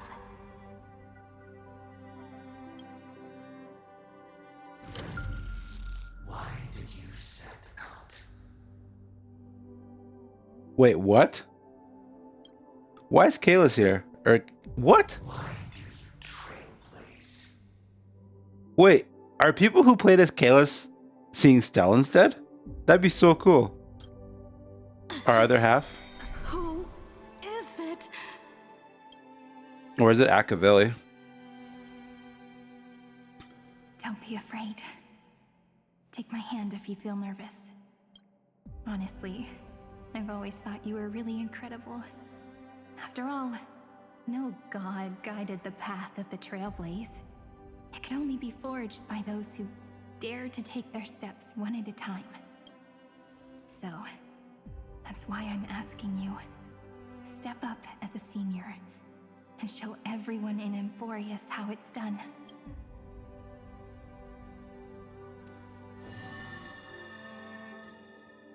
What?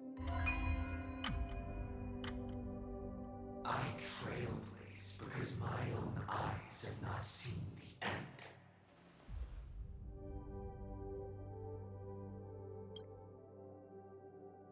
The freaking legendary hand on chest. Really? We couldn't do one new animation for this important scene? But I'm different. I chose to trailblaze because I am already on this road.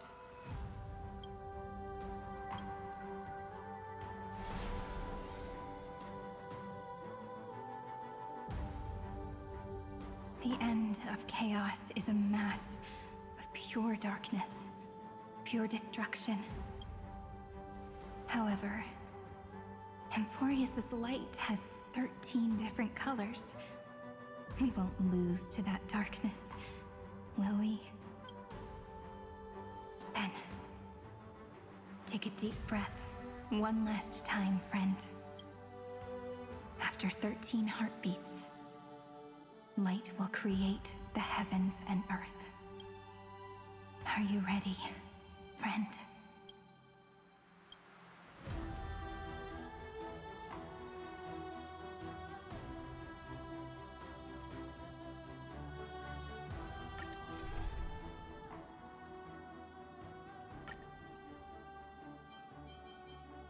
I don't even know who we're going to fight, but I'm just going to go with the same team as before.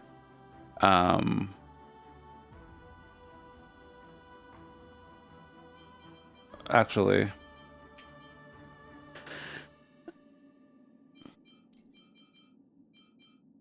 oops.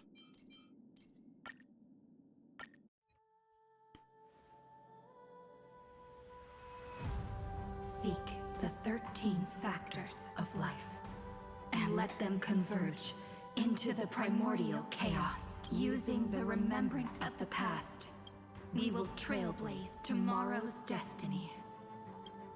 Infusing a world-bearing love into destruction, and inscribe the opening stroke of Genesis.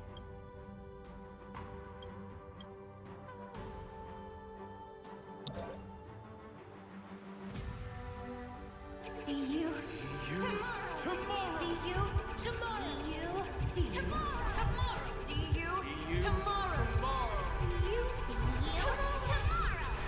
See you tomorrow. See you tomorrow. If the view in your memory ever grows fuzzy, just reach out and touch it.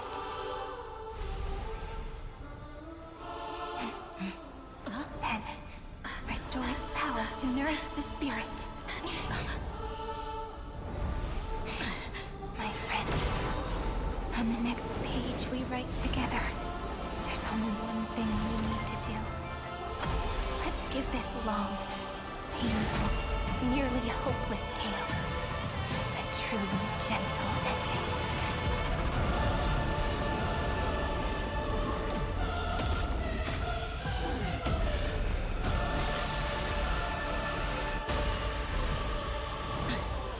Flame chase was never about destruction. It was about breaking free and trailblazing. And let that bright future be as we've written. Are we literally backed up by God? We will rewrite the Flame Chaser's path. To the lights of faith, and the wandering steps here to reach harmony. In the month of June, I lift my banqueting cup to dispel nihility. In the month of balance, I make order the foundation of freedom.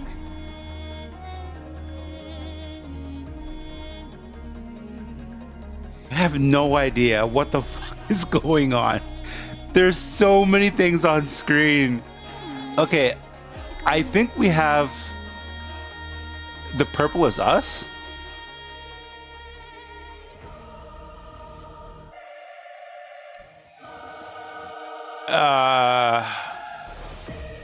Let's just start with final. Actually, To the defeated, in the name of law, I declare your downfall is absolute. Dragons, calamity undone, soaring above the lands.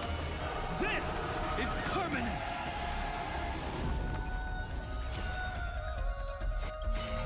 Take our answer. wait, this guy has how many shields? Never yield to such a fate. 88,623. What the fuck?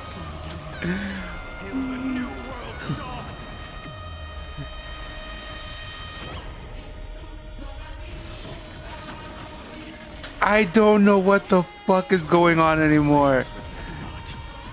This battle is insane.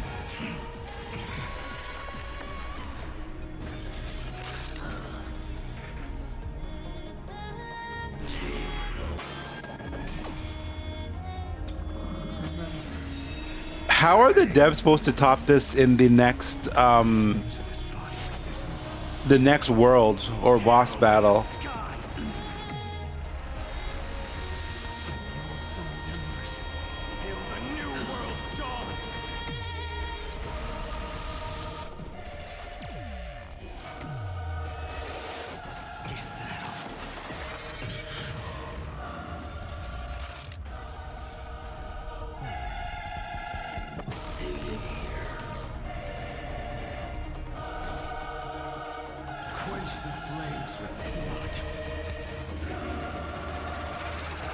Oh boy.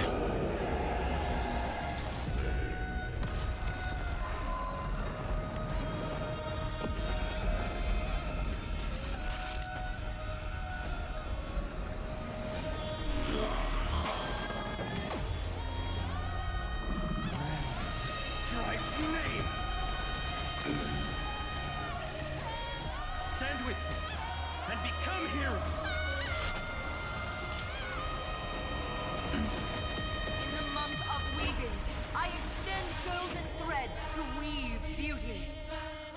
In the month of reaping, I enlighten the foolish with luminary erudition. In the month of fortune, I scatter elation throughout the dawning day. Quench the flames with blood.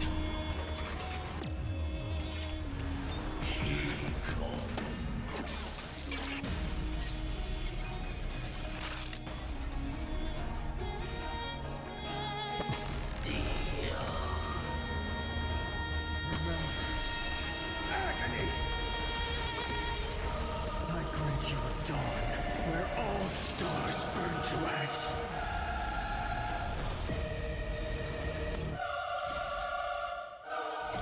Don't worry.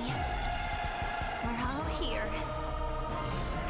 May world-bearing ignite the dawn.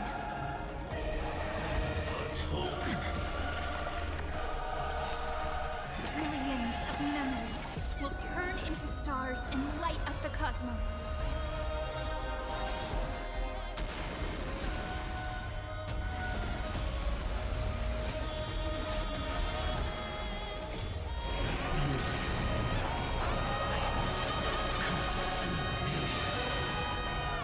So Final should have endless ignition now, shouldn't he? I thought that's what Cyrene's buff gives him.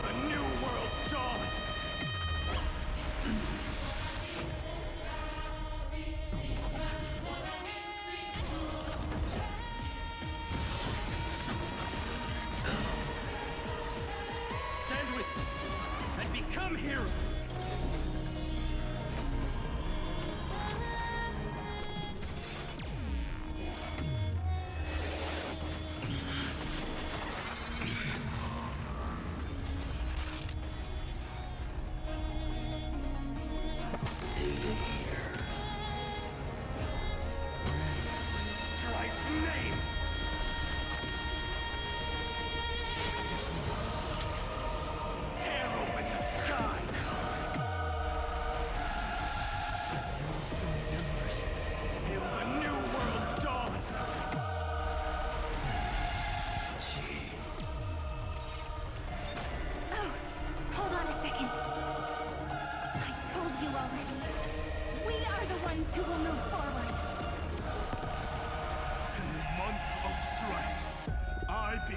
glory of the eternal hunt.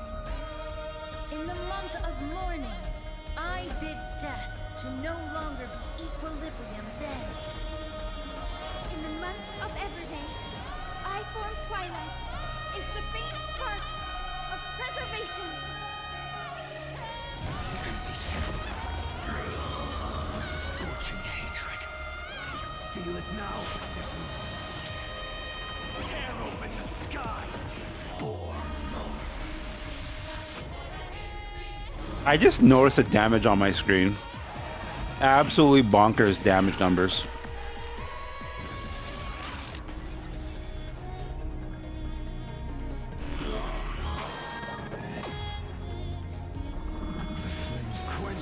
Also, I thought Final was supposed to have Eternal Ignition with Sirene's buff.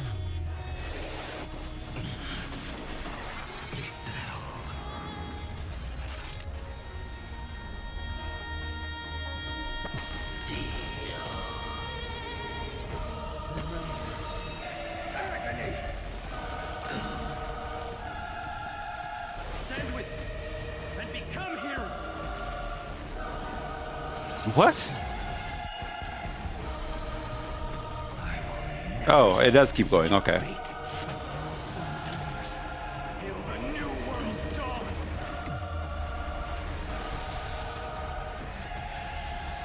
Flames of this body are not quench the flames with blood.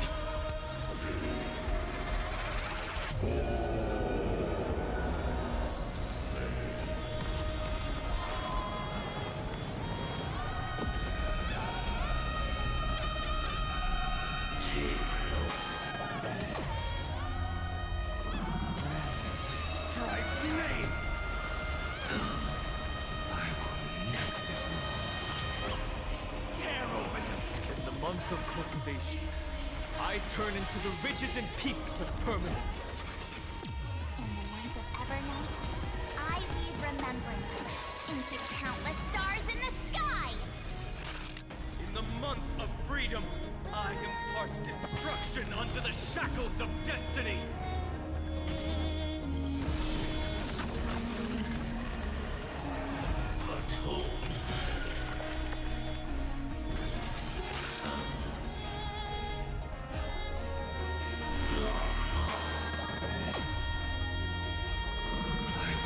Never heal. Sun's embers. Hail the new world dawn. This means tear open the sky.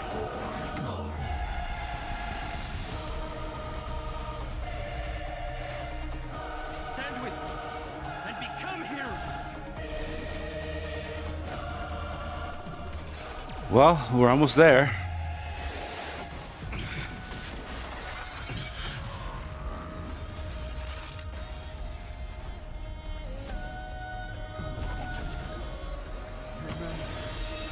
Agony. The flames of this body are not smoking empty shell. I grant you a dawn where all stars burn to ash. World sun's embers. Hail the new world's dawn. I grant you a dawn where all stars burn to ash. Wait, why did he get kicked out? Oh. Headless giants. If you never had a chance to be the master of your own destiny, why not give us that choice? Let humanity prove to you that even the breeding grounds of destruction can bloom with gentle flowers.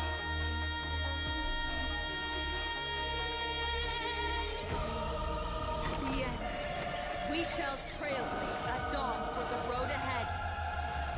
And pen a Genesis, as I've written.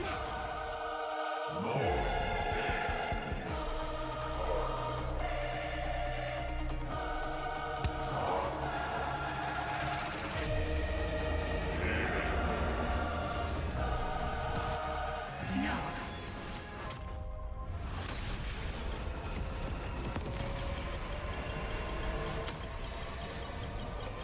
Invoke a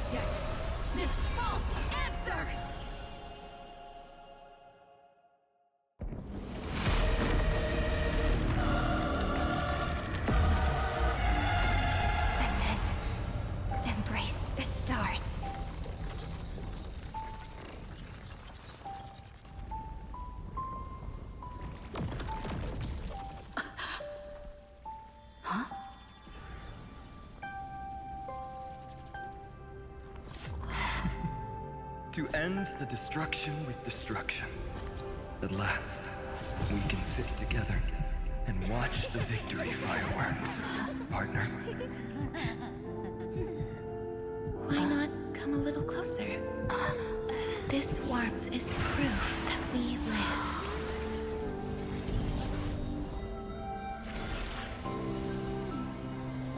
Hey, stay strong. Eyes forward, always. This arrow isn't the end, but the beginning of hope.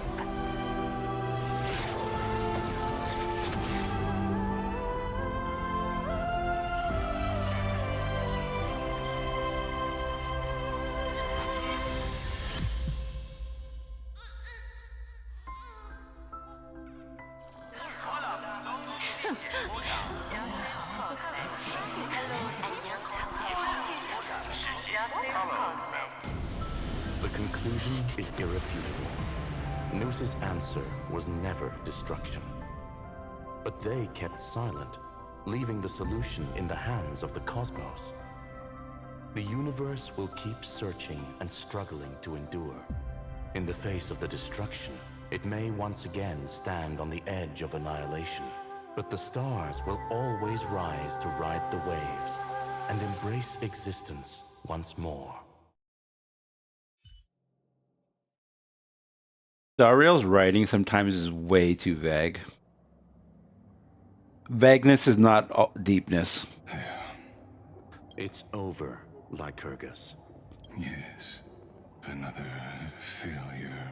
How is Madame Herta? She's fine. The IPC's keeping her under observation. She'll recover soon enough. To bind a mortal body to a scepter and stare straight at an eon. I respect her for that. I still remember the terror of witnessing a single gaze crushing the entire world. No wonder you chose the destruction. Question: is all this worth it?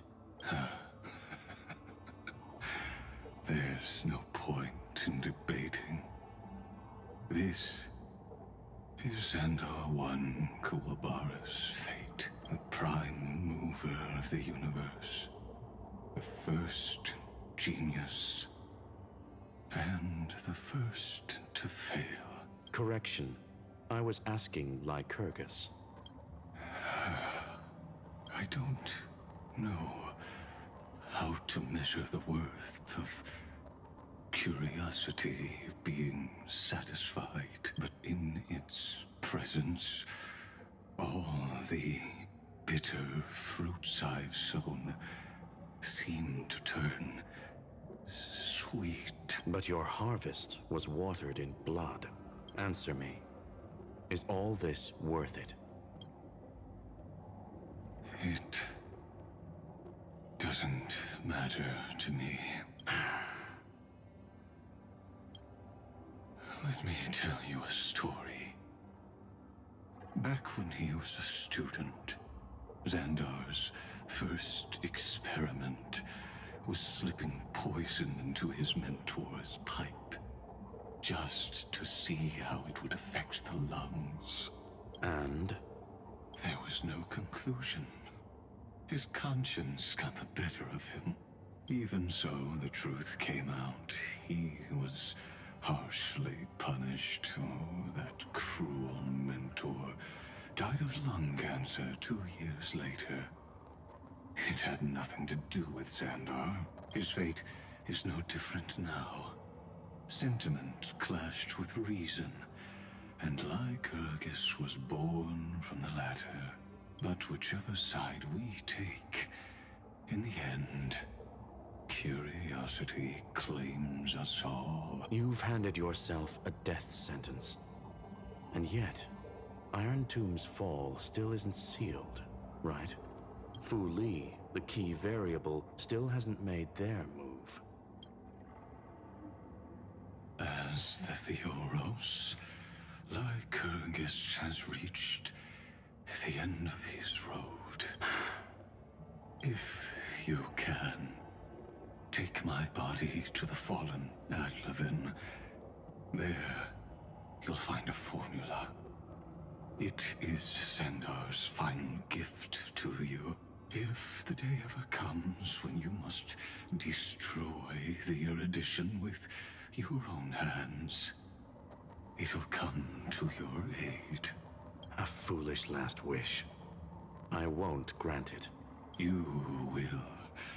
Not for yourself, A curiosity. but for your conscience. Well, that was wrong. Listen. The death knell for the geniuses has begun to toll. As always, let me go first to the prisoners who stepped out of the cave. Stand before my tombstone and offer flowers of Adlevin.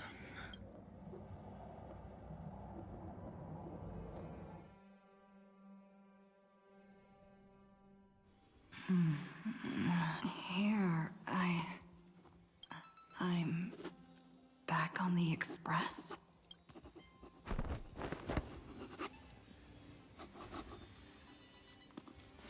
March? Don Hong? No response. Am I the first one back on the express?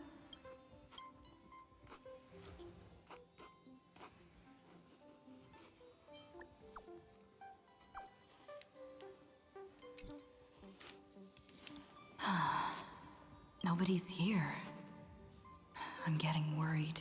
Did we really win? Why does it feel so unreal? Looks like they are waking up. Hey, I told you not to talk. Someone's in the bathroom. An intruder. Better be careful and check it out. Oh no, she's coming this way. Quick, hide in here. Nobody's here. Could it be my imagination? Bloop, bloop. Bloop. Caught you.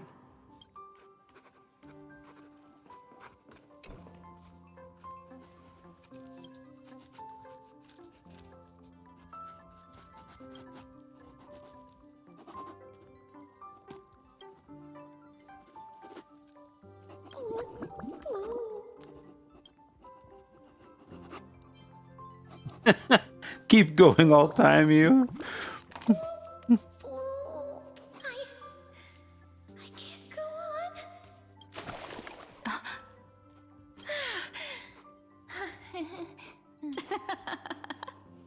You?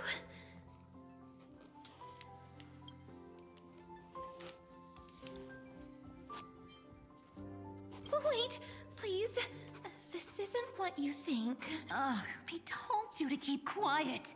You really can't keep your cool, huh, Princess Homebody? I'm not Lady Hysealens. Even the embodiment of death needs to breathe sometimes. Yeah, whatever. It's all the same anyway. Gotcha there, Grey Mystery.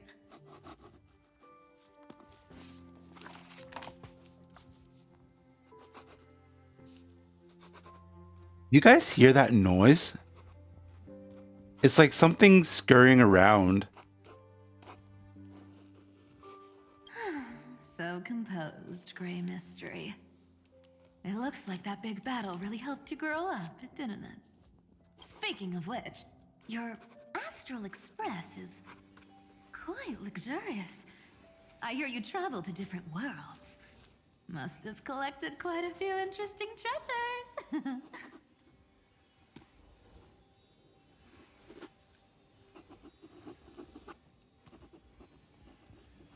What the hell is that noise?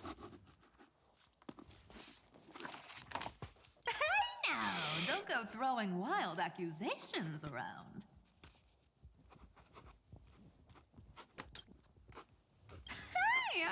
thinking out loud. I wasn't actually gonna do anything. Don't be so tense.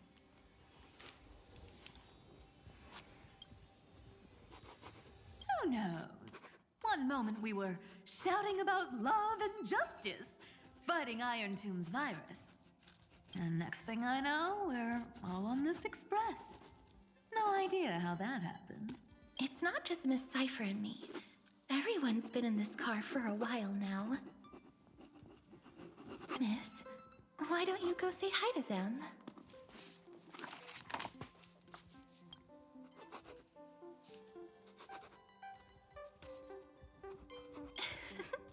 Don't worry. Everyone's following the rules here. If you're worried, feel free to check everything out yourself, miss.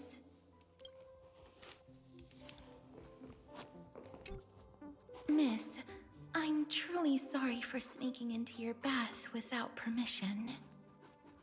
But I've been wondering, why is there a pack of red chili oil sitting by the bath? That's quite bizarre, to say the least. Please make sure Lady Aglaya doesn't find out.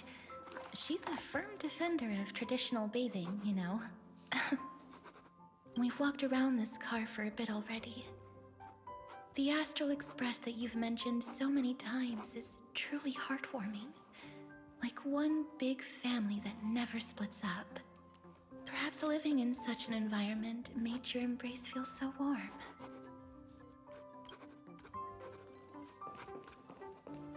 Where did Cypher go? Ah. I gotta say, Grey Mystery, you've got quite the collection of treasures in this fancy bedroom of yours. A flying Amphora model I've never seen before. A head that looks just like a Titan's. And those weird Mr. Pocket Watch figurines.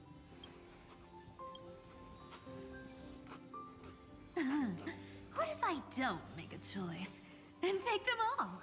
Oh my. Don't tell me you actually believe that. Don't worry. Delosians are the most well-mannered folks around. They never do anything like that. Besides, the reason I say they're precious is that each one carries the footprints of your trailblazing journey. Priceless treasures are the true art of thievery. When you get the chance. Okay, I don't know what is going on with this patch, or maybe it's my computer today, but I'm experiencing so many issues. Give me a second, guys.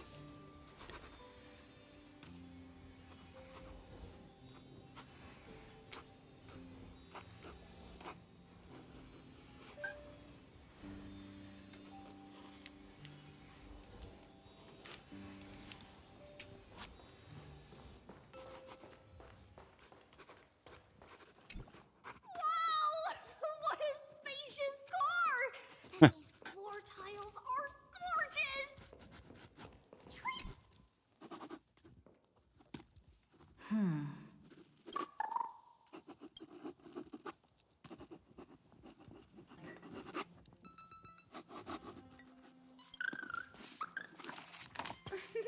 What's your step, teachers? Ah, Gray. What is this noise? Hang on.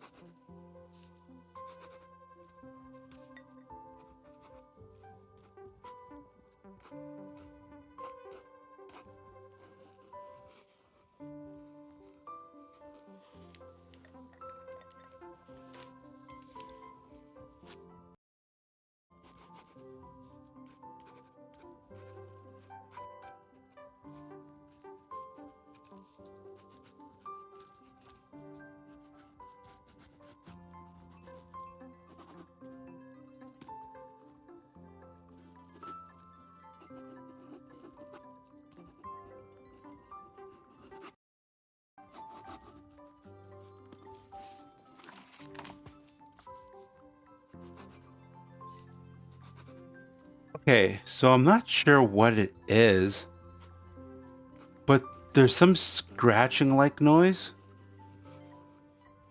Like constantly happening. And it's like, even if I mute everything, it's still happening. Let's see.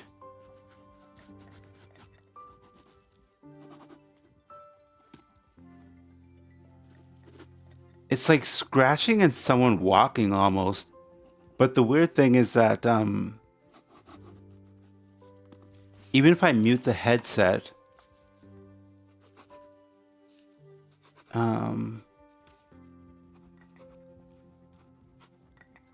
sorry about this, guys. I'm just trying to sort this out because it's incredibly annoying. And it's not my microphone, because if I mute the microphone, I still hear the sound. I wonder if it's just another weird bug, like the controller thing. Look who's finally awake. I hope Cassie and Miss Cypher's little prank didn't scare you too much. As expected of you, when we woke up, the entire express was completely empty. Not a single soul in sight. Such a shame. I was looking forward to making new friends, especially since they were Gray's most trusted travel companions. Don't worry. We beat Iron Tomb together, right? They must be on their way home. When they arrive, we can throw a party together. That's exactly the kind of thing Lord Finan has been dreaming about. He was just here chatting with everyone. Now, who knows where he's run off to? Lord Finan's always been quite the restless one. But you're used to that by now, right? Have another drink, my Demos. Sure. Those three have been chatting over there for quite a while now. Why don't you go say hi to them, Bree?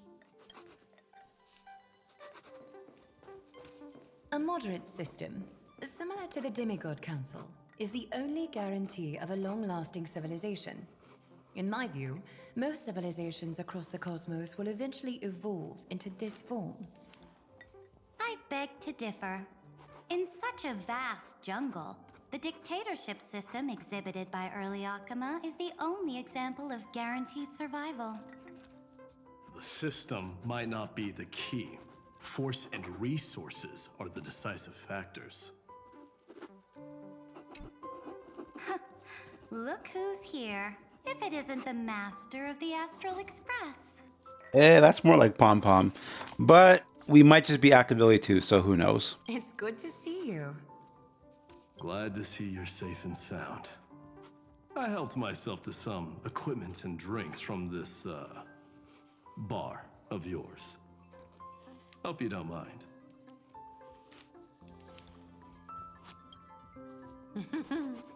We're chatting about some topics that go well with being tipsy. Now that you are here, why don't we let someone who's truly worldly enlighten us? Looks like you came at just the right time. I do not mind. What form of government have most civilizations across this vast cosmos survived with to this day? I'm not old enough to enjoy talking about this kind of stuff.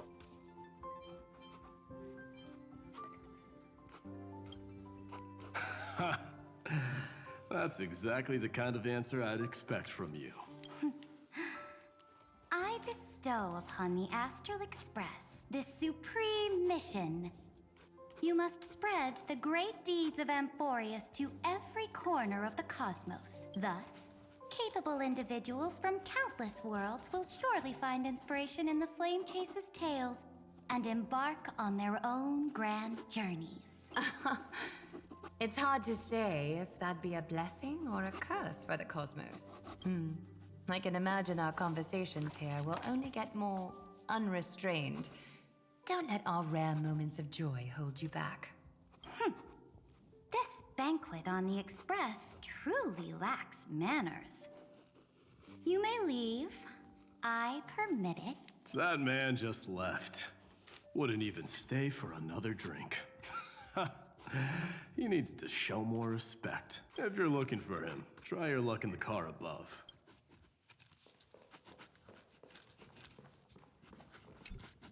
I finally caught you, Trian. Running so fast in someone else's home? How rude of you! All according to plan.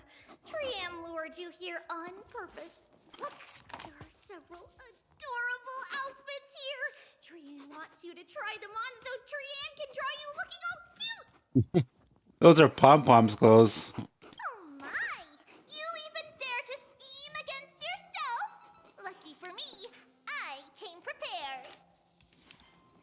Time for a surprise attack. The hero of justice, Treenan. Treenan has been lying in wait here for a while. We will make Trian taste her own medicine.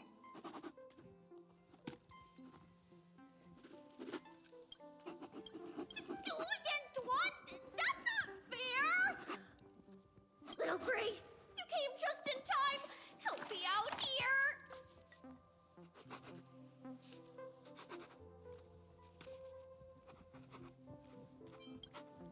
Little Gray, you better think this through.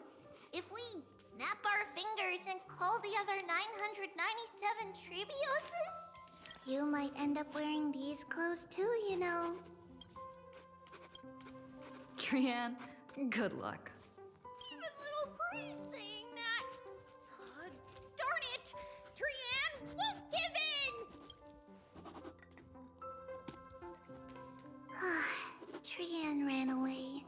Treenan will fulfill the ambush duty. The Trevios is all laughing and playing around together. That must be quite a rare sight in Little Gray's memories, huh? Yeah, everyone will be all right. Look, every hero has put down their burden and returned to their innocent, childlike selves. After all, just thinking about how warm and bright Little Gray's tomorrow will be fills us with genuine joy and lets us breathe a sigh of relief. So, today, why don't you let Trevi enjoy some rare moments of childhood too? Wait up! Trian, don't you dare run away!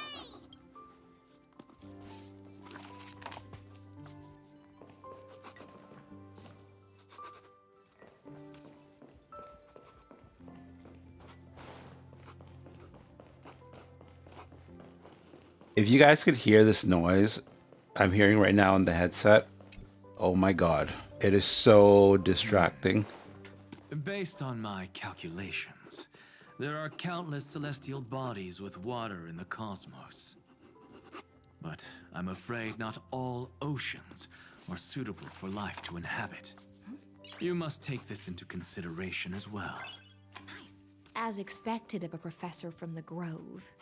To be so certain even about things you've never seen with your own eyes. I'll take that as a compliment. By the way, I heard that the Imperator's Flame Chase army like to hold feasts at the Luminary Throne. That's true. However, sometimes Dux Carminum and I feel it's a bit inappropriate to drink so freely before the throne of the most revered titan in the Grove. Inappropriate? What's inappropriate about it? I only wish I were born earlier. I would have partied like that from the month of Gate all the way to the month of Fortune.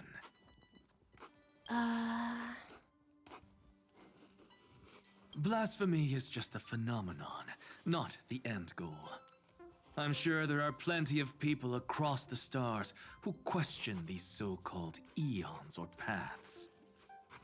Didn't I spend some time in that Lycurgus's head?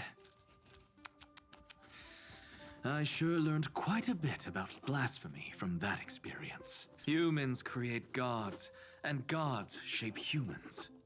Who's really the one trapped? The creator or the believer? Professor Anaxagoras, let me just check one thing. You haven't bought into those twisted theories of that Theoros, have you? Don't worry. The difference between a genius and a madman is that a genius shares lethal truths, while a madman tries to force them upon others. I see. It's like drinking honey brew at a banquet. Likable folks invite others to raise their cups together, while the unlikable ones force others to drink with them. Being able to break down complex information into common sense like that. You're quite the scholar yourself.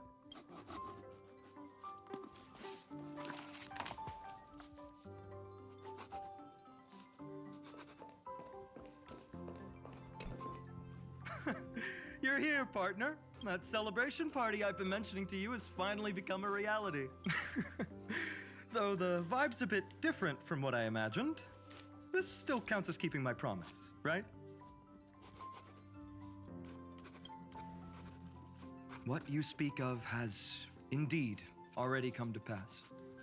We triumphed over Iron Tomb, drew its fire unto ourselves, and purified its embers. Now the force that maintains our consciousness and form comes from elsewhere.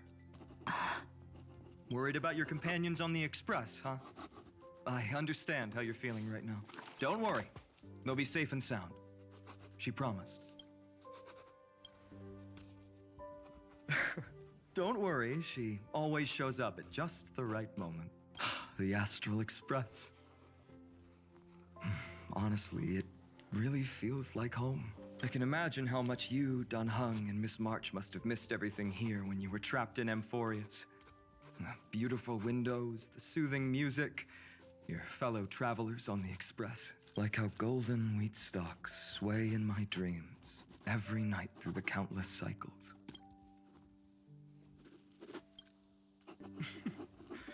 Among all these stars in the sky, there must be another little village like Ides Elysiae out there, right? I think I've found my own wish, partner. Someone once told me that home is where you can be truly free and at ease. Maybe roaming the cosmos with you all is my strongest desire right now. Oh? All of us together, of course. The Shinjo Alliance, Penacony. I blame my poor imagination. I can't picture what those worlds look like at all from Dun Hung's descriptions, so I have to see it with my own eyes, right? You're finally here. She has something to ask you. Well then, I'll leave you two to chat. Thank you, Finan. After such a good sleep, you must be bursting with energy now, right, friend? Sorry about that. Since it's our first time visiting the Express, I was hoping everyone would behave. But it turns out everyone's quite the character, aren't they? You know what I mean, right? How about we take a look back at everything that's happened so far, together? We triumphed over Iron Tomb. It tried to transform into trillions of viral clusters to infect the cosmos. But the heroes threw themselves into the golden flames, becoming arrows that purified the destruction. The fall of Iron Tomb also symbolizes the demise of Scepter Delta ME-13. Amphoreus, the home we sacrificed everything for, now exists only in the memories of the cosmos. So, this isn't real, just a dream. An illusion. Oops, wrong answer. Huh? In that instant when you broke through space-time with the Trailblaze, carrying all the world's memories back to reality, that world, once shackled by data, became a seed waiting to sprout in the cosmos. Did we really manage all that? Just as Kaslana's rage of 30 million cycles made the destruction shed a drop of golden blood, perhaps we too have already left long trails on our respective paths.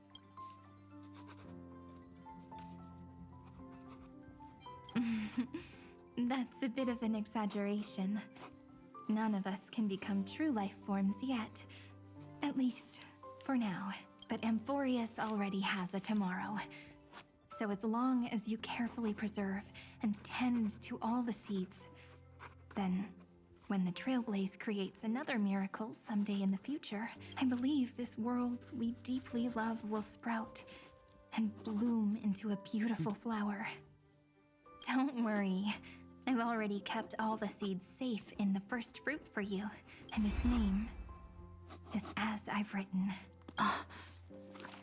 So, it's time to reveal the correct answer. This isn't a dream, nor a fantasy. It's the epilogue of As I've Written. At the end of the story, the characters take their final bow and embark on a journey of no return. The one who wasn't part of the story, yet helped write its romantic ending. She bid farewell to her friends and returned to her home beyond the tale. Promise me one last thing, friend. When we say goodbye, give me a smile, okay? I will, Cyrene. Every star that the Trailblaze passes by will remember the name of Amphoreus. Hey, it's not fair that you get to be the only cool one here. We'll keep an eye on her. She had better keep her promise. Leave it to us, Cyrene. Your story will be sung across many worlds. Stories this complex and twisted are always hard to believe. If anyone questions the truth of this tale, Why would anyone question the truth of the tale if the defeat of Iron Tomb is a factual thing that just happened and there were all these different alliances there and so forth? Man, the writing in this patch is very weird. you'll all have to stand up for us. Rest assured, even the most stubborn person can't withstand our six fists. You're so reliable, March. Shh. Listen. There's a book here? Its composition is similar to Memoria, but it's far more resilient than ordinary memory bubbles. Keep it safe.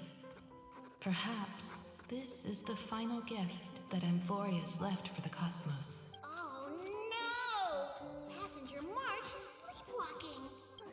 Sleepwalking? Oh no, oh no! I don't want to make a fool of myself in front of everyone!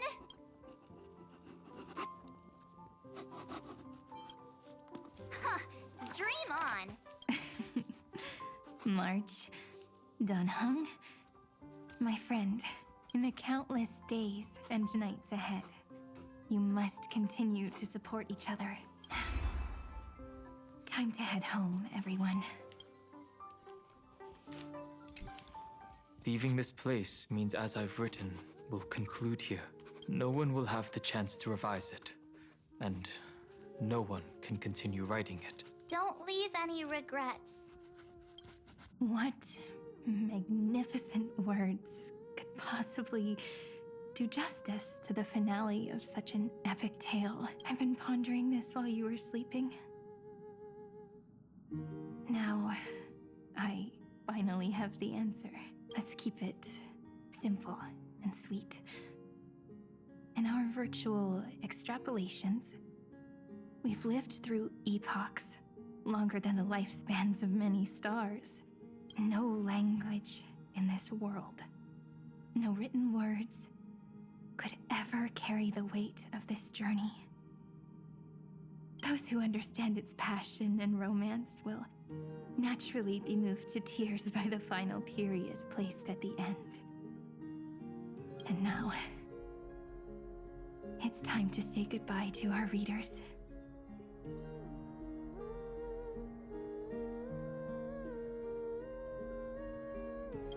And so we reach the final page of As I've Written. Let's not leave behind any regrets, everyone. Everyone's here. Who wants to write the first line? Going first is the hardest job. I don't want to make a fool of myself. How about letting the great Imperator draft it for us? Are you all such cowards? Then I shall enlighten future generations, just like the 30 million cycles of flame chase. Without me, there is no world. Go think, observe, and conquer. What's wrong? Everyone's gone quiet. The great Imperator set the bar way too high. How are we supposed to follow that up? Where the Emperor leads, loyal subjects must follow. I guess only the Dux Gladiorum could possibly match that kind of overwhelming presence. Me? That suits me just fine. Once the deed is done, one should leave decisively, letting posterity judge right from wrong. Until we meet again in our next conquest, my dear dukes. The stars shall sing of the Imperator's great journey. I should have shared a drink with you all, Dux Goldweaver. Loosen up, High Sealants. Life is like the ocean. Tides rise and fall, and everything eventually dissolves into the waves. So, sing your heart out in every moment of your existence, whether it's a feast or the nihility that awaits ahead. I will find its radiance and sing its praises. May the next feast be eternal. Miss High Sealand's toast is so poetic. Does everyone have to be so poetic? In my opinion, we should leave some real words of wisdom for future generations. Next up, Any volunteers? I'll do it. There's no dragging one's feet in the Kremnoan language. Does the Kremnoan language even... Haikith, don't interrupt. Kill the play, and games shall be born. Kill the strife, and glory shall descend. Not bad at all. But now I can rest easy. After all, the lines I prepared are way more profound than yours. Ha! If nothing else, you're certainly unmatched when it comes to singing your own praise. Farewell, everyone. If we meet again, I shall once more become your steadfast support. That's a promise I won't back down from. Mighty Mos, become king.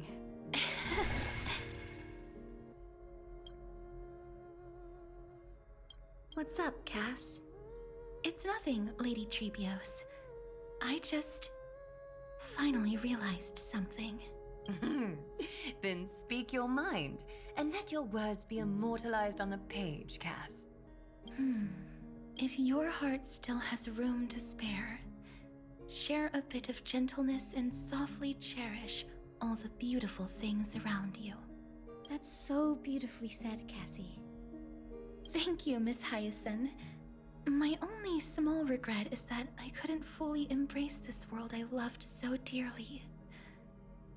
I hope those who read these words can fulfill this wish in my place. Everyone, let's meet again at the end of the West Wind. The place you reside is the gentle sea of flowers. Well then, it's my turn. Take it away with your performance, Anaxagoras. This time, you won't have to worry about being interrupted. Then I must thank you all for being such a captive audience. Now, with this golden opportunity, I shall reveal to the world my insights into the world's ultimate truth. Truth is a solvent that dissolves all things in the world, and thus cannot objectively exist. I have a brilliant proof for this in mind, but since we're nearing the end of the story, I shall not elaborate.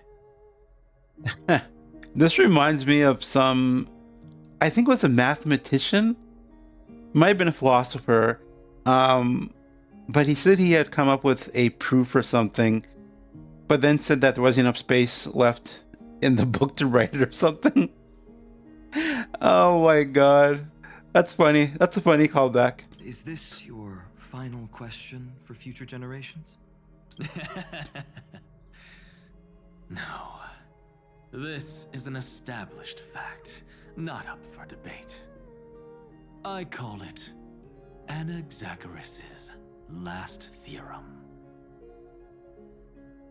Oh, you. Still as profound as ever, Professor. We've got time, you know. If you don't explain it clearly, future readers might not grasp your true meaning.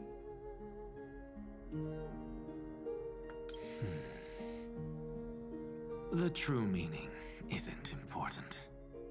What matters is the emotion that stirs within them when they read these words. At that moment, the theorem's mission would be complete. So, your lessons are far from over. But taking a little break for now wouldn't hurt. Then... class dismissed. The seeds you've sown are already sprouting. Would you mind if I write the next line? The one I was thinking about was Fermat's last theorem. Yeah. And what he said was, I have discovered a truly marvelous proof of this proposition, which this margin is too narrow to contain. Absolute legendary troll. Huh? I actually thought you should be the one doing the final wrap-up. But we'd never turn down a request from you, Aggie. Teacher, Cyphera, thank you both. Trust and selflessness are the two most beautiful garments in the world. One to gift others, one to adorn yourself. One's golden and one's purple?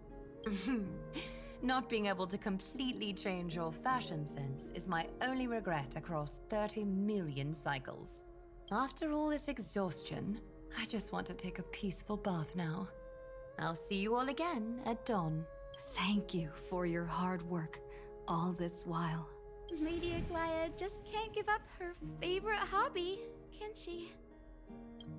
So, I guess it's my turn now. There must be many others like Miss Hyacinth out there in the cosmos, helping and healing people everywhere. You've got to set a good example for them, right? Of course. Look up at the sky more often and smile more. Many stubborn ailments fear optimism, but it's the best medicine. It's so catchy.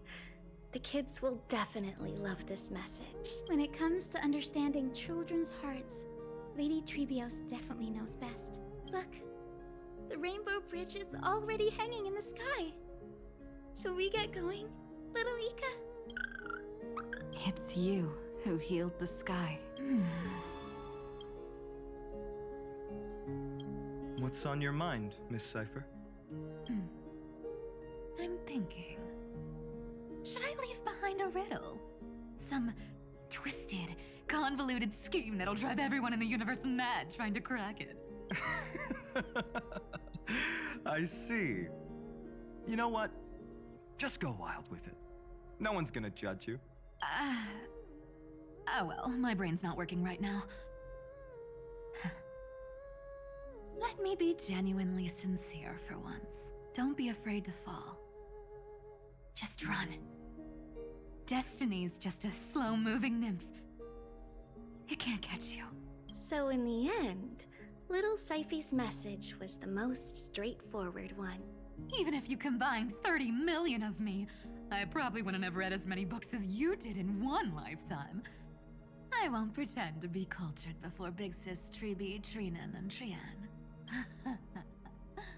Amphoreus' greatest trickery. Gotta bounce now. Meow!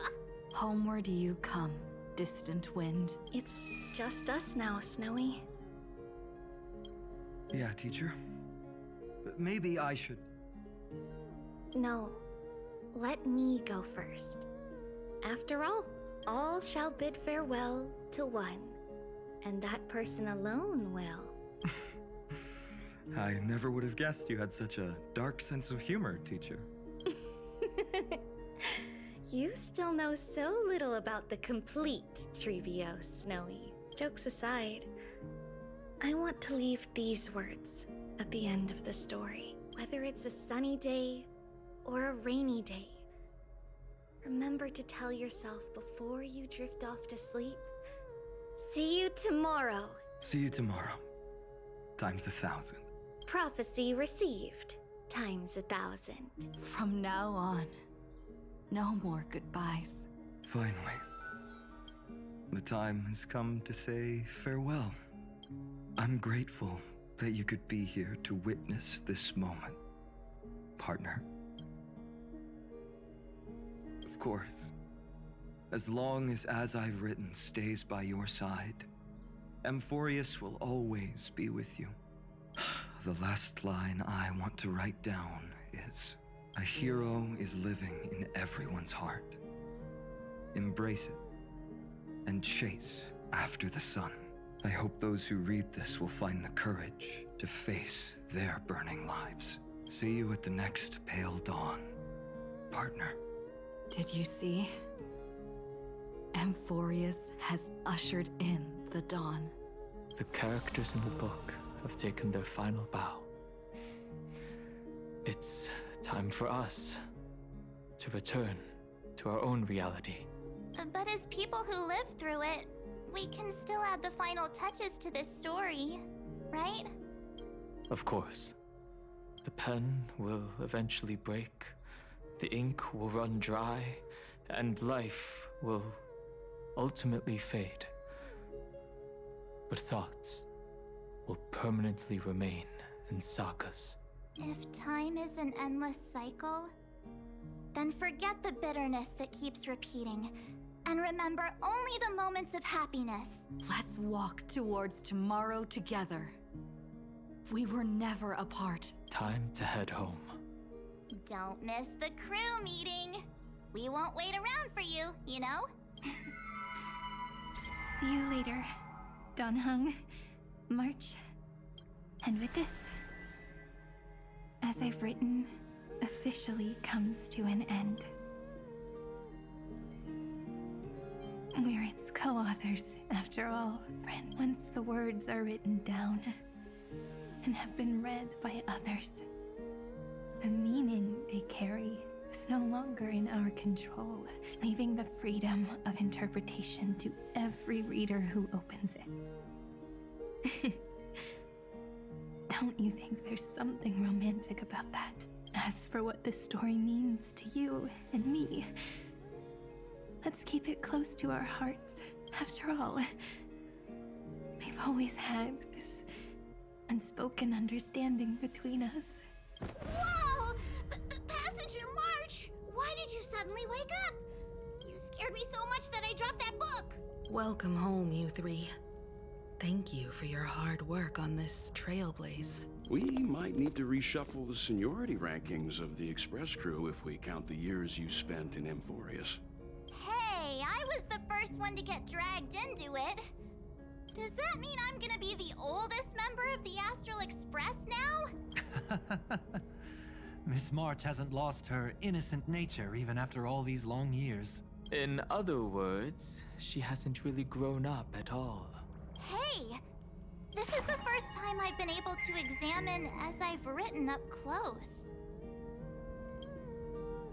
Miss Irene's handwriting is gentle, yet steely, with an underlying strength.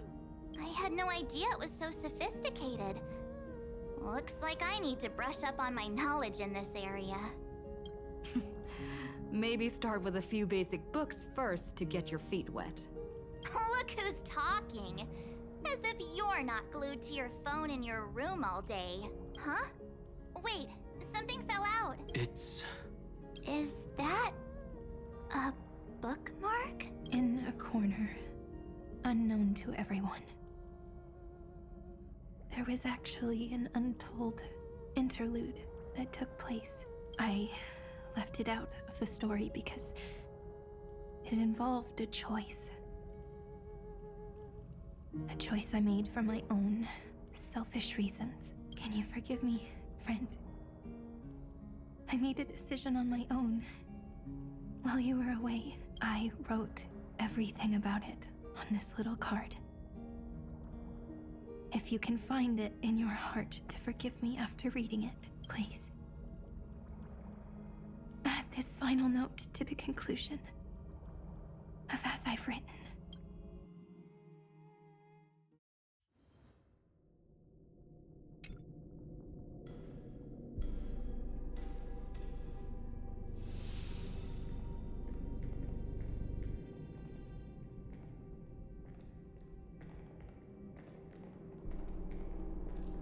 Memories swallowed by Iron Tomb. Return now to reality.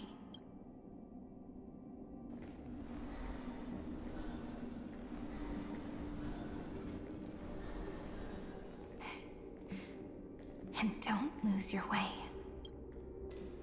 I finally found you, Cyrene. Demiurge. We won the battle. Thank you, Madame Herta. Without you, we never would have stood a chance. Still, there's something weighing on you. Right before I shut my eyes, inside the droid head's brain, I saw something unsettling. The fourth instant, this turning point in cosmic destiny, anchored by the erudition. It's not a single instant, but a process, a chain of events. So, this victory isn't the final piece of that chain? Far from it. This is only the beginning. The first toll of the death knell for the cosmos. That sorrowful look doesn't suit you, Madame Herta. Don't hold it in. Tell me. Not long ago, you crossed paths with the Eon of Remembrance again, didn't you? Yes. Even if the figure was hazy, I knew right away. That was the god from Cyrene's dreams. Causality has gone wrong, just as I thought. Causality? Let me put it in your favorite fairy tale terms. The universe began as a seed. It grew into a great tree. And the present is its branches and leaves. The erudition calculates how the future will sprout. With so many possible outcomes, they choose to anchor one path, cutting away the crooked or fragile branches. But if things continue that way, the branches grow endlessly, the leaves multiply, and one day the tree collapses under its own weight. That is why there is a concept in biology called lignification. Soft sprigs form a hardened shell and fuse with the trunk. For the universe, that process is what we call memory. Under Fooley's record keeping, the past becomes memory. In the corners, they forget. Even the events of the present become fruit without roots. So it is the opposite of the erudition. One calculates what is to come, and the other holds on to what came before. We were never meant to have to speak of this. But now, I finally understand what that chaotic matter around Amphoreus truly is. It is your memory. Your mind now stretches across the stars, allowing you to travel farther down this path than anyone else. My memory? Yes. You live in the now, but your memory remains in the past, just like the Eon of Remembrance. A being made entirely of memories. What does that mean? Did they fall? No, quite the opposite. They have not yet been born. What? Remember, to carry out the mission of remembering the universe, they must ascend to divinity only at the very end of time. That doesn't make any sense. How are they supposed to be recording the memories of things that happened before the very end of the universe then, if they're not around to witness it? And at that moment of ascension, their memory stretches through the past, becoming what people now call Fooley. Oh, okay. That is why they feel so distant, so cold. That crystalline form is just an empty shell. I do not know how the Garden of Recollection managed to hide this until now. They must have their reasons, but none of that matters now. Here in the present, we cannot know who will become Fuli. But one thing is certain. They will be born. And those who might become Fuli all share the same characteristics. They are known as Children of Remembrance. Pure child of Anasrava. Both of you. Children of Remembrance. So help us. Find where Amphoreus's memory began, and bring it out.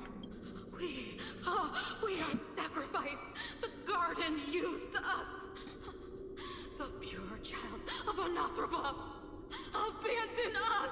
So that name, it was never my past. It was my future. Or maybe it is the present.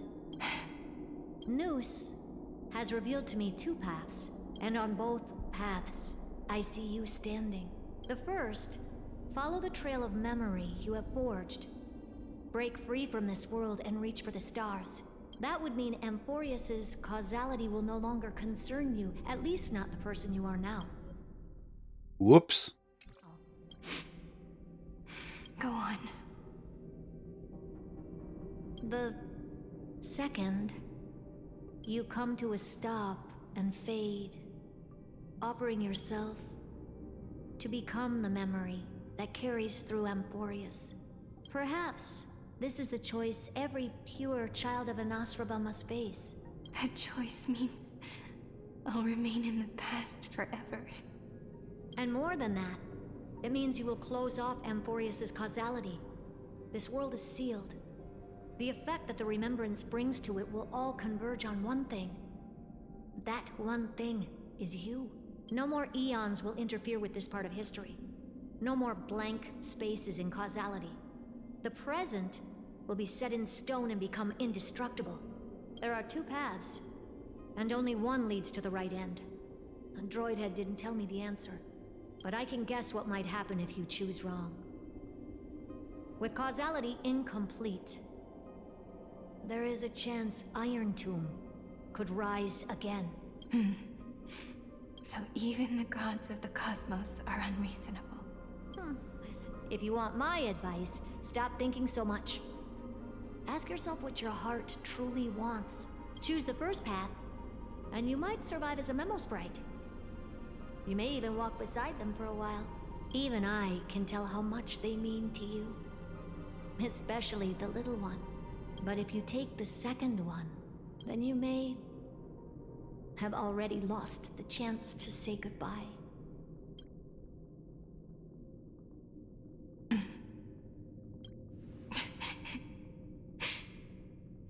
I have made my decision, Madame Herta. I thought you would need more time to think it through. The answer is clear, is it not? Still, I do need a little time to quiet the sorrow in my heart. Her kindness is always just right for the moment. I believe she will forgive me. I will say no more. I would rather not break the mood. But may I ask you one last thing? Of course. Why?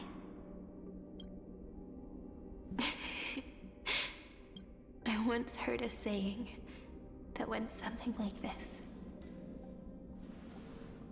Divinity is flawless humanity, and humanity is flawed divinity. We children of Amphoreus gave up on gods long ago. Those beings who love to play pranks on the universe.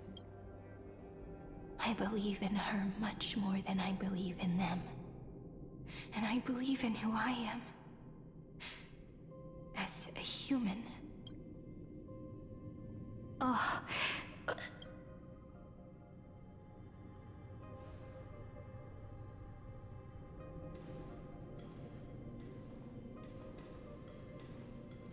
That really is a comforting answer.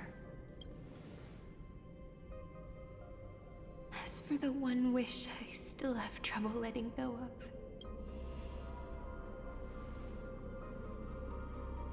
One will remain in the past. One will walk toward the future.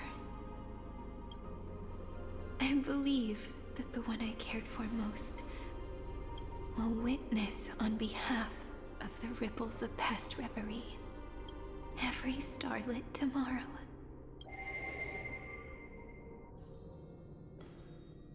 Moving backwards through remembrance. What a curious feeling. Is this the moment Iron Tomb declares victory and casts the destruction upon the stars?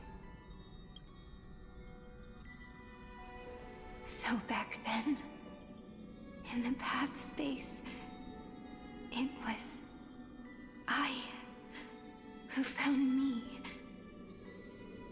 The gods' whispers were nothing more than a girl talking to herself. Now that I remember, what I heard back then was...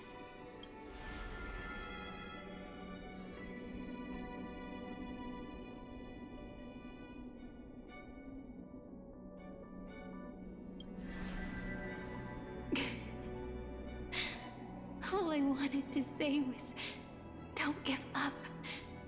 She will find you. Memory truly is amazing. Then let me wield this power and plant the seed of causality for the miracle that is destined to bloom.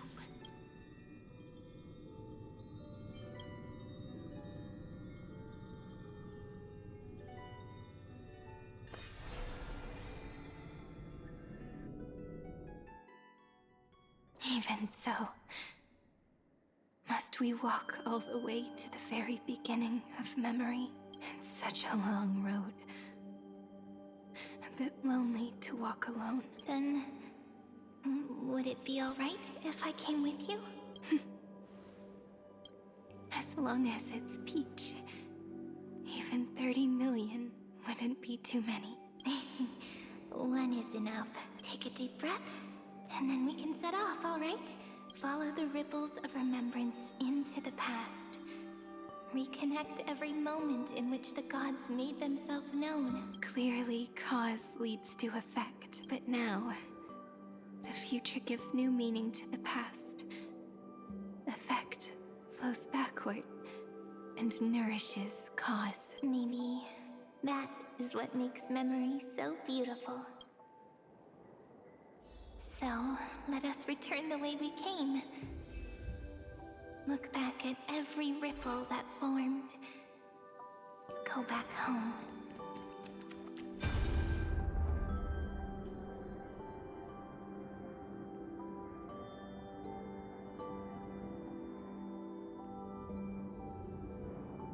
No, no, no! How is this possible? Breathe! Breathe! Partner! Partner! No. I have to get you out of here first! Just hold on!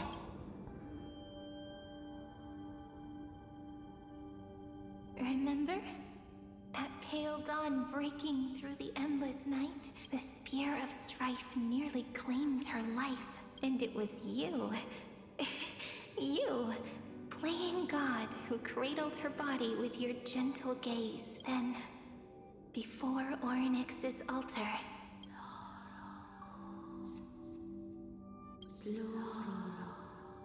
Even the Titan of Time mistook you for someone else. I never imagined there was a hidden truth behind our first meeting. The first time was also the last time I saw you, friend.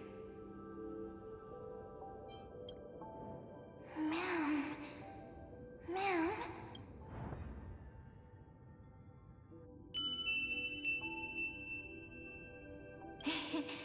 That melody from the memory.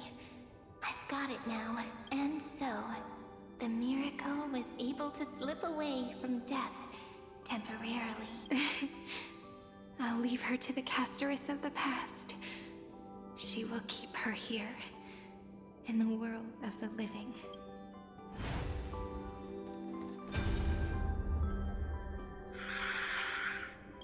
Darn it! What are these things? You're not taking me down. Not before I find a way to help her and Don Hung. If you've got a bone to pick, take it up with my six-phased ice. March wandered all across Amphoreus for 97 days straight, chasing one goal: to save her friends. And with her bow and arrows, she brought down every obstacle that stood in her way. So that's how it happened.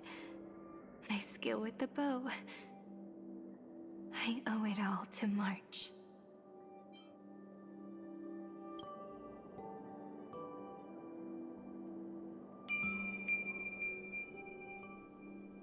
What a sweet note.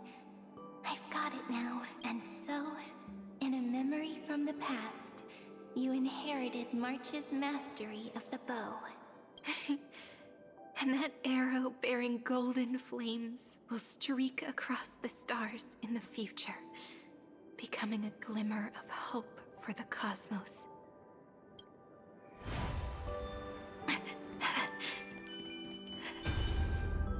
Are you okay? No worries. I'm just a little tired from all the walking. You really need to work out more. 3 paths interweave and fetter Amphoreus, co-authoring the fate of the world. Ordinary pathstriders aren't known to leave traces in the mirror. So if what you said is true, then this isolated star system must be home to at least 3 beings comparable to emanators. I would even go as far as to say, eons themselves. To gain the favor of the stars for Amphoreus, the Remembrance sent a call for help to the cosmos. But the obstruction from the scepter was far too strong. Even the gods could do nothing more than send a fleeting mimetic being to someone who walked the same path. Thankfully, Miss Black Swan caught that fleeting moment.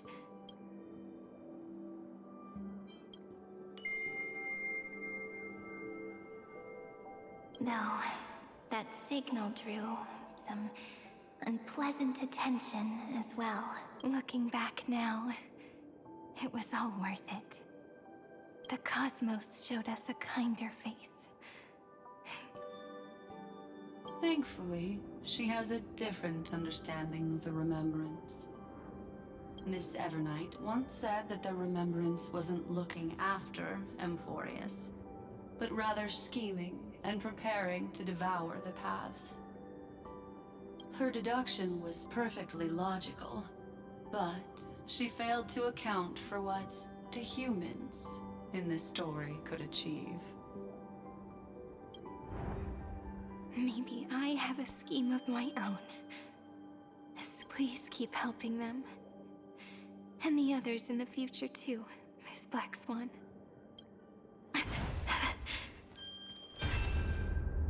Looking back on the past really does wear down the mind. You need to hold tight to this ceremonial blade. After I'm gone, it will take you back to the beginning of time. The start of a new story. I believe that in that story, or in countless stories, each alike yet unique, everyone, all the companions who sacrificed themselves, alongside the deliverer we once dreamed of as children, will read. If we can never break free from this prison, I will stand my ground. Until the day someone shatters this endless cycle and writes the final chapter of Amphoreus' fate. In the blink of an eye, we have returned to the turning point of fate. With nothing but a fragile sliver of hope, we embraced 30 million cycles of futility and began the eternal recurrence. I I still remember the first time I saw the god appear in a dream, looking at me from behind a thin veil of crystal. Back then, I wondered if they might be someone with ill intent. But now, I finally understand. She was always standing beside me. And she is so very beautiful.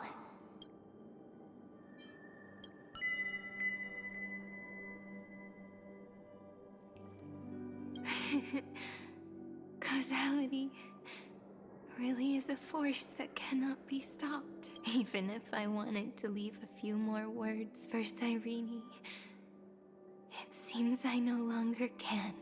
After all, you still have to leave behind your final consciousness and plant the very first seed. I remember what you once said. When a god sheds a tear, the thing reflected in the ripples must be the most beautiful thing in the world. But do you know what Amphoreus saw when its heart was born? The first thing it saw was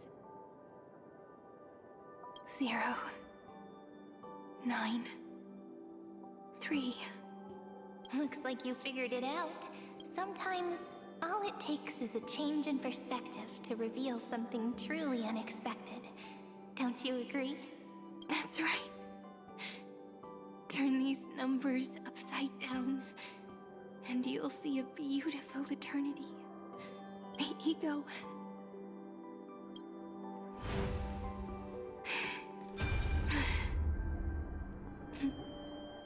I want to protect everyone in the village. But can I really do that with the strength I have? I shouldn't think too much. Better finish the farm work Dad left me first. The hero within has been by our side since we were little. Finan has always been strong. But without that faint glimmer of hope lingering in his mind, would the weight of fate and endless recurrence finally break him? If only someone could place even a sliver of hope inside his heart, he would hold on and keep going. Yes. Just a single spark, and he would guard that fragile light until it turned into a blazing sun.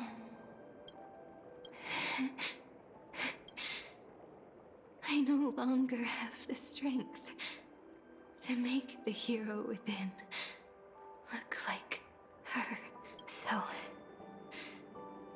let me leave behind a prophecy for him. Take this wish with you. Be the hero who begins the mission of deliverance. As prophecy foretold, he will bear the blazing sun until the pale dawn breaks. Continue onward, bearing this world upon your shoulders until the Ashen Hero, the nameless deliverer, ushers in the dawn.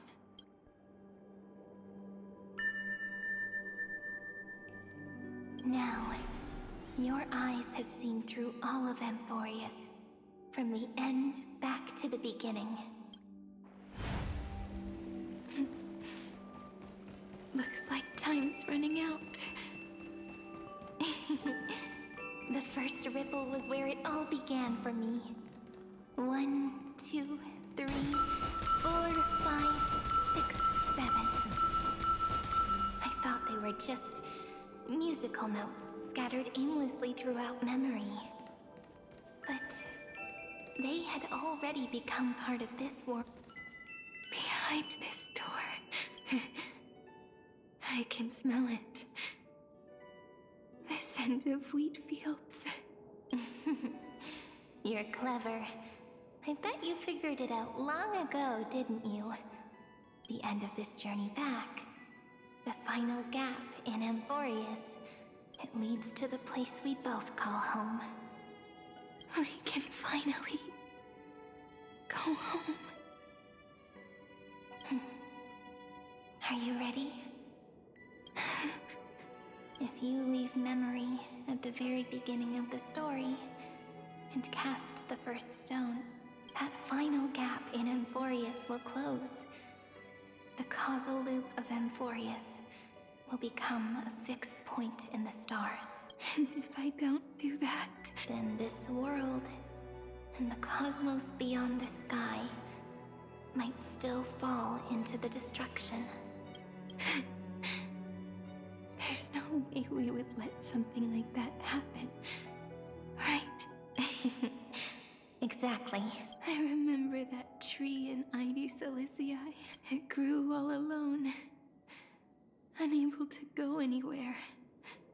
It watched the sea in silence, dreaming of a faraway shore it could never reach. But now, a tiny boat sets sail. It carries a seed of hope, plucked from the tree, and heads into the great beyond. Even if the boat's shadow fades quickly from sight, the tree knows that its wish will bloom on the other side of the sea. In that moment, it must feel happiness, right? The way you brought it up. Now I kind of miss that tree too. Come on, let's go home together. Take it with us, back to the sacrament courtyard. Let it become Remembrance's anchor, tying together the times we knew so well.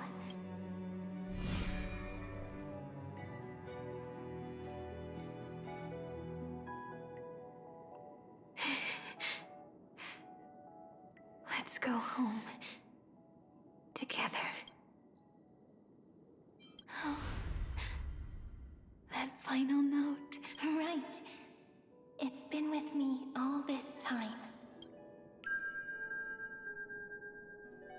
This is Do.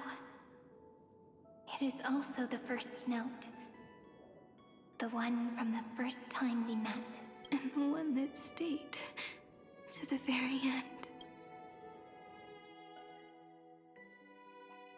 Ide Silicii. The place where it all began. It's like time itself has stopped, and the breeze and the sound of the waves never seem to rest. We've made it. The sacrament courtyard. This is the place where we first picked up the ceremonial blade. And where we first began writing journals. Now, the journey through memory has reached its end. Once the anchor is placed, what awaits us is 30 million lifetimes of reunion. Moving again and again. Endless farewells. Do, re, mi, fa, sol, la, ti. And with them, endless encounters. Ti, la, sol, fa, mi, re, do. Such a happy scale. Whether it's for Cyrene, the Deliverer, or every sprouting branch of Amphoreus, I leave this tale of love here. May the river of time flow backward, bringing scenes of the future before our gaze. In the eternal land that no one remembers. The legend of the Trailblaze is about to begin.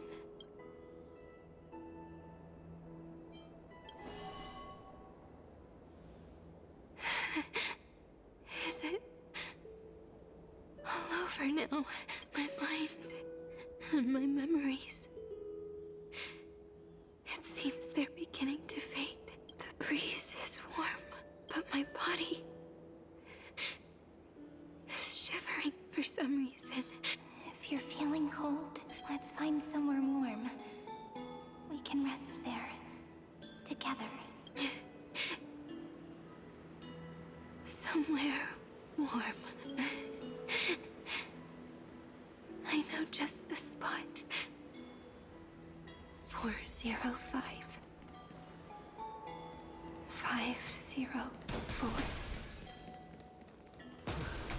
09093. Treebeos. Ceridra. March 7th. Dunhound. Electra. Hyacinthia. Caslana.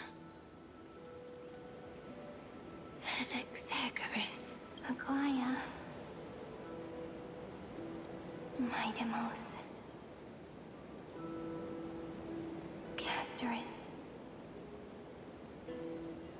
Cyphera. Cyrene.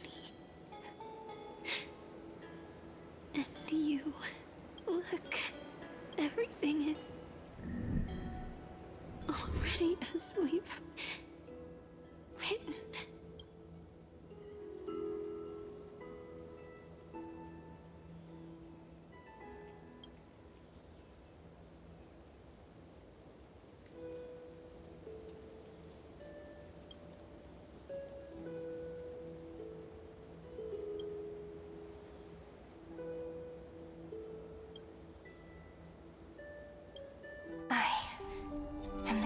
That looks back on the world.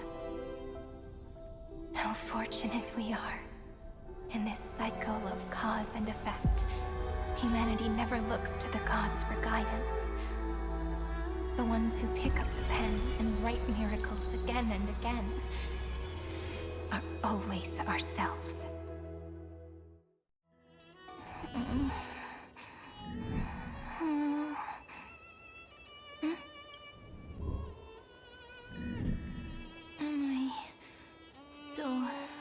Awake?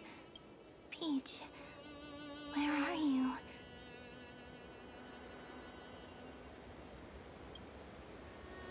Are you still here?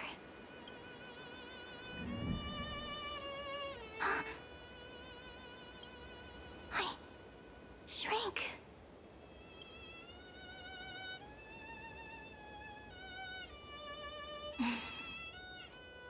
So that's how it works. When memory drifts away with the breeze, love leaves behind a seed and turns into lament.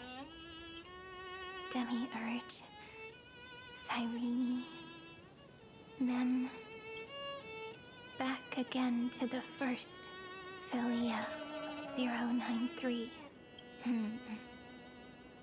I always do have my charm. The final ripple nourished the great tree, and from it grew a single pink peach. We've been playing for so long, and you still haven't told me your name! I've told you so many times already. You're just forgetful. My name is Livia. Livia. If you forget again, I won't tell you next time. Livia. Got it. Then you have to remember mine, too. I'm Piso. I always remember. So, Cyrene was just a pen name after all. So sleepy. That drowsy little fairy barged into my mind again. The last of my memories are slipping away. I wonder what this world will look like when I wake up again. I remember a cry and my name, daughter of Lady Cilicia. We...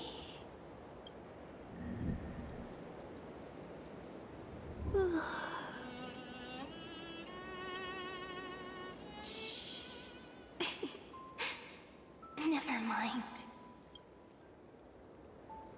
The same seed, when planted in different soils, blooms into flowers that are alike, yet never the same. But what truly makes her beautiful is each and every soul in the world. No matter what form liking takes, it is still precious love, and I will accept it gratefully and return it with joy.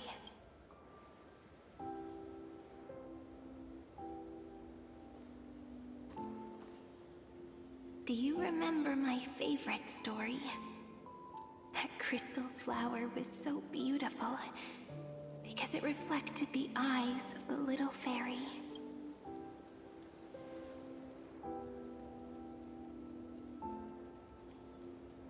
The stars across the cosmos will know I am the fairy who wrote, as I've written, together with you. And in your heart, I know I will always be given the name I love most. The one you gave me. After all, we've always been in sync.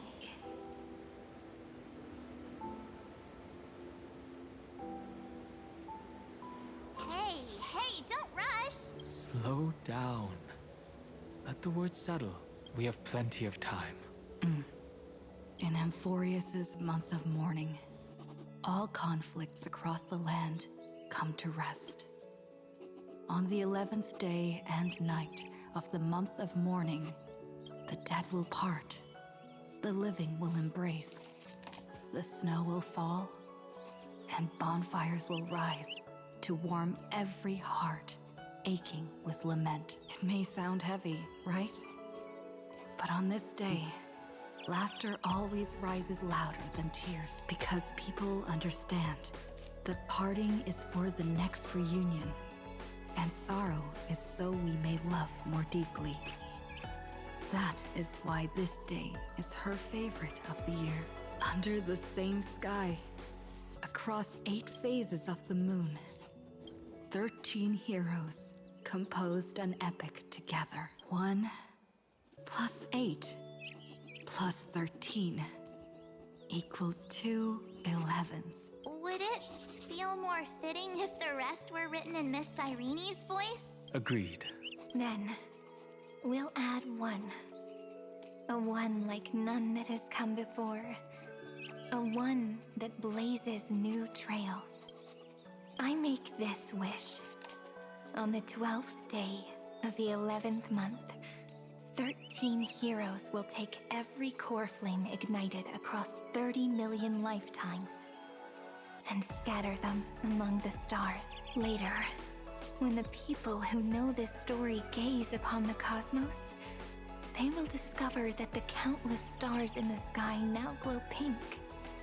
And after 13 seconds, that radiant light will quietly fade away. It will be such a romantic, yet puzzling sight, but that's all right. They will keep that mystery close to their hearts, constantly pondering what the ego truly is. They will love, they will get hurt, they will rage, and in 30 million moments of helplessness, they will stitch their shattered hearts back together. Again and again. But remember this well. Losses are a constant on the flame chase journey. There may be pain along the way, but you and I will never be alone. They will come to understand what it means to lose, and in the end, they will choose to let go. They will offer their hearts to this world, to every companion they walk beside. And they will take in the hearts of others and pass them onward. For every soul that exists in this world, there is a different ego, a different prime mover of life. There will never be just one answer, not even for love. But when people gaze into the night sky, and love what is fading with the same resolve they have to praise the stars. I want that soft, gentle pink in the sky to tell them. Love will always be answered. This is a story about love, and a story about how to answer it, whether it is one we have already written, or one you are yet to write. It will be a romantic story, like none that has come before. You think so too, right? And a romantic story deserves an ending that is free and complete. When every clue and thread has found its end, and the weight of the pen is no longer constrained, pour the spirit of trailblazing into it, and end this tale with the most pure and romantic period.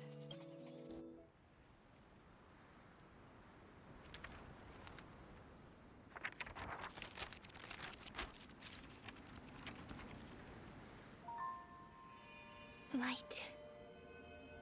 Sky. Sea.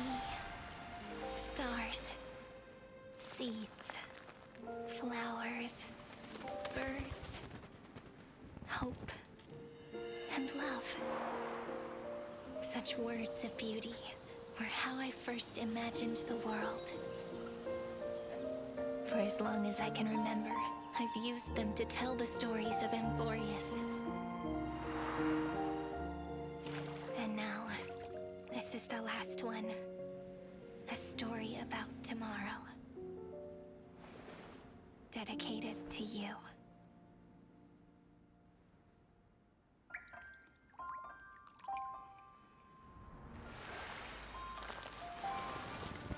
Once upon a time, morning glow, scattered light, shone on you and I, and fading poems, frozen rhymes, or traces on the breeze, whispers of past reverie. Please let me linger for now, enveloped in your sound. Love on the pages, the ink our stories penned. No matter how it ends, I'll do it all again. Oh, stay true, blossom as spring renews, dreaming colors every hue. Tomorrow's eyes to tomorrow's life, while walking step beside you. So stay true. Winter's rhyme anew, woven memories are blue. And like a melody, sing a song of reverie.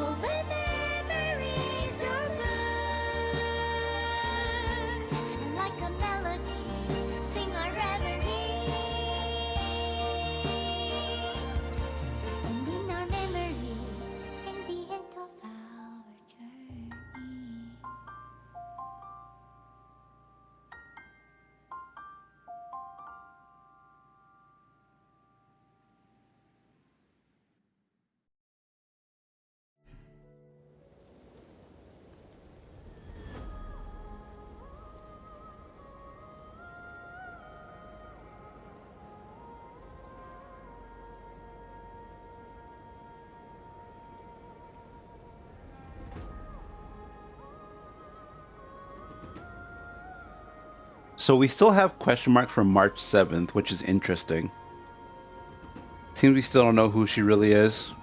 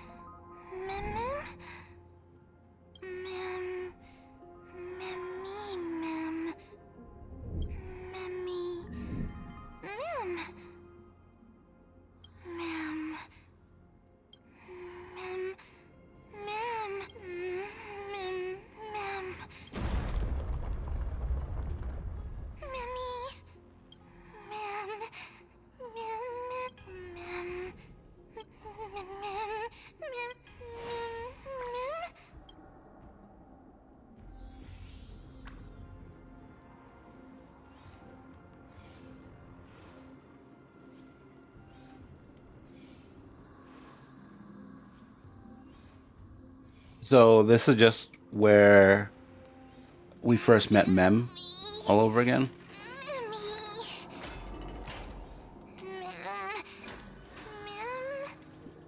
This story is honestly not making any sense. I thought we just finished saying that we're fixing Amphoreus' story in time. Now we're repeating it again? Why? I don't understand.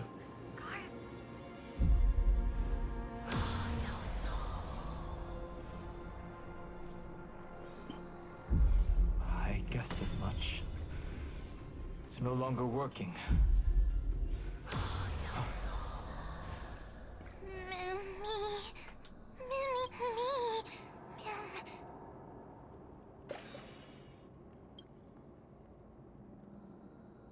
Let's find someplace safe to set up a base of operations first. This statue and the buildings we've seen so far point to a civilization here on Amphoreus. We can only hope that they're not hostile toward outsiders. I've reunited with you so many times. And every time feels like the first time we met. Each time, love breaks through the stubborn cycles and takes flight toward a pink tomorrow. It's still early. Where to now?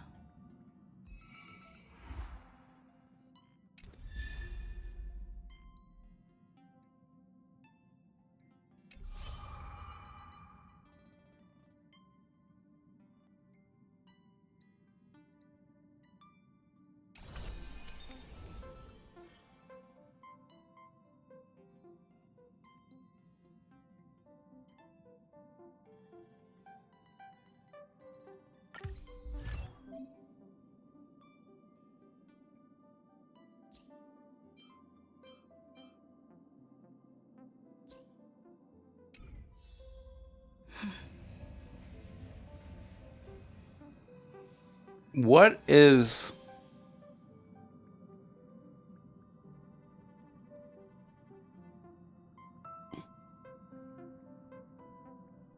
Okay. I have so many questions about Amphoreus because that doesn't look like Amphoreus anymore. It looks like the destruction left over from it being destroyed. But I have so many questions.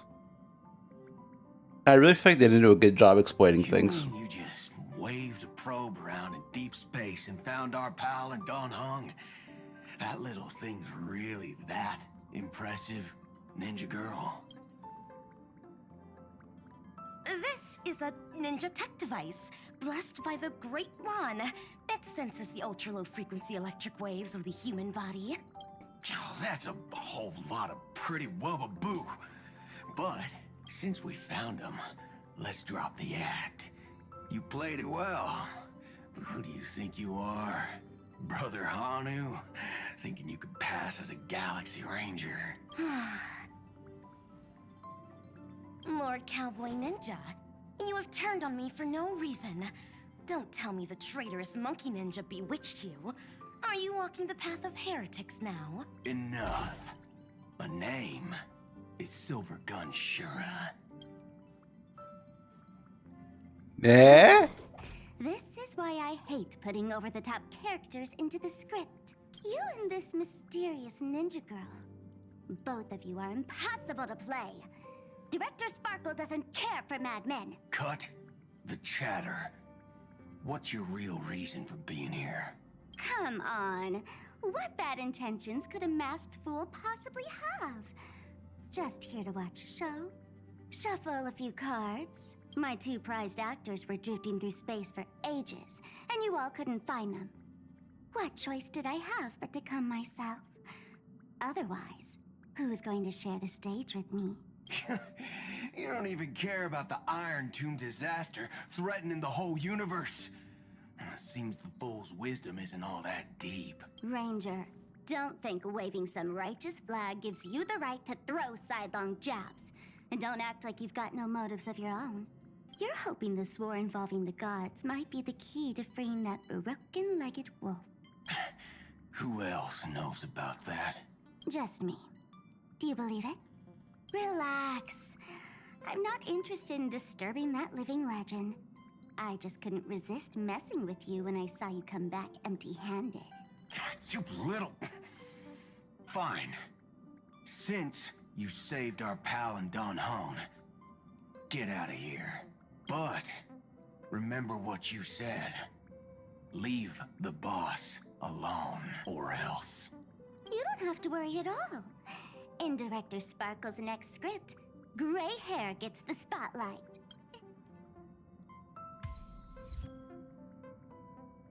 The fuck is going on?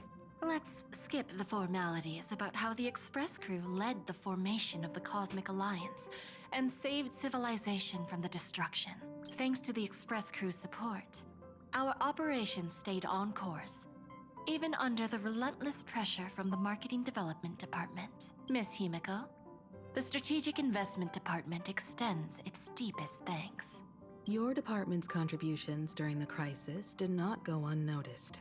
But besides disaster relief and holding the line, you've had your hands full with something else too, haven't you? Indeed. The Cosmic Alliance's victory this time has revealed something truly precious. A glimpse of what united civilizations can accomplish in the face of destruction. Our department is summarizing key lessons from this campaign. If another crisis of this scale appears on the horizon, we intend to have a system ready to respond. If the IPC can take the lead in establishing a true frontline against the destruction, it will bring hope to every civilization. Of course. That still hinges on continued support from the Astral Express. Once the Iron Tomb matter is settled, we will be in touch again, Miss Himiko.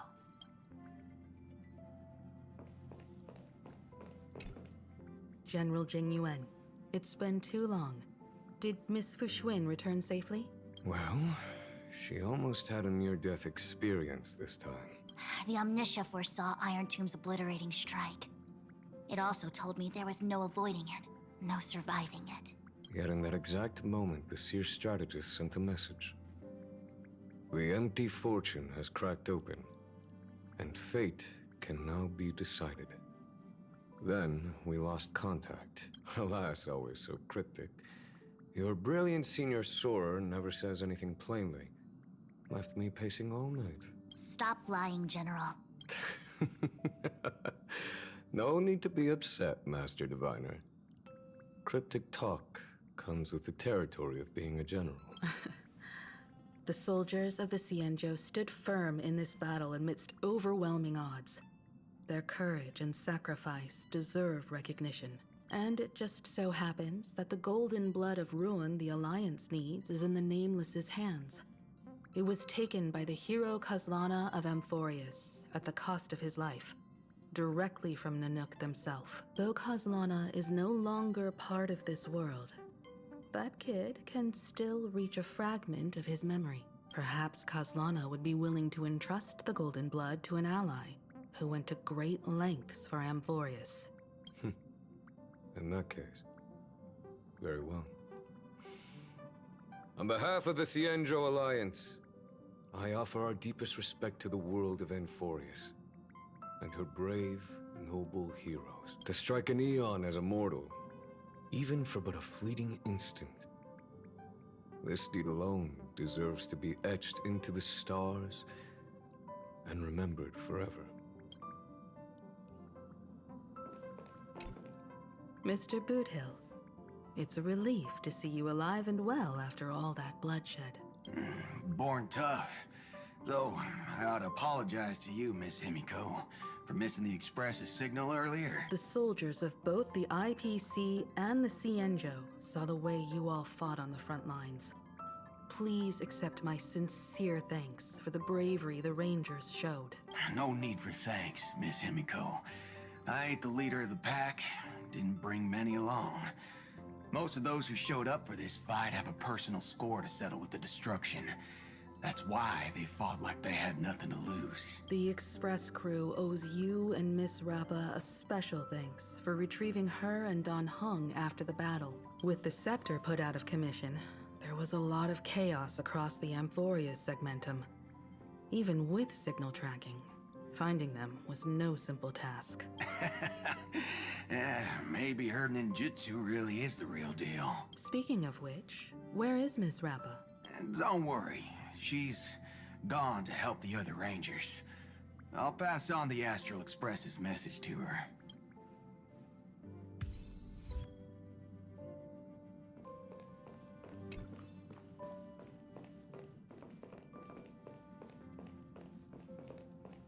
Oh, back so soon?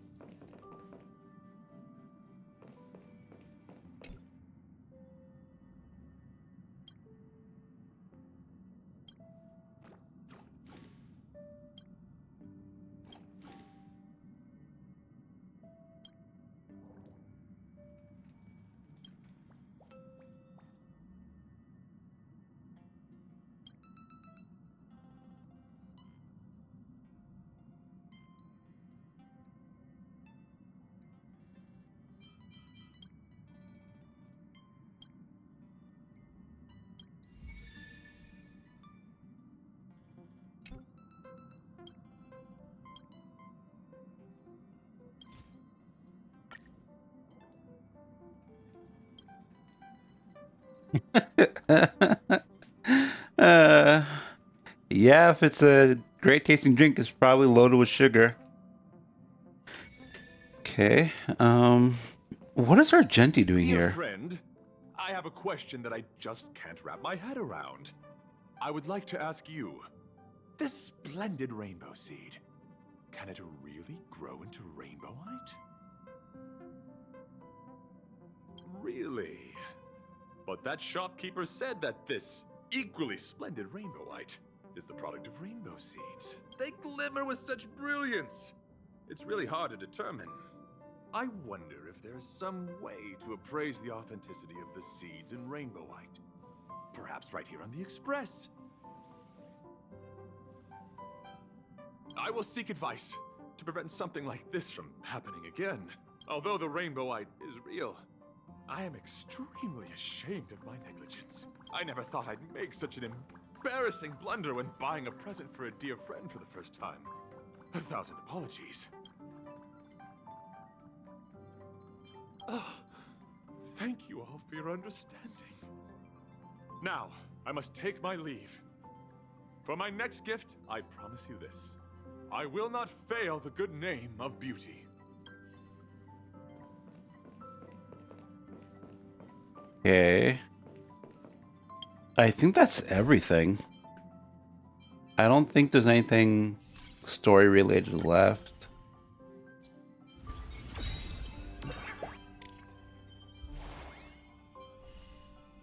Yeah, I think that's it.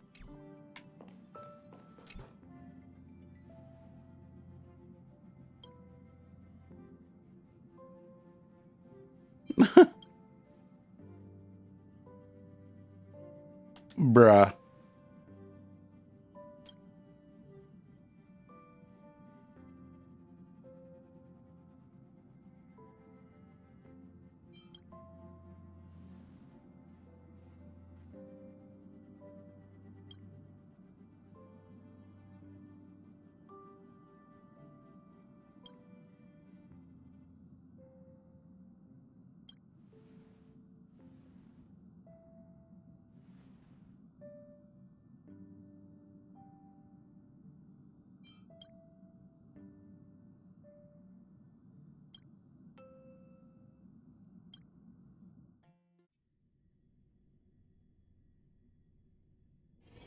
Anything I can do for you?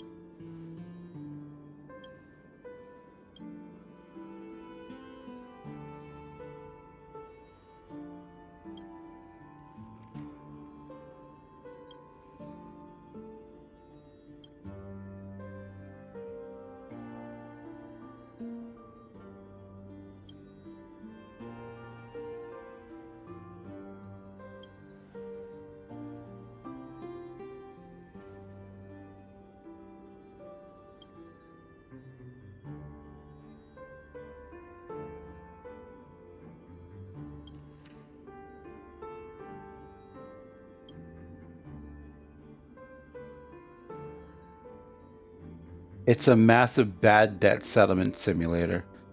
Now that's funny.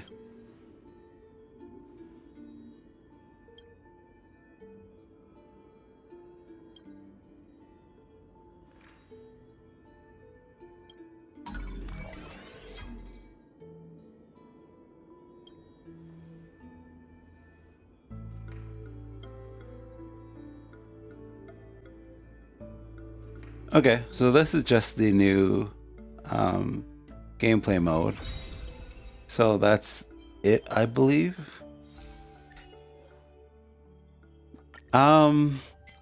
Regarding the story for this patch, I really don't know how to feel. There's a part of me that really enjoyed some aspects of it, but overall I felt it was just not good. I don't think it explained things very well, and this is going to be something that I'm going to have to perhaps watch other creators' videos, read stuff in the community to try and get a full grasp on things. And I don't think that's how it ever should be when you're creating stuff like this. Because if you can't tell the story that you're trying to tell to your audience within the main method of delivery, then you're not doing a good job telling the story. And I also found there was a lot of just vague statements, an abuse of metaphors, and just overly wordy when it didn't need to be. So yeah, can't say I'm overly impressed. The whole ending of this Amphoreus just felt very confusing. It felt overly long as well, yet somehow incredibly short. Like it didn't feel like anything was actually set up well or explained properly. So yeah, not really feeling this. I thought this patch would be more tying up all loose ends, you know, maybe even seeing the Crisis Heirs rebooted and made real through the remembrance, stuff like that, you know. But I don't know. I just feel like I played a filler patch in a way. I'm not even joking. Apart from the fight with what's his name? Iron Tomb. Everything else just felt really off. So I don't know. I'll give myself some time to digest this some more. And then, as I said, I'll try and watch other creators' videos and read stuff in the community to try and get a better grasp of things. But as is right now, incredibly disappointment to a whole 1 year journey. not impressed. Anyway, we'll leave it there for now, and I will see you guys in the next video. Thanks for watching. Have a great one.